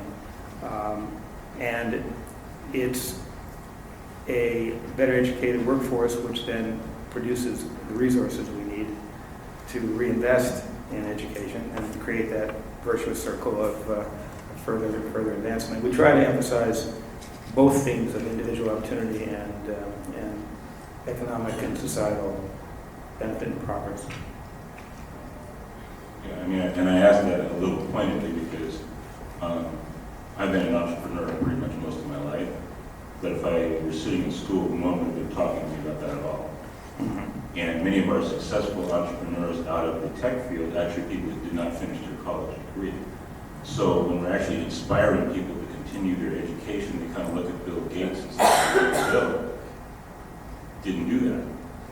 Well, now Bill had a special case, so, And I think the point that I would always make to folks like that is Bill may not have finished, he was actually education is very important, and learning acquiring knowledge is very important, and skills are very, very important. And the best vehicle for that is education. So how do we continue to make that story available to our folks at the same time, where we're trying to incent people to go into the places where the opportunity actually is right now? We don't have a job problem in the tech, the STEM field. We actually have a people problem, and people to fill the jobs. Mark and I were talking about this in a recent chat we had. I think it reaches back to the high schools. I think we have to rebuild the career and technical education. We have to promote more hands-on learning. Bill Gates didn't finish college, but in high school he was hanging out at the computer lab at the University of Washington, and Steve Jobs was hanging out in his father's garage playing with an oscilloscope. So it's that kind of hands-on learning which I think has unfortunately diminished in our high schools, and if we can bring it back. And I'm looking at Jim. I think you're an alumnus of Benson, is that right? Okay. Well, I took the tour and they mentioned your name as an alumnus. And there was all the equipment, the old melting pot in the foundry, but also there was a 3D printer. So I mean, we need to upgrade and I think inspire our young learners with more than what we're offering now, and better connect to the world of work and the creativity in fields like yours. You mentioned during your talk about the role of mentors and coaches and the critical role in that. Recognizing that there are limited resources within our university, both resources in terms of people, but also in terms of experience. One of the great challenges we have within the way that we educate is that educators tend to their careers have tended to be only within education. And so when we talk about mentors and coaches, what we're really talking about is life and professional mentors and coaches. That brings to bear the role of the industry, all of our business community as partners within our educational environment and our educational system. What role do you see the industry playing as partners to HEC and to our universities? And how can we become more strategic in opening up those doors, both in terms of the people and the resources of our industry? Well, I think your question contains the answer, at least as well as I can offer it, and that is internships and partnerships of that kind are critically important. Work-study programs are underused as well. And so I think the partnerships need to connect to the world of work, and we need to call that out in our report. It's not an area which has gotten into due in terms of our planning as yet.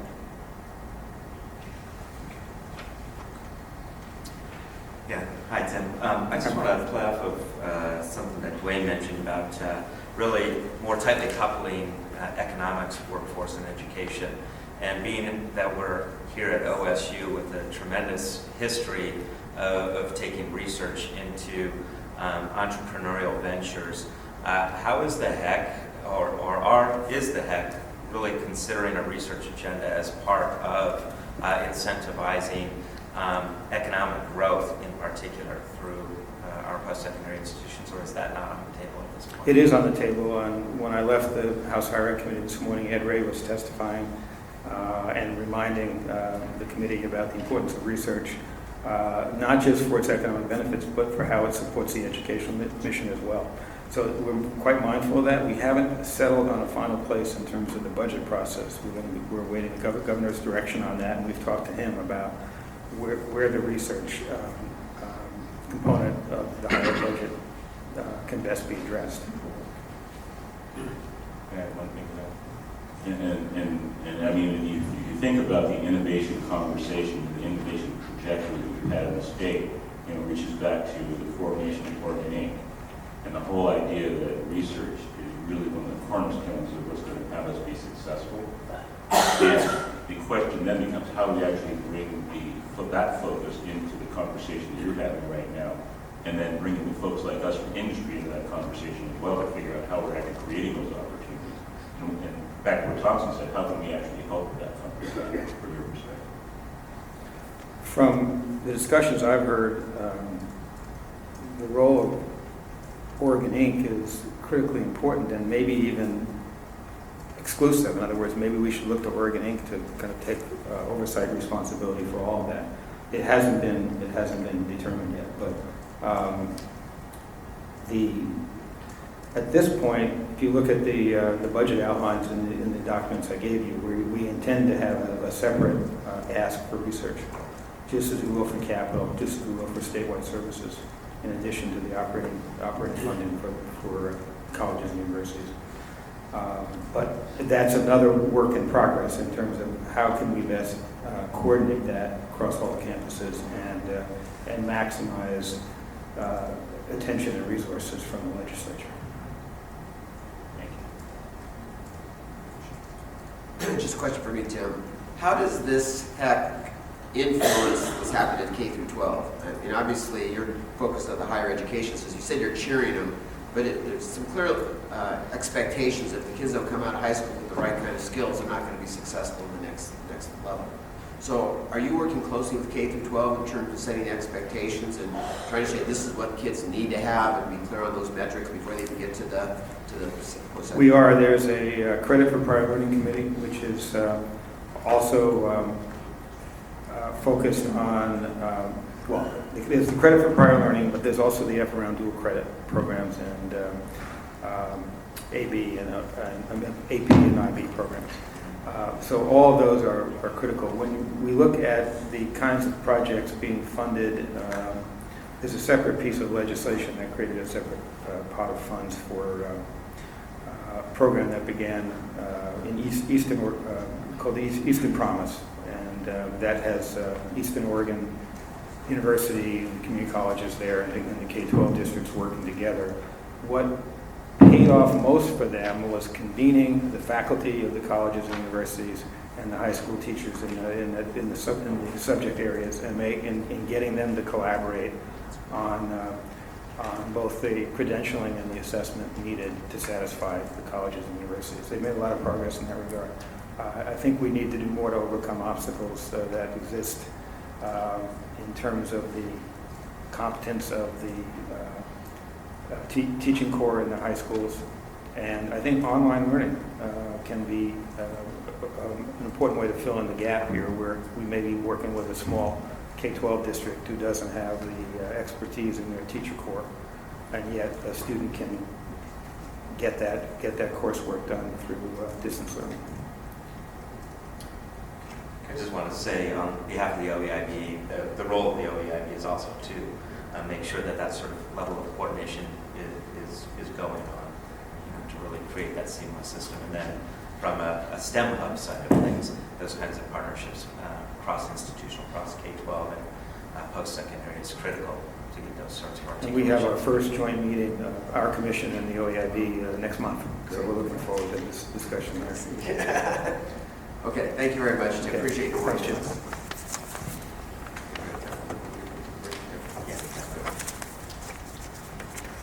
Ellen? Yeah.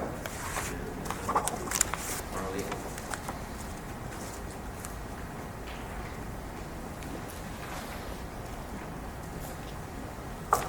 First, I want to apologize for my cough. I know it's been difficult for everybody. I just can't get this to leave. So I'll try to get through this, but I've just been sipping hot drinks all morning.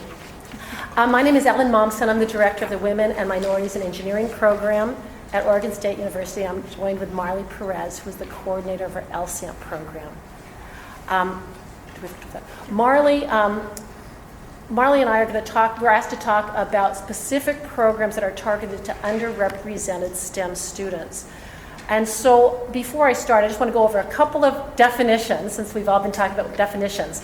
The Lewis-Stokes Alliance for Minority Participation in STEM, which we'll call LSAMP, is an NSF, National Science Foundation funded program that we began here at Oregon State 4.5 years ago. LSAMP has been around in the United States for about over 20 years, but this alliance is the first one in the Pacific Northwest. We are a partnership of 5 universities in the Northwest. It's Oregon State and Portland State University in Oregon. Then we have partners UW, WSU, and Boise State. Like all LSAMP coalitions, the goal is to double the number of baccalaureate degrees awarded to underrepresented STEM students within 5 years. So when we first see that goal, it seems like impossible, but we're really proud to say that we have achieved that goal. Our 5th year will be coming in June, and we have achieved that goal. With the LSAMP program, there are 3 pillars that all programs go through. One is increasing the pathways to college.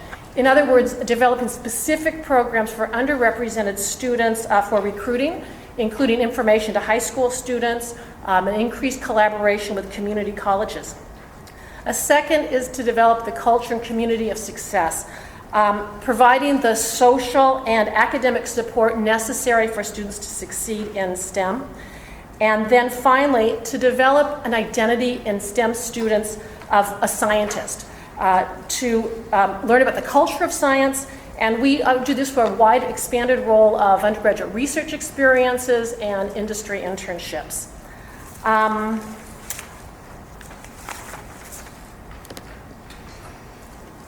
Stop there. So I'll talk a little bit about the unique challenges that our students of color generally face in STEM. The ones that we've kind of identified, and the number one reason that we talk about it is the social isolation. And so a lot of our students come into STEM majors at the university level, and they don't see a whole lot of students that they identify with in their courses. So their first and second year math and chemistry and bio classes, they're not seeing a whole lot of students that they identify with that they feel like they can team up with and study with. We also see a lack of academic preparedness in some students, especially students coming particularly from rural communities where access to higher level math courses, access to community college level credits isn't there. And so they come in and feel underprepared when they get into their college level math and engineering courses and science courses.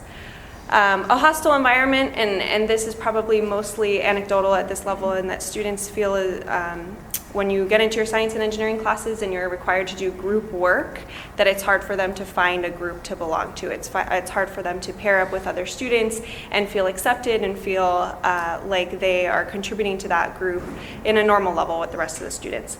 Family influence is another one, and that comes in a number of different ways. For some populations, the pressure of family to major in STEM when maybe that's not their first passion or where their academic abilities really are strengthened. There's that kind of family influence. And then for some of our populations, we also see the influence from family to drop out and to potentially work and support their family members to provide childcare or a secondary or another income to the household.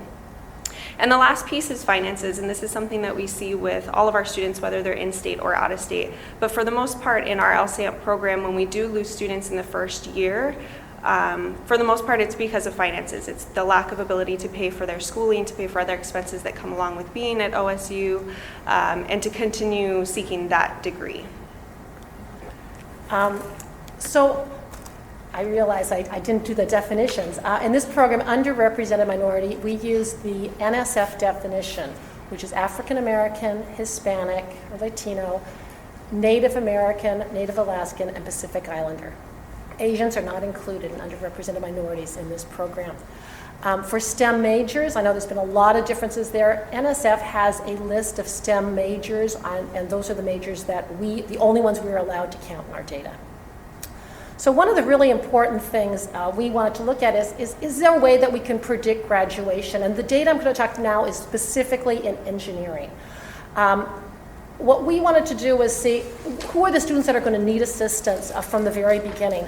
And so we worked with a PhD student in science math education who did a very extensive study looking at both pre-university attributes and then also university attributes. For example, from high school, what was high school GPA, what was SAT score, gender, ethnic origin, and then college, still gender and ethnic, but also what was their first term GPA, what was the math class they began in, and what was their major in the College of Engineering. And of all of these, we were very surprised. 3 times more important than anything else was the first term GPA. And what's really interesting is even if a student, like in engineering, we anticipate most students start in calculus, which is not really the case. Over a third start at a lower math level. But even the students who started in college algebra, which is Math 111, if they got an A in that class, they were just as likely to graduate with a degree in engineering as a student who started in calculus.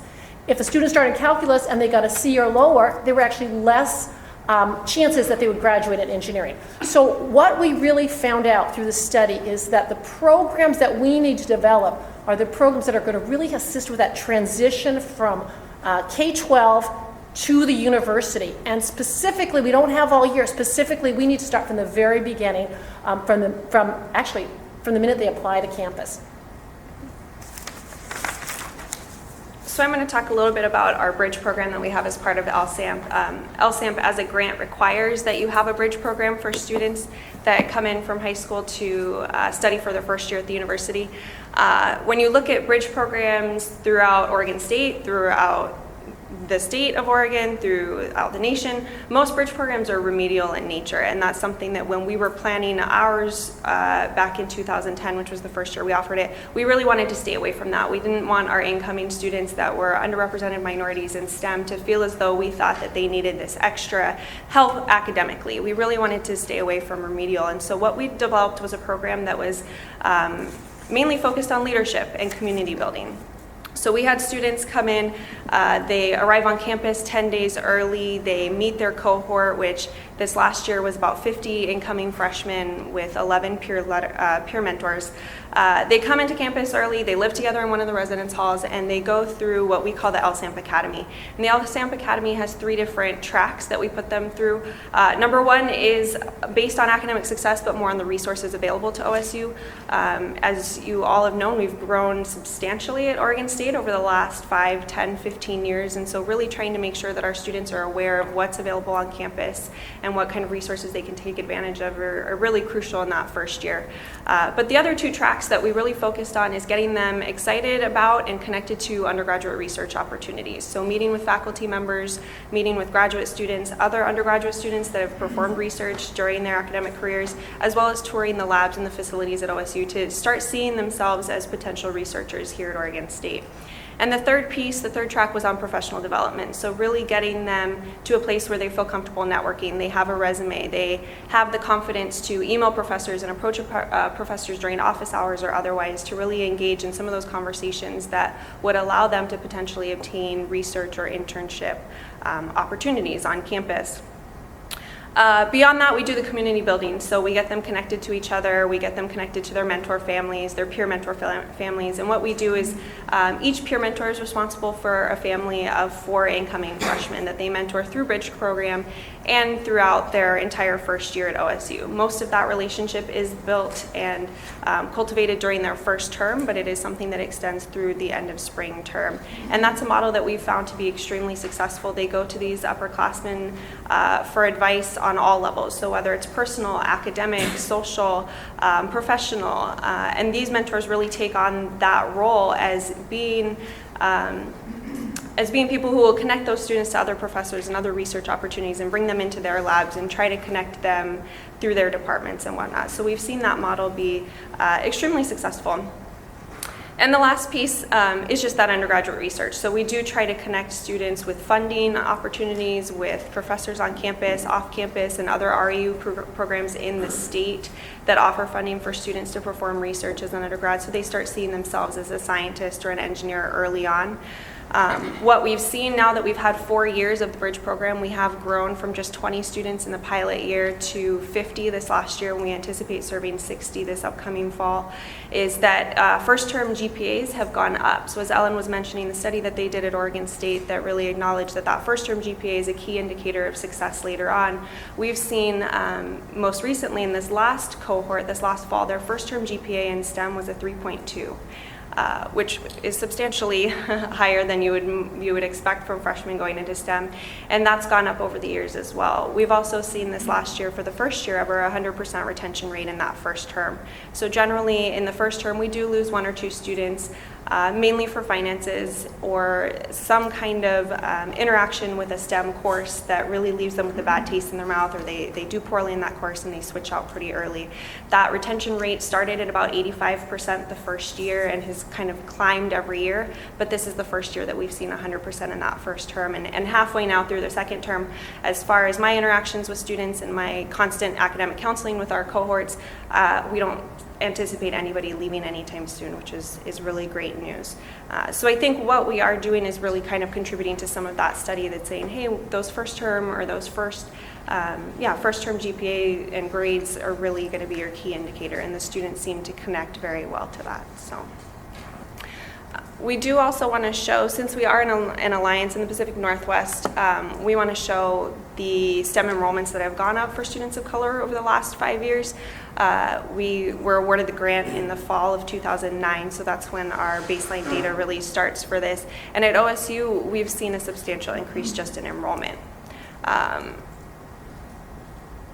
Not double, but we're almost there. As Ellen mentioned, the goal was to double the number of bachelor's degrees awarded. Our baseline number for that was only 79 when we started, and we graduated 147 last June. So coming up on data this June and looking at who's in the pipeline to graduate, who's applied for graduation, has enough credits, all of that, we are anticipating not only meeting that goal of doubling, but exceeding that in June. So we're excited. And the Alliance as a whole looks like we're going to meet that goal. So we are, as Ellen did not mention, we are patiently awaiting word whether or not we've been refunded for a second grant cycle of the LSAP. But our enrollments have increased, not just at Oregon State, but in Oregon with Portland State as one of the partners. In addition to that, with the level of data that we do have to submit every year to the National Science Foundation on what we're doing and where our students are at, one of the key factors that they look at is the percentage of your minority students on campus that are pursuing STEM degrees. And as you can see by this graph, nationally that's about 28%. So 28% of minority students are pursuing STEM degrees. In the Pacific Northwest, unfortunately, that number is 11. But for OSU, we are at 46%. So almost half of our minority students enrolled at Oregon State are pursuing STEM degrees, and that's a number that's continuously gone up as well. So a year ago, that was only 40%, and we're anticipating that that's going to increase over that 50% mark this year when we submit our data. Just to compare, I know Ellen listed the other universities in our alliance. The next closest is University of Washington, and they hover around 19%. So we're so much of an anomaly here at Oregon State that our data people have kind of asked, over and over again to make sure that that data is correct. And it is. I don't want to stir that up. So there's definitely something that we're doing here at Oregon State that not only allows those students to really choose STEM from the beginning and come in and major in STEM, but also continue to pursue it and graduate in those majors. How much was the NSF grant that you received? How financially? So it doesn't cover a whole lot. Gives a lot of requirements, but not a lot of finances. It's an alliance-wide grant, so not only are the 5 universities on it, but we also partner with a number of community colleges and some education centers. As a whole, It's about $2 million over 5 years, but that's for all 5 universities. so Oregon State has been receiving about $65,000 to $75,000 a year is all. So What does that represent in regards to price per student to take them through this program? So the bridge program is actually not funded through the grant. That's something the grant funds half of a staff person. They fund research funding for students and other supplies and space. But the requirement of the bridge program means that you have to go out and seek funding for that. In the past, it's been something that was industry funded. For the most part, the university did fund some of that. The bridge program itself that students go through is about $2,000 per participant. At Oregon State, we have about 1,300 LSAMP eligible students at any given time. So if you kind of do the math, the $65,000, $75,000 a year for 1,300 students isn't much. We have recently been charged, and I meant to mention this, with serving more students on that forefront coming in as freshmen. Obviously, with the bridge program and how high touch it is, that's not something that we can expand to a large number. We get about 300 to 400 new LSAMP students every year. So this fall, we will be rolling out a new program called LSAMP Academy that will be in addition to Bridge. It will not be as long, but it will put students through a workshop and conference style 2-day series where we do community building. They will be paired up with mentors and they will get a lot of the information that Bridge students receive, but it won't be as high touch and intensive. And that program is much more affordable. Is it fair to say that, well, first of all, congratulations. I mean, this is a great program. I've been aware of it for a few years. You guys are really getting the traction that you deserve. And it goes to show those things that are measured and worked on, results generally follow. I guess one question I would ask in follow-up to the other one was that, so it costs X amount per student. I assume these students are being identified as freshmen, as being interested in a particular path, where an average engineering student who doesn't fall in this category is not necessarily tagged with that moniker by the university as a freshman. Freshman engineering students aren't necessarily tracked unless they're in the underrepresented group column. I'm not sure what you mean. Do you track guys like me as freshmen as closely as you're tracking your underrepresented group? No. We have 1,200 freshmen coming in, so we can get data on everybody, but we don't do that specific tracking. Is there any reason to believe that if this type of program was available to all incoming freshmen of all groups, that you would have a much higher throughput and retention rate of freshmen entering the program as juniors? I think there would be a lot of data on that. For example, we've piloted a lot of programs that we start with minority students or with women students. We then expand to all students in the college when they seem like they work really well. For example, several years ago, we started an engineering orientation program for women students. And at the time, it was, 100 students participated in this program, and it was getting them connected to the different departments, kind of a fun day, and it ended up with a big ice cream party. After 2 years, and the students really felt like they were doing better, we did a wireless help desk, so the students all were connected to the technology. And so this was women students. When I started this, then there was a lineup of incoming male students wanting to participate. So of course we wanted to help them through too. Now we do a program like this that we call College of Engineering Connect the week before school starts for every student, all 1,200 students. So a 1,200 person ice cream party, but they also see every single club. We have a booth for every single club at the university. So instead of just introducing the women or just minorities, we introduce all students to that, and we've seen a huge increase in the number of students that are joining engineering clubs, which I think a lot of data shows the more you get involved and the earlier you get involved, it's informal mentoring with upper division students, but also you start really doing engineering outside the classroom. Another thing that we've started is we're going to be moving next year to an engineering residence hall right on the center of campus. And so this opens up a lot of opportunities for us to do programming for all students in that resident hall. What we found with the LSAMP Bridge program, which was so powerful, was that when the students were living together in the same area, they became so close, and that closeness kept on throughout the academic year. With the opportunities we have with the Living Learning Center for engineering on campus, I think we can start doing a lot of these activities for all students. I mean, we know there's need everywhere. There's the rural student, there's first-generation students. There's so much need, and I think the more we can get high-touch programs with the limited funds that we have, the better success we'll have. Question. So it's, I just think that it's great what you're working on. My question is, do you think that there could be a model adapted for like the last 2 years of high school in sort of in this genre to sort of help, keep kids sort of going on that track? Sure, and it's perfect that you do bring that up. So we recently received ODE Closing the Achievement Gap grant for specifically for Black young men in high school in the Portland area. And what we've done is we've partnered up with a national fraternity there that already does mentoring, and we're now providing the college mentors for those students that are in those sophomore, junior, senior years.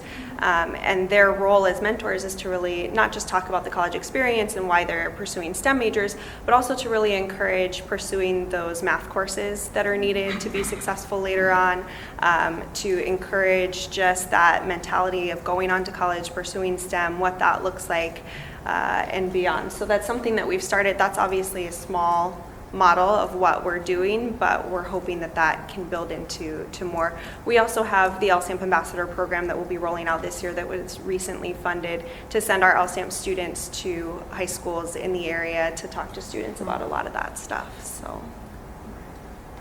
And in addition, we're hosting, the LSAMP program is hosting the Oregon Association of Latino Administrators in 2 weeks.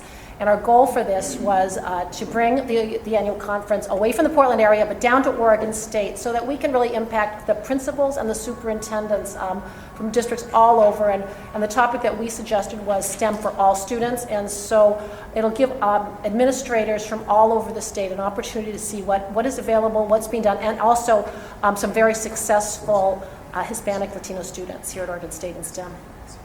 When is the conference? It's going to be March 14th and 15th. I have a couple of questions. Thank you very much for the wonderful work you're doing. Can you speak a little bit about the relationship with your program and industry? In other words, you spoke a lot about research. How much are you working with industry? Well, I'm so glad that Aubrey's here. Intel has probably been our most impactful partner that we have had. Since the very beginning, Intel funded actually the entirety of our bridge program for the first few years, which was critical because we had to develop credibility. Now at this point we can move on and hopefully get other partners, but we have a wide variety of industry partners throughout Oregon and the Northwest that have funded scholarships for students, that have funded internships or undergraduate research on campus. Our goal is to get as many first and second year students working on campus so they're ready to go off to industry and et cetera as well. We can always use more, and that's been an issue. I think when it's just been me and Marley working on this, at first we've kind of time-strapped, but I think our goal for this coming term is to really reach out to more industry partners, because I think there's a lot of interest through industry throughout Oregon to hire more graduates in STEM who are underrepresented minority, but we haven't reached out probably as much as we could or should, and that's really something that we're going to be working on in the coming year. And the LSAMP Alliance, the Pacific Northwest LSAMP Alliance does have a corporate advisory board that we work with, but that would include industry partners from Idaho, Washington, and Oregon. And I guess that since we've talked about private colleges, we have been working with some of the private institutions as well. For example, Willamette University offers undergraduate research experiences for LSAMP students in our coalition. And that's an area we really want to explore further too, of really offering opportunities for our students in a wide variety of institutions so they get different experiences that their home institution would offer. And the University of Portland Engineering Department also recently received a STEP grant from NSF last year, and so they came down and visited our bridge program and walked through a few of the days with our students, and will be basing their new bridge program on a model similar to ours as far as the mentor piece and everything too. So we do try to work with everybody. So I have one more question, and that is how much state funding would you say you've been getting over the last few years? Well, that's hard to say. The university makes a commitment to match a portion of the coordinator's salary, which we have been fortunate to get industry sponsorship for that. So we were able to have a graduate student, and that's a graduate student and then a few $1,000s here and there. So that's something I think our new administrators are really working on. We have some new deans in science, new deans in ag, new deans in engineering. And so I foresee that we'll be more successful in increased funding, but funding, of course, in all programs, it's the big issue. So you're familiar with the INR Council, the investment part? Pardon me? You're familiar with INR Council, the investment Yes. part? So the next question, of course, is what kind of dollars would you be looking for an investment in a program that seems to be delivering really great results? Well, it really depends on, what we would love to do is be able to move down to middle school. Realistically, we haven't had huge funds for that. We've got a small ETIC grant for working with middle school, but we know that's the critical year. That transition from middle school to high school is also critical. When Marley and I were working on that Closing the Achievement Gap, we were looking at some of the studies of how many African American students are taking calculus in the entire state of Oregon, and the numbers are shocking. I think it was about 30 in the entire state. Some states don't have any African American students taking calculus. And so one of the things we know is it's not just reaching a 12th grader or 11th grader. We have to reach those middle school students so we can encourage them to take physics and calculus, because if you don't come to the university well prepared, take more than just the minimum to graduate from high school, your chances of graduating, yes, you may graduate, but your chances are much less, and it's a lot harder. So if we had more funding, we would love to move down to 8th grade. And we work very closely with our pre-college programs and really work a lot with the K through 12 system. We have a program where students come and do tours of our Wave Lab, and that's a middle school program. We get, I think, about 4,000 students in their high school field trips coming through that, and it's always led by an engineering student. So the amount of money we have, we would be able to get would really determine what we'd be able to do. I mean, we have a lot of fantastic ideas, but how we could do them, how we could partner, that's funding issues. Sounds like another conversation to have. Really great work. I have a question. Do you track the metrics on the GPAs of the minority students versus the non-minority? And then are you also tracking that into the professionalism schools to see if they're being disproportionately included in those programs? Are you guys looking at that at all? For like the hiring, so a professionalism program like civil engineering, are they tracking into those programs at the same percentage as the non-minority students? Oh, you know, before LSAMP, no, but we didn't have the same GPA requirement, 5 or 6 years ago.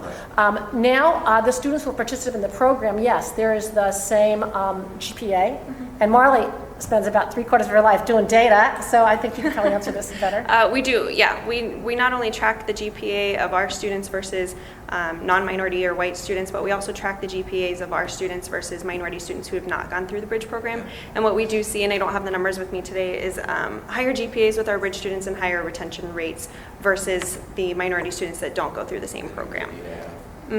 Yeah, so it is something that we are tracking. With having had four cohorts now, only 2 of those cohorts are in pro school at this point for engineering. And then we're looking at seeing our first graduates this year.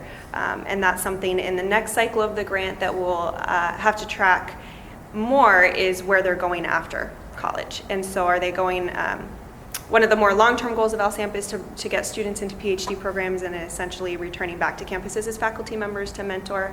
And so that's something that we'll need to track more in the next cycle. Yeah, I think that, given the breadth of your support systems in place, I mean, it's incredible. So we're seeing some great impact there. If you were to make some attributions to the various types of programs and their impact on students, and with the thought of how do we take these kinds of programs, what's really working about them, and what are the implications both for other institutions in the state, post-secondary institutions, and possibly across the educational system as a whole, as I'm thinking about some of these things. What advice would you provide? Well, we were required to have a bridge program from the NSF grant, and I was really hesitant about it because I was thinking of the traditional bridge program where you're trying to get someone who's not ready for algebra, ready for calculus in 2.5 weeks or 3 weeks, and I just wasn't confident about that. What happened with our bridge program, though, I'm such a total believer in the bridge program, and I think it's probably the #1 issue. The bridge program, we are not trying in 2 weeks to really improve the academics. We do have academic areas there, but our goal for the bridge program is to develop a community, to get students to know faculty members, to get them to know peer mentors, and most importantly, to get to know each other, to develop this cohort, this community of other STEM students. And I think that's what's also really critical. Students who are taking the same types of classes. Once we have this cohort, then all the other things fall in place. We know the students, we can get them involved in undergraduate research. They know upper division students who are doing undergraduate research. The bridge program, to me, I would say, it was the key to our success. And I personally was not expecting that before we started. Would you agree? Yeah, I think that the community building is the piece that really has stuck out. Even when we talk to students year after year or survey them, it's really the fact that they feel like they belong, right? So they feel like they belong at OSU, they feel like they belong in STEM, they feel like they've found this group of students that they can go to for all kinds of support, and then they've connected with our staff. So it really is just Ellen, myself, and a graduate student, but we see these students almost daily.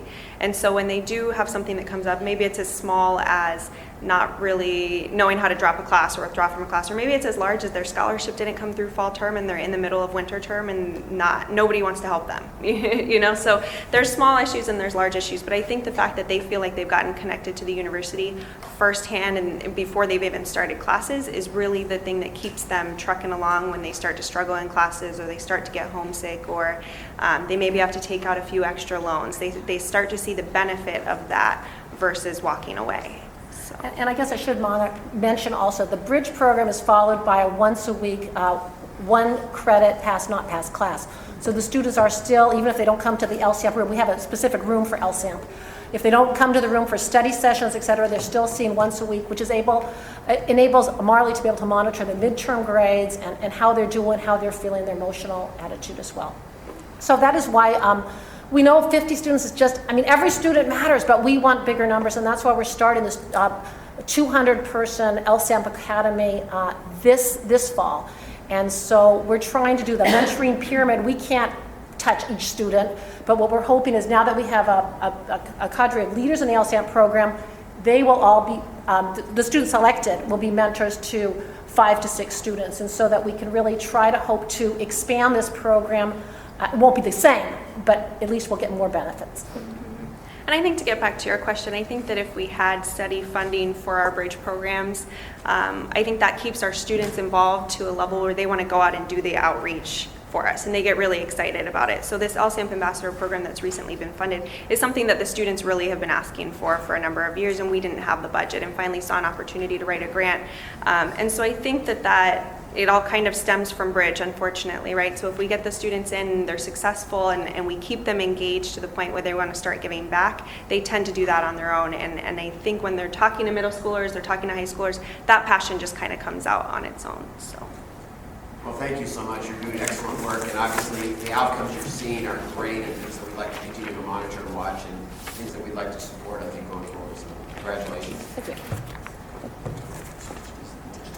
So we're just going to take a short 10-minute break. Where else is there? Go back here. We'll keep going, right?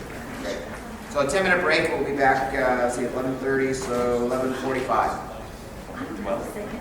12:35. So the next person on the agenda is Laura from ETech. Welcome.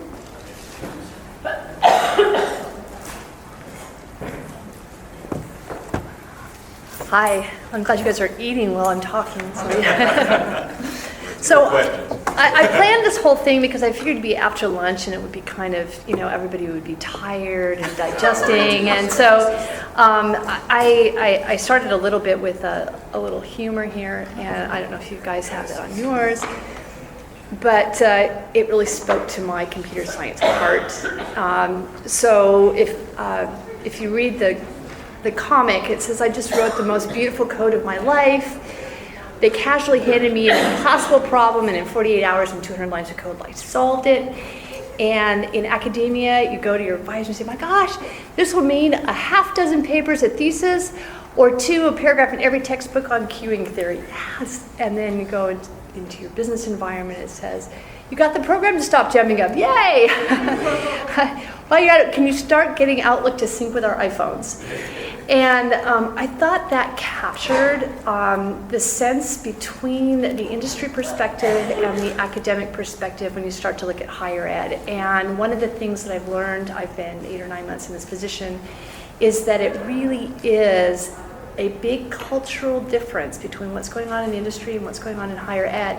And that we need to start by having a really deep appreciation for the values and perspectives that each bring as we look at educating the workforce together.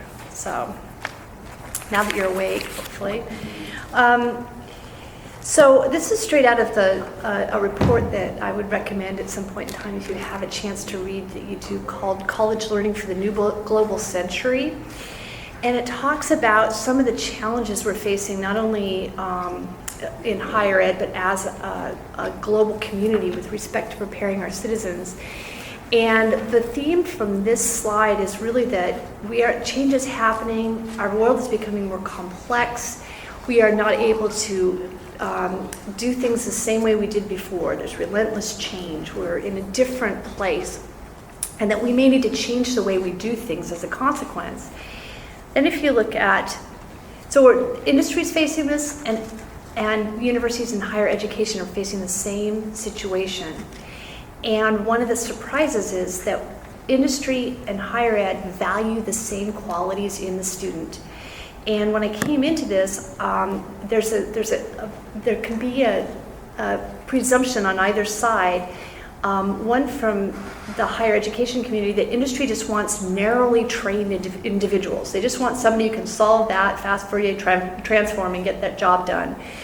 And that's the limit of what industry cares about. And then on the other side, that industry thinks that academia is not involved in the workforce. And I think neither one of those is true. They really are both saying the same things. And I think that that's supported by the statements on the next slide. I love the first one. Employers do not want and have not advocated for students prepared for narrow workforce specialties. And we find that's true nationally.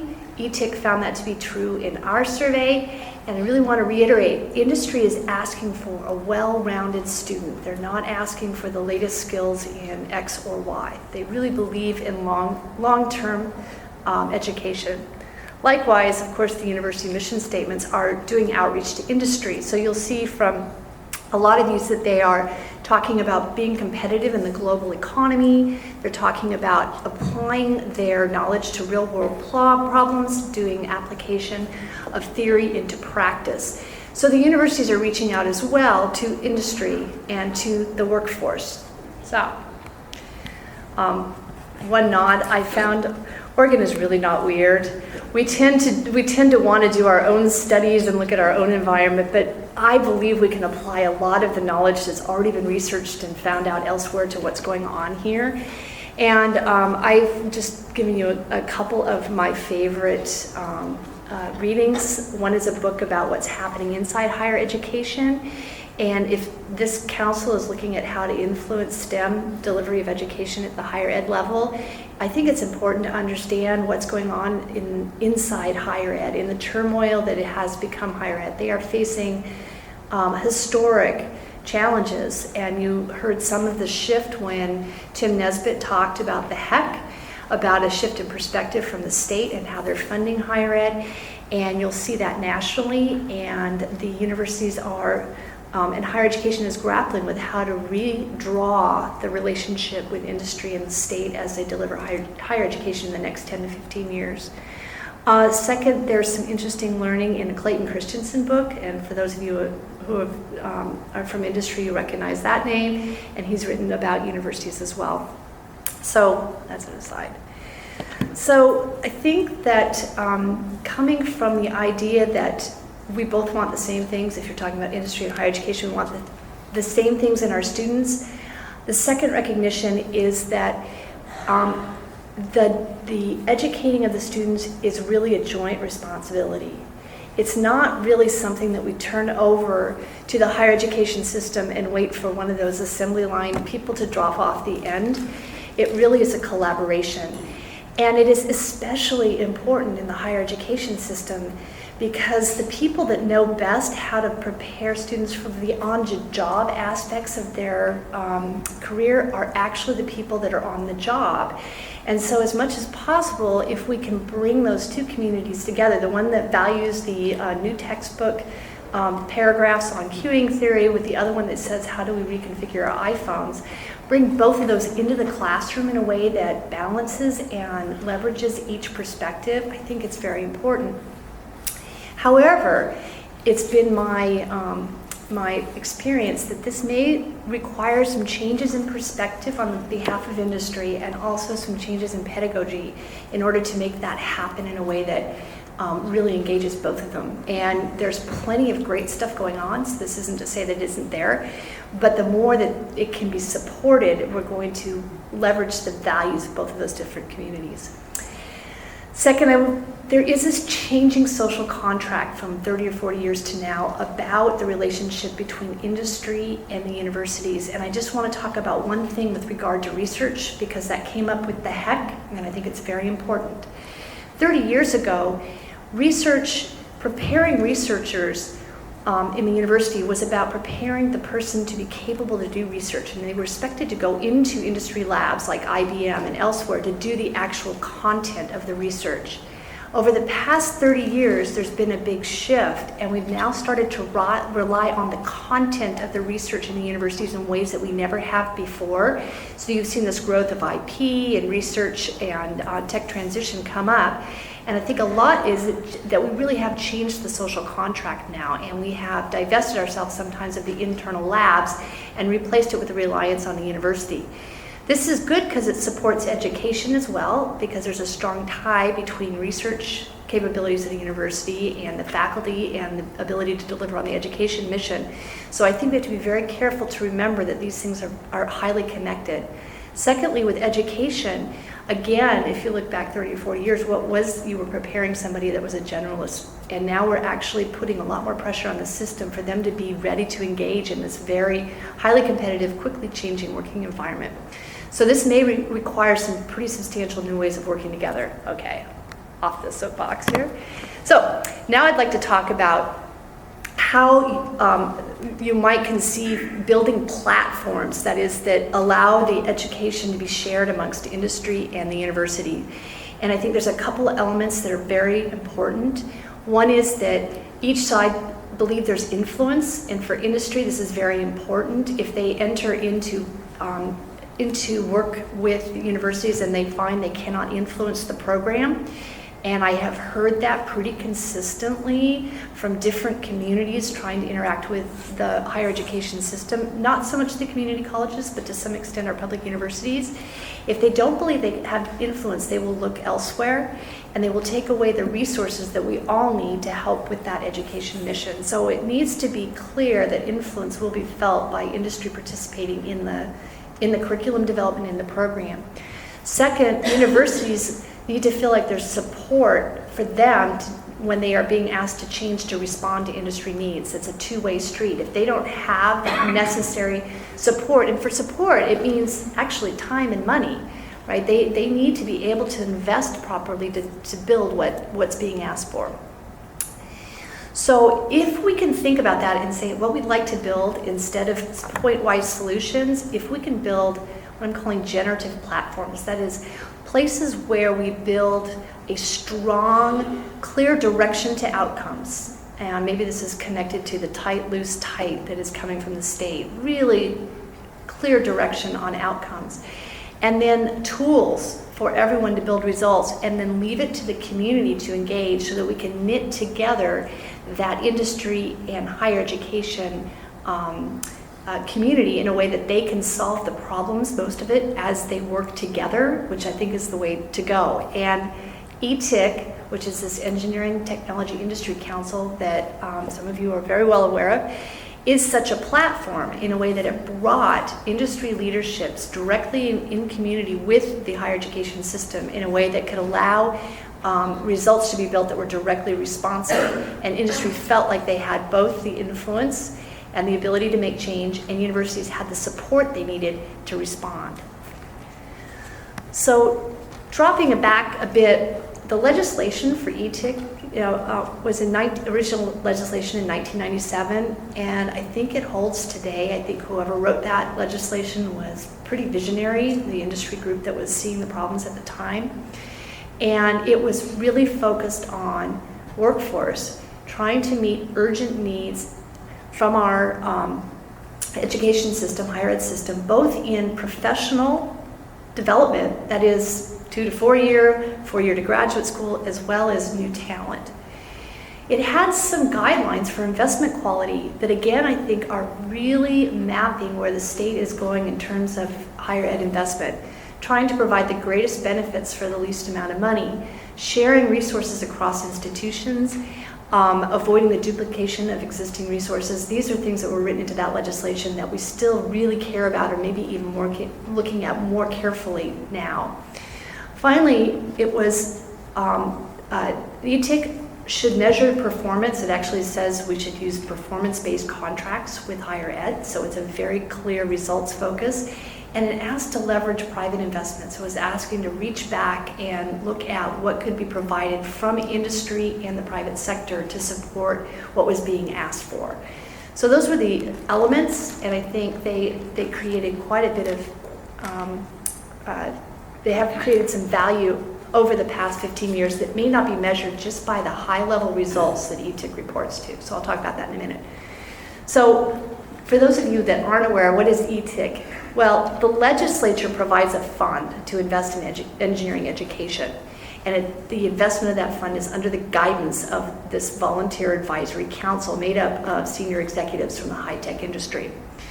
The council is really there to decide where the urgent needs are, convey those needs to the schools, and be able to make investments in a way that follow those investment criteria. And the higher education system, of course, is using their talents and their understanding of how to deliver education to design and propose programs. And then the industry and the community behind that are helping to support. So let's look back. I spent a lot of time when I came into this role just 9 months ago interviewing and asking questions about what value was created. And ETIC had a goal. They would like 2x graduates and 5x research dollars. And it was a very high level goal, and they watched those numbers carefully. But if you dig just a little bit under the surface, what you found is that the benefits that accrued couldn't be measured by just looking at 2x and 5x. The benefits that were measured were actually in the ties between the community and the agility with which that platform could contribute to solving problems that emerged. So we generated a long-term conversation between industry and universities that brought those companies together with the higher education system, and they learned about each other, resulting in ancillary benefits throughout the work of the university in the community, or the higher education system in the community. It also was unpredictable. So, for example, there was a shift at Oregon Health Sciences University in their program, and there were some faculty there that had originated at Oregon Graduate Institute that were no longer like really that engaged in the mission of OHSU. It had merged, and then this piece really didn't fit. And there was the possibility that those faculty might actually leave the state of Oregon and not be here to contribute to our computer science EE programs here. And ETIC provided the necessary baseline funding to make sure that those resources stayed in the state of Oregon. This isn't something that you could have predicted. It really isn't measured in the 2x, 5x, except for very tangentially. And that is something that's very important to have that way for that community to solve that problem, retain something in a way that was agile. We did, if you look at the OSU, and all of those graduates, we did continue to have a percentage of engineering that was matching what was needed in the state. It was very important because the cost of the engineering program, just like was suggested by the developmental ed, is any CTE program, any engineering program is way more costly. And it's probably more costly than we know in terms of comparatives with other parts of the university. So understanding what the higher education model is and how they need to structure their internal business model in order to support the higher costs of engineering education is really important. And I don't think we have answers yet about how that is happening. And this is something that ETIC, again, back in the deeper conversation, is looking at those kinds of issues and has helped to bridge the gap. Another aspect that was helpful in the past 15 years for ETIC was that the leverage for private investment was an incentive to go back to the community and get additional money from businesses, from individuals to help contribute to the mission of ETIC. And I think that's an important aspect, which is once people want to have something done, especially with industry, it's good to see that there's money behind that to indicate real buy-in and commitment to the goals. So what's next? ETIC right now is structured in a way it can continue to solve new problems, and it has certainly identified areas of upcoming need and is taking an active role in characterizing those needs for the state. In particular, cybersecurity, which was mentioned before, big data, Internet of Things, and energy are areas in which industry is continuing to clamor for additional graduates. For example, in the power industry, there's the aging population in power, and they need to have new talent in that field in order to be sure that we can continue with, the new smart grid, but the basic power engineering. And ETIC has been able to respond to that in advance, potentially, of the real show up of the demand in a few years. And in addition, ETIC discovered the same thing as has been discovered elsewhere, which is there's significant needs for crucial skills that are not just the narrow skills of engineering discipline specific. And so I'd like to just show you one other effort that we have. This is a graph from a study that was done by ETIC a year ago. And it shows the level of satisfaction or the level of for each of these areas, as well as what they think is important. And if you look at the skills to the right, you'll see that there are some long blue bars that indicate level of need or importance, and the shorter green bars are about how well they think the students are prepared.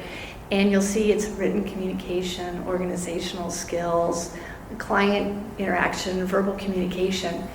So anytime we're investing in STEM in preparation for a STEM, all right, you guys are juggling out there. Anytime we're preparing STEM graduates to really be productive in the workforce, we need to think about them as entire human beings and invest in ways that bring the full context of that to their learning experience so they're ready to go out and actually apply that knowledge. Industry's been big on this. Sometimes they call it T-shaped people. So if you hear that from ETIC, that's what we mean, where the deep stem of the T is your technical skill, and the crossbar is all those other skills that allow you to apply those skills in a broad context. And finally,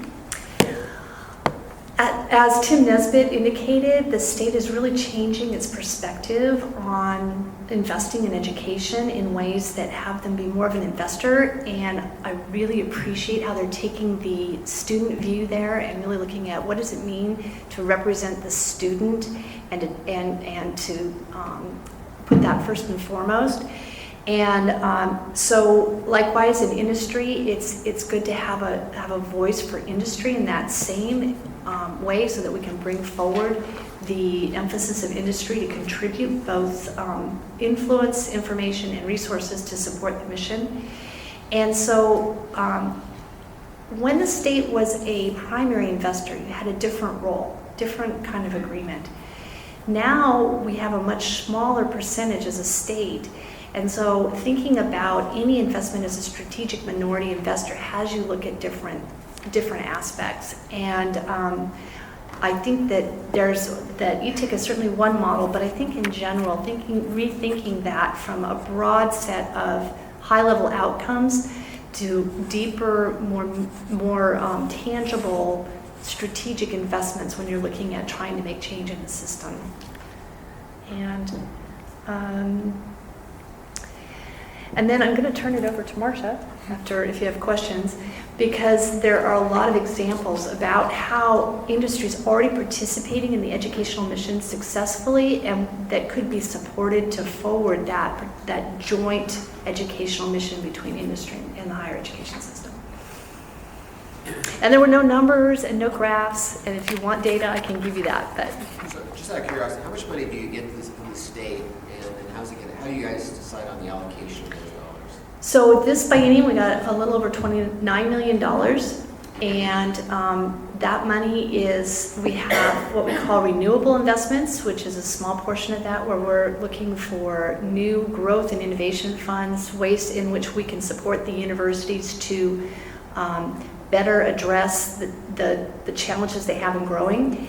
And then we actually, at this point in time, have a significant investment in baseline capacity in engineering programs across the universities. So we are just supporting base capacity there. And again, I allude back to the fact that the cost of delivery of an engineering program is actually higher, and that the universities need sustaining funding in order to keep their programs going.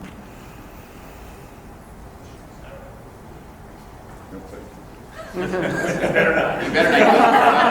Go, Dwayne. I actually do have a question. It might be a little heresy, but does research, the idea that research can happen like outside of the university, gain traction anywhere? For example, in high school, for example. Sure. I mean, I don't think that's heresy to suggest that research can happen in high school. In fact, I think it does, right? When you talk about the Intel Science Challenge and elsewhere, absolutely. Yeah. So as far as industry and other support of those type of activities, is that something that you think should be considered or would be considered? And if so, how would that happen? So do you mean within the context of like an ETIC? Or? Yes. Absolutely. I think that I think the ETIC goal originally was to invest in anything that improved or could serve the urgent needs of Oregon high-tech industry. It was not limited to public universities. It was public or private. It also was not limited to universities. It identified community colleges. So I think the mandate of ETIC is to identify a need and find the most efficient and effective way to address that need. And it's usually workforce. I would say ETIC's mandate was not as much about, it was 2x, 5x goals in research, but its real legislative mandate was about meeting the urgent needs, whatever they were.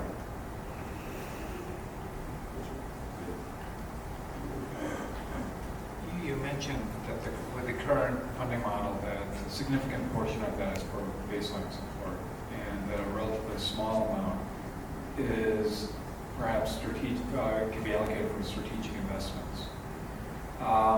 You have, as you said, about a $29 million budget that you've been working on an annual basis. Do you see that model as changing in the future? Yes. Yeah. And in what way? So I think that we have historically within ETIC had this within one bucket, the sustaining funding and the new growth funding.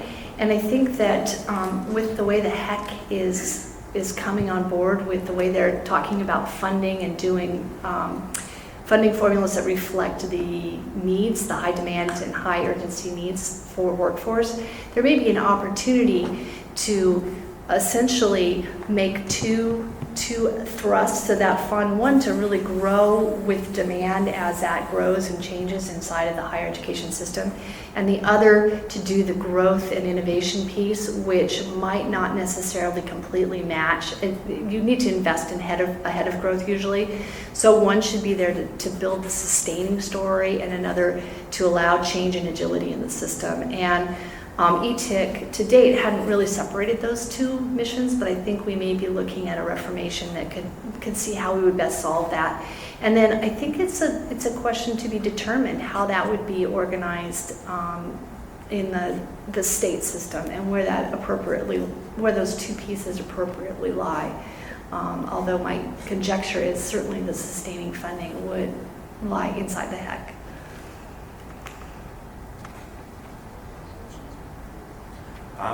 Given our focus on trying to ascertain what is the multiplication factor, the actual cost of an engineering degree, and probably within engineering, how much does a civil engineering degree cost, an electrical engineering degree cost, a computer science degree cost?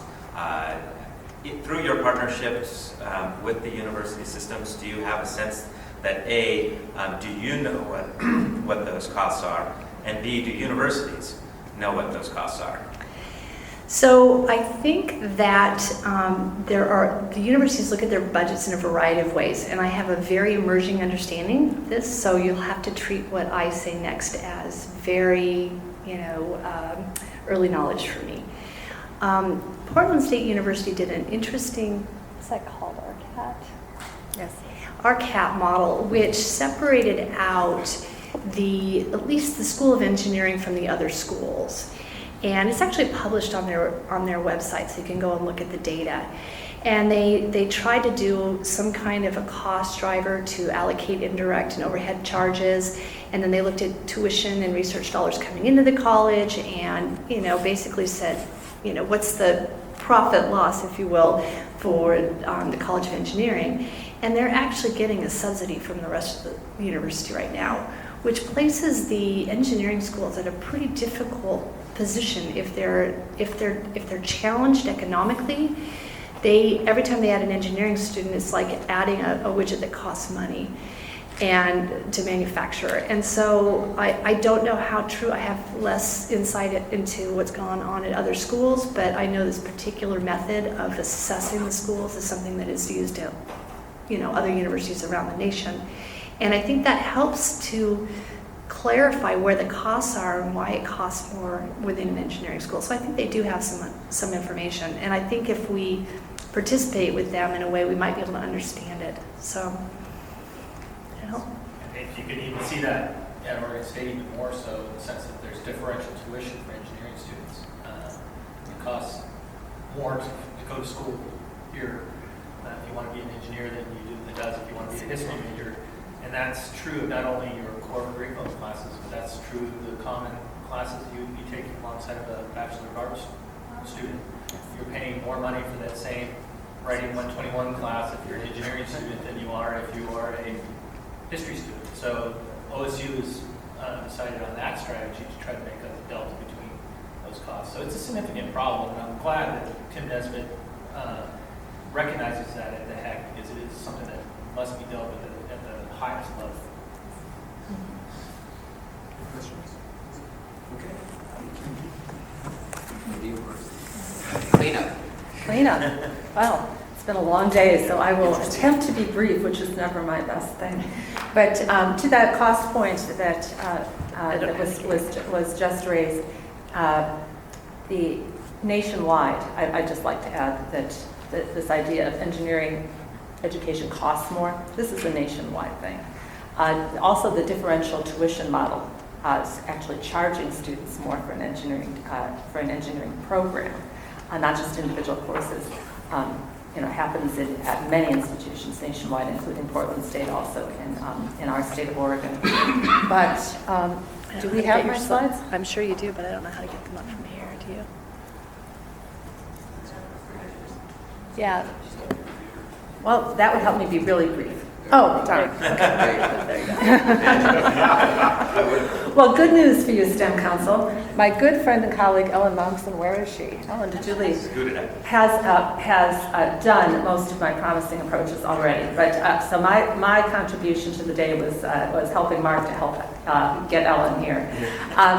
But at the end of Laura's presentation, she was pointing toward something I think is of high relevance to us today, which is how can we enhance industry education partnerships for STEM post-secondary student success, what's already going on, what are some promising practices that we can potentially build upon. Chair Nesbitt from HAC talked about the importance of internships. I'd like to highlight that a little bit. You know, this is not rocket science. Aubrey saw me earlier out in the hall and she said, you know, Marsha, I read your slides. And I thought, yeah, it's not rocket science. We know this stuff. But maybe today, as we wrap up, we can highlight a few of the things that really are top level, low-hanging fruit, things we know work, and go from there. Also, I simply loved Laura's comment about it's about time and money. Yes, there are ways that industry connects with higher education are about time, they're about money. And let's not forget, as somebody I've spent my whole career in higher ed. Laura's spent a great deal of her career in industry. As an educator working on the side of the partnership, we're not shy.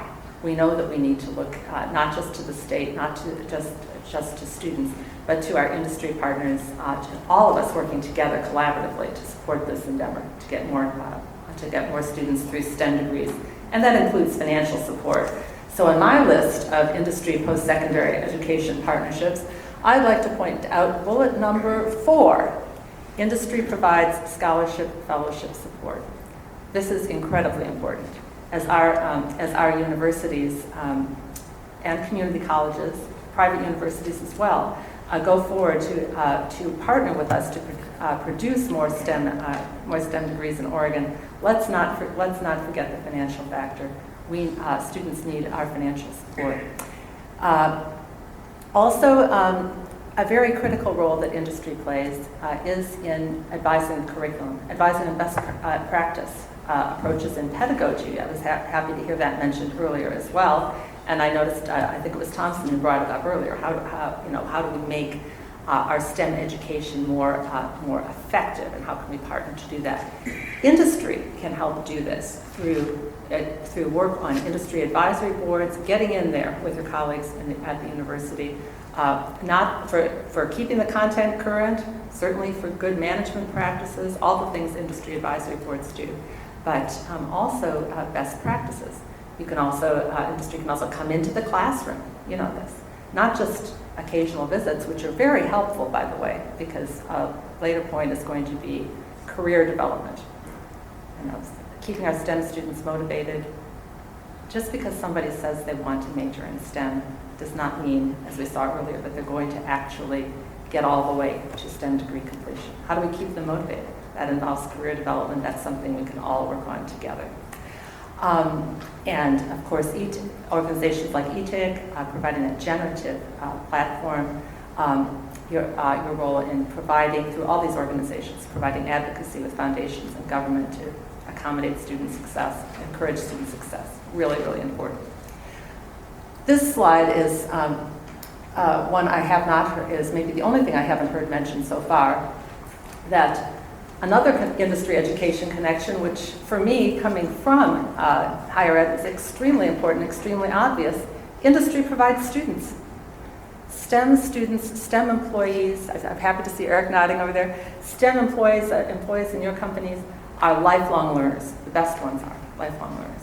And so that means that our higher ed system is seeing students coming in from companies at all points in the educational pipeline, not just to grad school, right? Do we have an industry technician who wants more skills, and so forth. So that's what those arrows are on that graph. This is extremely important. Higher ed needs to be responsive to industry's need for continuing professional education and to employees' needs to advance in their careers. This slide is too busy. I think probably most of you on STEM Counselor are already familiar with some of the big name internship programs in our state. Probably in STEM, the biggest name is the MECOP program, which originated here at Oregon State, and a fabulous program. When I was at PSU, I had the honor of being PSU's member on the MECOP advisory board for many years, so I'm familiar with it personally. I know how fabulous it is. 30-plus year history. Right now they're placing over 500 students. If anybody from MECOP is here, you can correct me if we've gone over to 600 by now. Over 500 students a year in 6-month internships in Oregon, and I think there might be 1 or 2 Washington and even Northern California firms involved, but primarily Oregon companies. Over 100 companies and agencies and organizations are involved. There have been thousands of successful graduates. Their placement rate is of students going through these internships into company positions is just incredible. I think there are some things that work really, really well for MECOP, but my point with the internship slide is there are multiple good internship models, and no one internship model is appropriate, meets all students' needs, all companies' needs, or certainly the needs of the entire state. So as we look at trying to encourage more internships, there are, and enable more students to have those quality experiences. Because guess what? Has anybody in this room ever had a bad internship experience? You heard of a bad internship experience? They happen, right? So as a state, if we're looking to invest in more, are we looking to invest in just more internship experiences or quality internship experiences? MECOP is certainly an example of a quality program, but it's not the only model. Other types of programs. One that I was familiar with from my work at Portland State is something called PSEP, which works with just one campus, Portland State, and just one program, computer science. Unlike MECOP, it's a part-time cooperative program. So students are working at companies while they're still in school. Again, multiple companies share student pool, and students move through a rotational experience. Another great model. And then, of course, our larger companies, Intel is the clear leader and example of this, will have their own internship programs.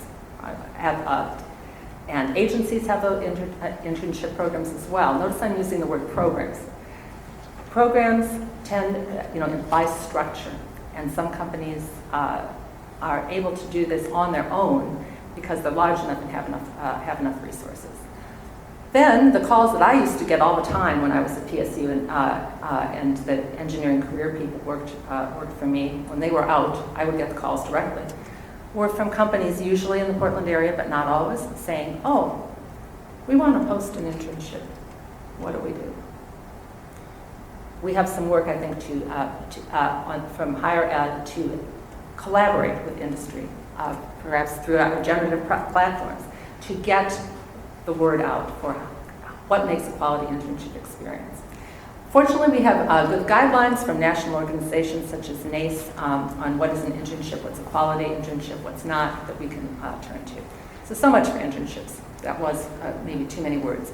Another really high quality experience that we want to generate more of, which Ellen and Marley mentioned in their great presentation on LSAM, is undergraduate research. And I heard Dwayne asking the question, can research happen in high school level too? Absolutely. And in fact, a big trend in undergraduate research right now is because formal undergraduate research programs, they can be expensive. They need funding. Oftentimes it's from companies or government agencies or faculty, or just straight faculty grants. But to get those students those hands-on research experience, solving science problems, right? We've got to make our education meaningful, remember, for motivation. Summer-long or year-long undergraduate research programs, great, fantastic, but fairly expensive. Curricular research experience is an emerging trend in the literature from American Association of Colleges and Universities and lots of other organizations. Short-term research projects have a bunch of students working on a specific problem that's that may be smaller, concrete, embedded in a course. Right? It's embedded in a course. Everybody can contribute to the knowledge and the results. Now, that doesn't come for free either. It needs structure, it needs tools, it needs trained instructors. All of these things are efforts that can be seeded and toward the goal of giving students that really hands-on experience that we all know is so essential in keeping students motivated and successful through STEM curricula. And probably most of us are familiar with engineering or other STEM capstone experiences. Another way industry can get involved. Support capstone programs, make them real. I wanted to mention one thing in terms of student pipeline, which I didn't know whether the STEM Council was aware of. A big trend emerging, not just in Oregon, but across the nation, a big trend is more and more students with other degrees, music, psychology, English, coming back and seeing the light, as it were, that they want to become, that they want to major in STEM later in life. Maybe this is good news, folks. I think it is. We're getting how these people are getting the word out, the word from career development perspective that, gee, there's money in them, their hills. There's meaning in a STEM degree. I can do something worthwhile with my life in STEM. I can do it. Maybe I can do it later, but I can do it. So I'd like to point out two things here. OSU's online post-bac computer science program. This is a fairly new program, only a couple of years old. It already has, I just saw this the other day, over 700 students enrolled.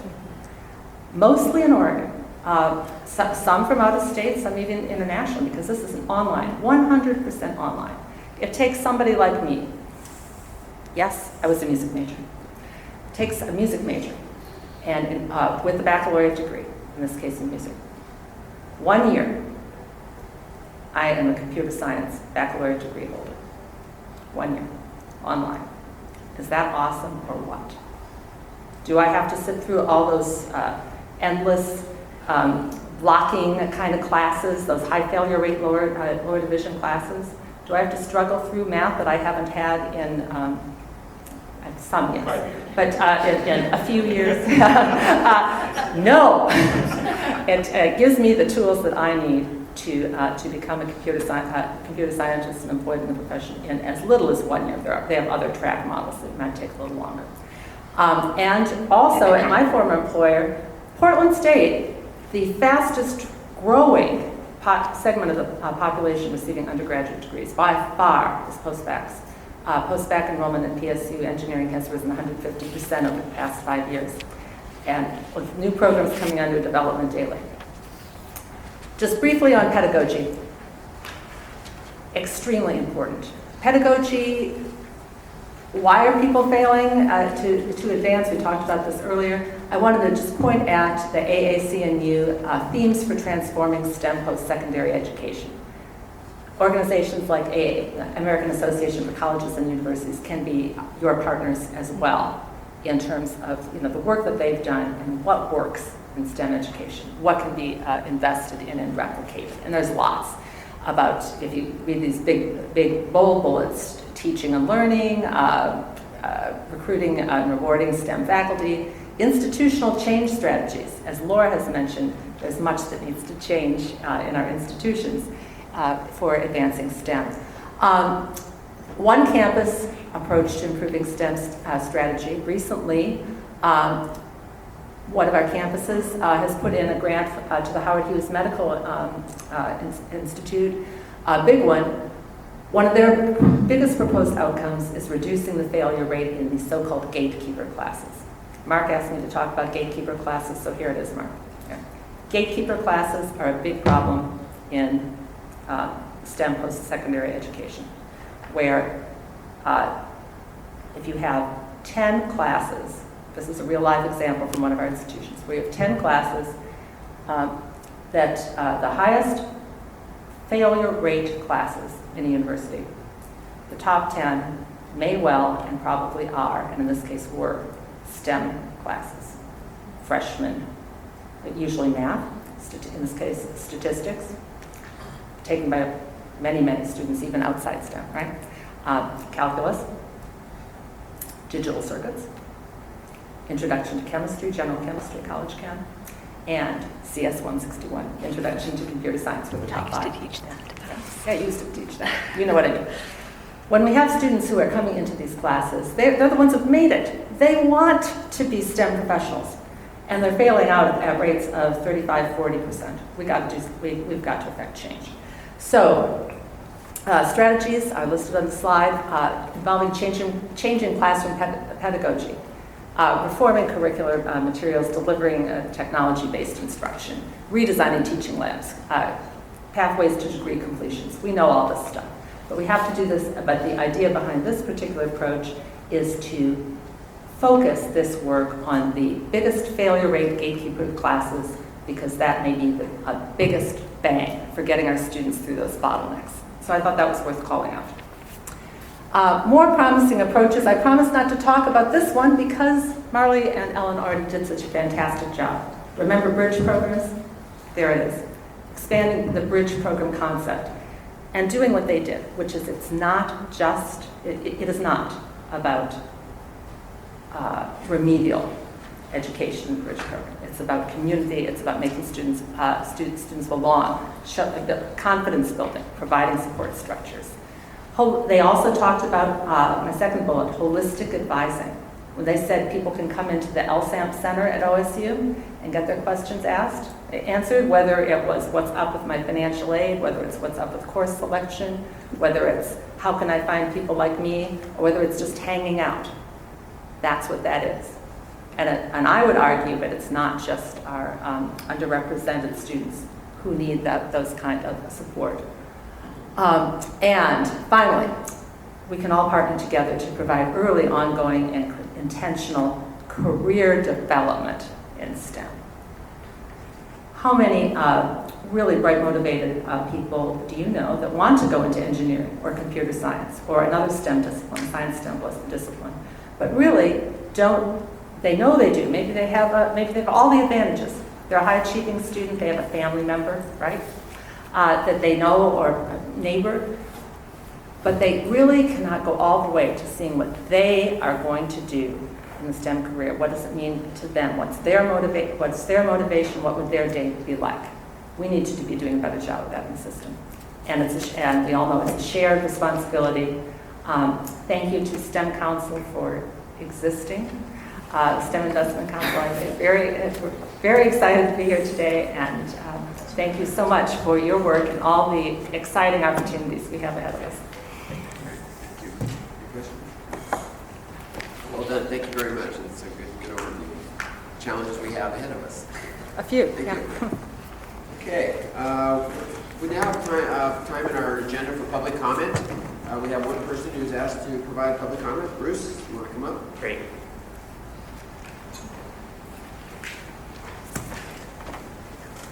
Well, maybe in keeping with a marine theme, ocean theme, for everyone's participation, I have a question for you. What is the pirate's favorite letter? R? That's a great guess, but you know, they're really in love with the sea. Well, good afternoon, Chair Pyro, and members of the STEM Investment Council. My name is Bruce Koike. I'm the interim president of Oregon Coast Community College. We're located in Newport, and besides the main campus in Newport, we operate a center in Walport and in Lincoln City, so it's about close to 50 miles of coverage on the coast. This taxing district is solely Lincoln County, and when I look at kind of your agenda for your goals, thank you for your service to the state of Oregon and its residents, who could really benefit by earning degrees and certificates that require proficiency in the science, technology, engineering, and mathematics. I suspect a large number of Oregonians really don't realize their human potential, and they're not aware of what potential they have related with STEM in terms of career opportunities or education. And a truly enriching piece of community college work is contributing to that discovery. and supporting students in their commitment and witnessing their dogged persistence in completing their education. And we have work to do in that way. Over the weekend, I had a student's mom come over and thank me for really the life-changing opportunities that the community college presents to her for her daughter. And that's really rewarding. And I think you should also view your work on this council as helping that journey of discovery and facilitating ways to get people there.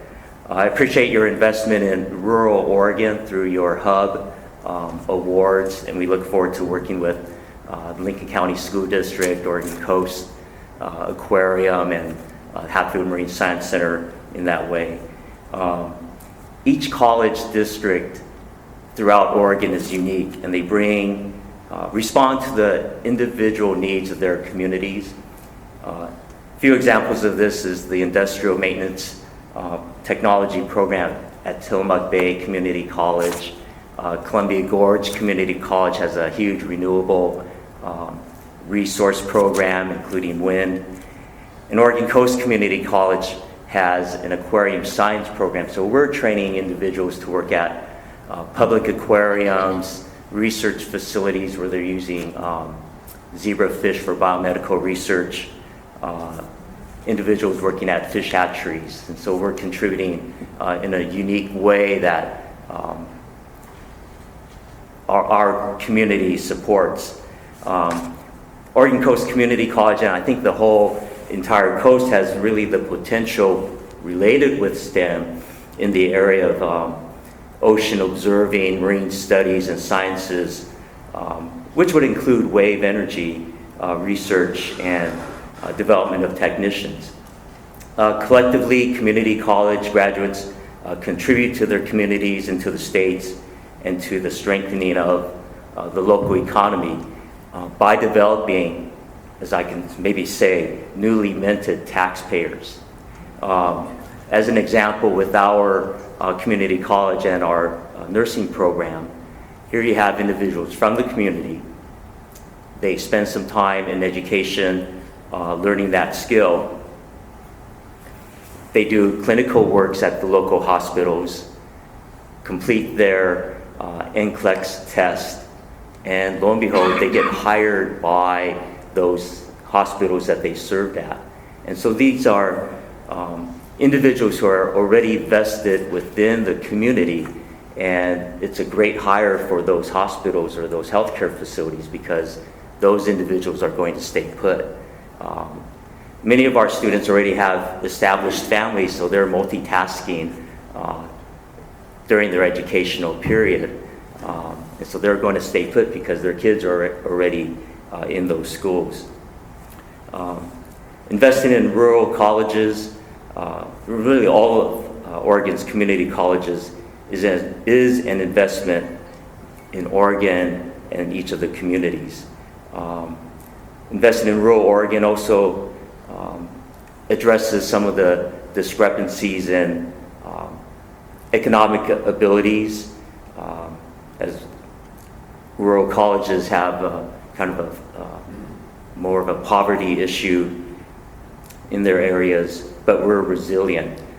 District 5 Senator Arnie Roblin illustrates this by citing that there's a disproportionate number of wealthy Oregonians, and I don't recall how he defined wealthy, but they have rural roots, which shows that resilience. We certainly appreciate your investment within rural Oregon and community colleges. So I thank you for that. There are a few questions that were bantered about today that I'd like to, I guess, address. One was Mr. Johnson's question about how do businesses get involved. And a lot of the technical programs will have advisory boards made up of volunteers who come into the college to have meetings concerning a particular program.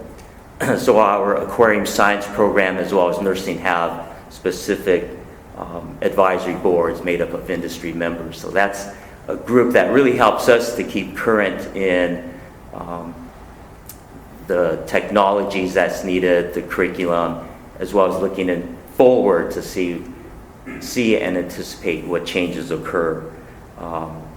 There's also a question about the cost of education for these technical programs, and for our nurses, the cost is about twice as much as a regular degree. We assessed a fairly steep fee, per term fee for our nursing students, and this is to help cover the cost of instruction, and then the college supports through general fund the materials and supplies. So, and that cost is about $1,600 a term.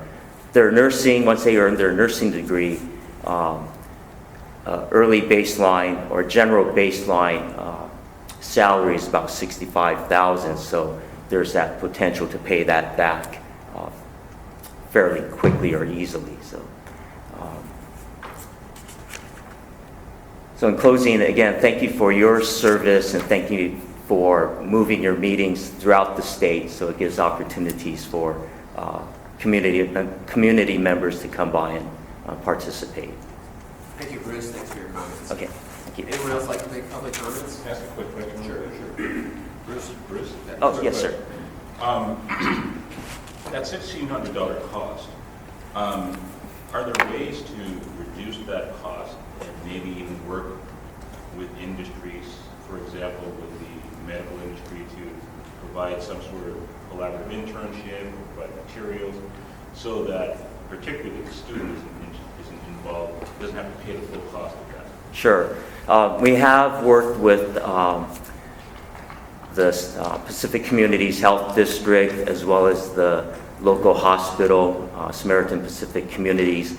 They're both financial contributors to the nursing program. So that's a great help. The other one is the bottleneck within funding, which increases our cost, the college's cost in terms of instruction, is the State Board of Nursing has a requirement for clinical instructors to oversee only 8 students. And so in our cohort of 20, we actually have to hire quote, an extra faculty member to oversee part of that cohort. So those are some of the challenges there. I've also heard, though not confirmed, that some for-profit nursing programs have actually approached hospitals and saying, we'll pay you to take on students, rather than providing that at a no-cost thing. Rural schools are also pushed because we have limited number of clinical sites and that we can place students at. So that's another challenge within rural Oregon. Thank you very much. Okay, well, that concludes our work for the day. Any comments from the council? I think we've got a wonderful agenda today. I want to thank all the presenters who presented and those who aren't here. Great material. Obviously, there's a lot to learn here on metrics, consistency of metrics, kind of how the numbers add up to Eric's comments about how the numbers actually play out and where we stand. So I think Mark got a lot of questions here to kind of take away and work on. Mark, your final comments? And we'll do it all by April 15th. Yeah, that's right. Yeah, well, the for taxes. I did want to ask the council just to foreshadow the next meeting date is on March 20th. We're planning on having it up the gorge. The site is to be determined. The focus of that, according to our work plan, will be on issues surrounding K-12, out of school, and early learning. Within K-12, we'll look at teacher supply and demand, professional development, and the new standards rollout, amongst other things. So as you think about the questions that have arisen here and from the system, if you would like to feed me any of those questions that are topmost on your mind, and I will make sure that we are addressing those through the presentations and conversations that we have on the 20th. Great, thank you, Mark.